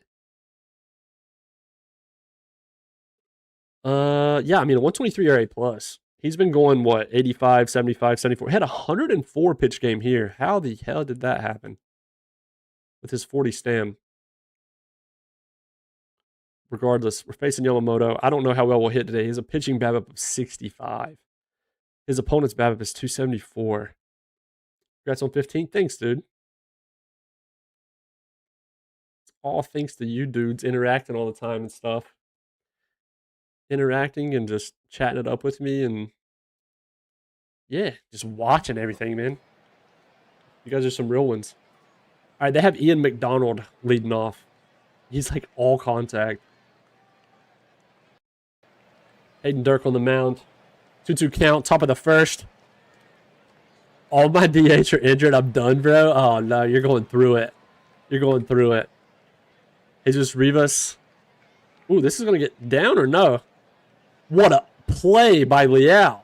Holy. Leaping catch. Is that the equivalent to an OOTP home run robbery? Leaping catch in left center? I can't tell if that was like at the wall or right before the wall. It looked like right before the wall, but we're going to pretend it was a home run robbery. Give that man a gold glove right now. And then Dylan Doss flies out. 3 up, 3 down. The catcher comes out to the pitcher's mound to make that one. Robbie Perini leading us off. 3-2 count. Ripped down the first baseline for out number 1. Alex Iglesias. He goes down looking. Jordan Irvin, full count versus Yamamoto. And he walks. Achilles Perez, 2-2. And this one gets... catcher keeps it in front of him, I guess. Runner gets held at first. Perez now full count. And that's back-to-back walks for Yamamoto. Eli Willits, 1-0. And a little dribbler to the mound for out number 3. That's sad. De Paula, this guy's gross for the Dodgers, by the way. 2-2 count. Yeah, I mean, solo home run. That's what I get for calling him gross. That's unfortunate. Bryce Eldridge, this guy is on fire in real life. I just picked him up on my fantasy team, and I'm pretty sure he hit a home run tonight versus the Braves, unfortunately. And yeah, he hits one in the gap here right after they have a solo shot. Love it. Love it. They have a 2-out or 0-out double. No out double. What am I saying? Please. Runner's going to look to tag here. We're not going to get it in time. Oh, he didn't even run, actually. I'm surprised. Raniel has a 50 arm. It's not great for right field, but Sakamoto. He gets hit. That's tough. That was a full count as well. De Los Santos, full count, 1 out. Walk, the bases loaded. They're in a tough spot here. Need a double play. Chase the Lauder. 1-2 count. Oh, no. He gets down. Everybody's going. Ian McDonald at the plate now. Back to the top of their lineup. 1-2 count. Gets him swinging. Rivas, 2-1. He's going to ground out, hopefully. Not before they get 2 runs, though. That's tough. Kevin Liao, 1-1 from Yamamoto. He smokes that one. Crush solo homer over left field wall. That one left in a hurry. Ethan Bass now, 1-0. He's going to get this one in the gap. We're alive now. The right fielder's getting showered by confetti out there and fireworks. He can't even see the ball.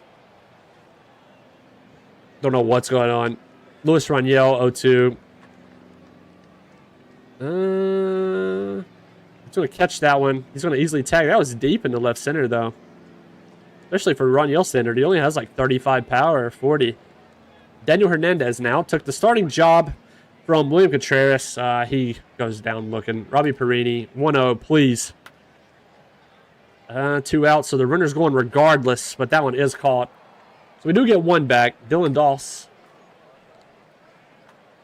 He grounds out to Willits at second. DePaula, who had the solo homer earlier, he walks here. Bryce Eldridge, 0-1. This one's going to get down as well. It's actually going to get to the wall. I thought it was going to stay in front of him. That's tough.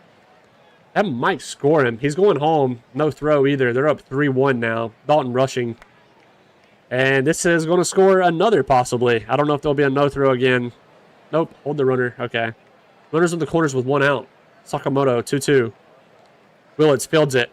Not going to be able to turn 2. He takes the fielder's choice. The runner does score. It's now 4-1. De Los Santos, 1-2. He goes down looking. We got to get some runs back, man. Iglesias. He gets a solo shot of his own. That's all we can do today, man. Back-to-back solo home runs and back-to-back innings anyway. 4-2 now. Jordan Irvin, your turn. 1-2 count. Not quite. Line drive to left. Well, whoa. That looked really weird. Thought it was a line drive. It like drops in front of him. Either way, he's got a triple here thanks to the weird bounce. No outs with a triple for Irvin. Achilles Perez. 0-0 delivery. Gets past the catcher. Irvin heads home. It's 4-3. The triple paid off. If you don't get a triple right there, he literally doesn't score on the pass ball. 3-1. He will be out number 1. Eli Willits, 2-2 count, 1 out. This is getting in the gap as well. I think our bats are finally awoken. Yamamoto, they're going to have to pull him. 1 out, runner on second. Calvin Liao at the plate, had the solo shot. This time he pops out and left. Runner can't go on that one. Ethan Bass now, top of the lineup. And that's getting down. He's got an RBI at least single here. It's going to be 4-4. We battled back. Yeah, it's a double. But not top of the lineup. Bass isn't leading off today. He's toward the bottom. Paid chatter, imagine. Yeah, I'll PayPal you. Thanks for the kind words. I'll PayPal you your fee. Chase the Lauder. 2-2. Off the end of the bat. What a play by Bass at short. They cannot let that get through. In McDonald. Oh, I thought that was getting down. Liao gets to it. Slow roller to Irvin. He's there, though. Yamamoto's still in the game for the Dodgers, facing Daniel Hernandez again. Struck him out last time, and he can't lie. I thought he was striking him out this time in an 0-2 count. Robbie Perini, top of the lineup. He grounds out as well. Oh, wait. Wild throw at first. Wait, is he going 3 here? Nope. Stayed at second. Full count. 1 out. He walks. That's Yamamoto's 3rd walk of the game. Runners on first and second for Jordan Irvin with 1 out. Full count. He swings 42 days late for out number 2. Perez, 0-1. Oh, my. Dude. Those balls that go really high look like they go far. I thought he hit a nuke. Dylan Doss, full count. Oh, no. Oh, he gets him swinging. Lombard enters the game now to face DePaula. 1-1. Willits is there. 2 outs for Bryce Eldridge now. Bringing in a lefty was so smart.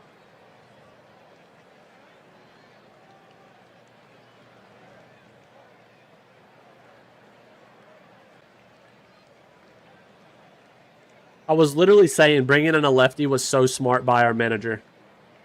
Yep, that's what I was saying. Because Eldridge had 70-some power versus righties. So did the dude before him, DePaula, had like 60 or 65. And then he hits a freaking nuke, man. Like, what? I was like, oh, that's smart. Bringing a lefty to suppress the power on these lefties. Nope.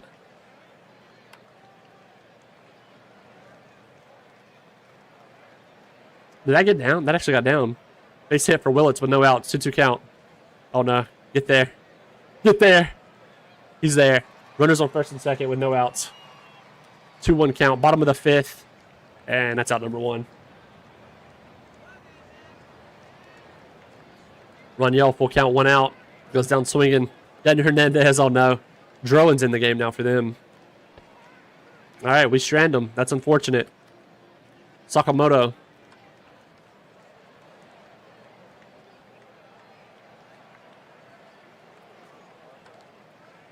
That's in the gap, unfortunately. Oh, no. It's going to bounce off the wall. De Los Santos. Liao gets it in quickly. He holds him to 2, but it's only 1 out. The Lauder, 1-0. He grounds out at first. It is going to move the runner. Ian McDonald now. And this has popped up in foul. It's technically fair.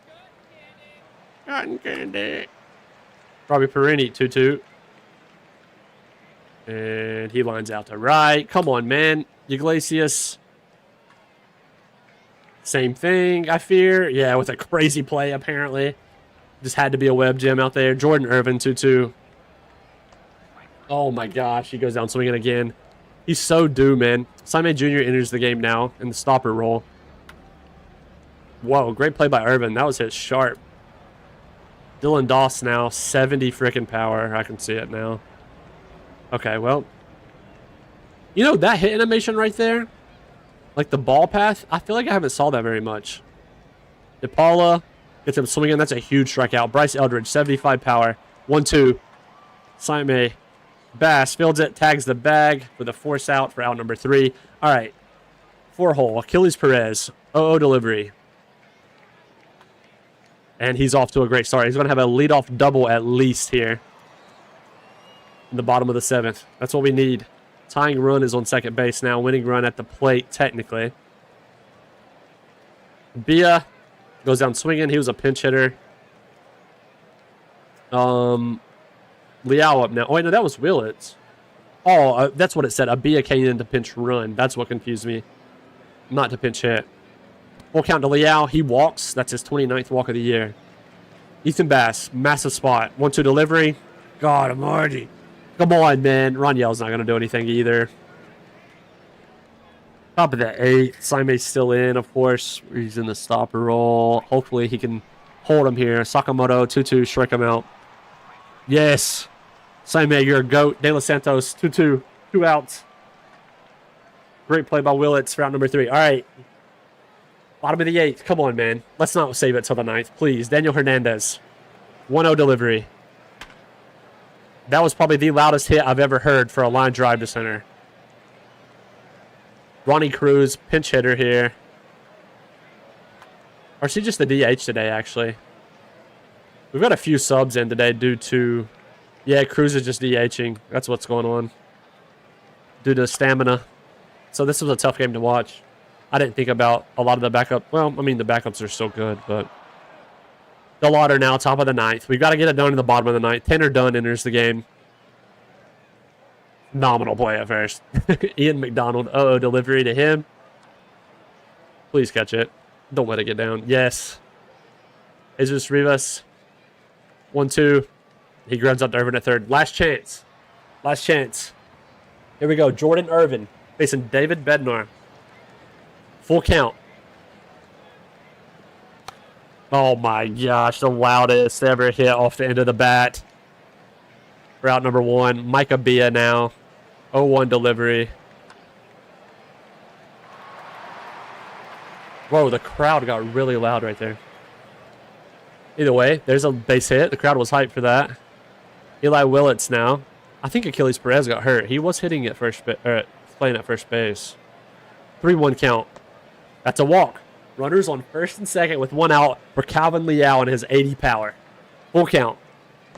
Oh my gosh. Bases loaded for Ethan Bass. Please, man. No double play. No double play. 1-1. No. Okay. Wait. He's safe. Oh my gosh. He's safe. Game tied. Luis Ronyell. We got Ronyell and then a freaking blizzard batting in the 9-hole with a snowflake. 0-2 delivery. You guessed it. Oh my gosh, he just walked it off. Luis Ronyell, I cannot believe it. Let's go, man. They rush out to home plate. The third guy on third ran out to the hitter. That's funny.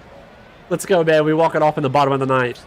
That's a banger right there. Shout out Ronyell, man.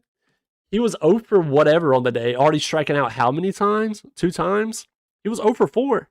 He goes 1 for 5 for walk-off. Bryce Eldridge is player of the game. Perez did get hurt. Day-to-day minimal. 3 Ks, 2 walks for Dirk. Did give up 4, but Saime came in and was excellent. So was Tanner Dunn. Let's go, man. I'm glad I didn't come down to Daniel Hernandez. I'm going to be honest. Huge. Absolutely huge. All right, that brings us to what? What are we now? 51-16, 12-game lead. By the freaking trade deadline, we might already have a guaranteed a playoff spot. That's crazy. Dodgers are only half a game ahead of the Rockies. 3.5 for the Pirates behind the Brewers. 4.5 Guardians behind White Sox. 3.5 Yankees behind Red Sox. I told you guys, the Yankees always do this. They battle back out of nowhere every time. 9-1 in their last 10. Jays are 1-9. Yikes. Talk about a collapse. That's nuts. What a banger of a game, though. Perez is day-to-day minimal for 3 days. He'll be okay. We won't complain about it. All right, I do think we're going to end there, though. I hope you guys enjoyed the stream tonight. I really enjoyed it, chatting with you guys. We had a banger tonight, 4 hours. Again, every Sunday, Tuesday, Wednesday. Thank you so much for all the subs on YouTube tonight, the subs on Twitch, all the new follows. It means so much. I enjoy hanging out with you guys a ton. It means the world just having you guys hang out and chat it up. I will catch you guys live on Sunday night at 8 p.m. Eastern. And I will have an Angels video up on YouTube within the coming days as well for another episode of that. But yeah, if you haven't already, be sure to check out the YouTube. Be sure to join the Discord if you would like to do that. And yeah, no, thank you, Marlos, for hanging out. It means a ton. Thank you guys a ton. And I will catch you in the next one. Bye.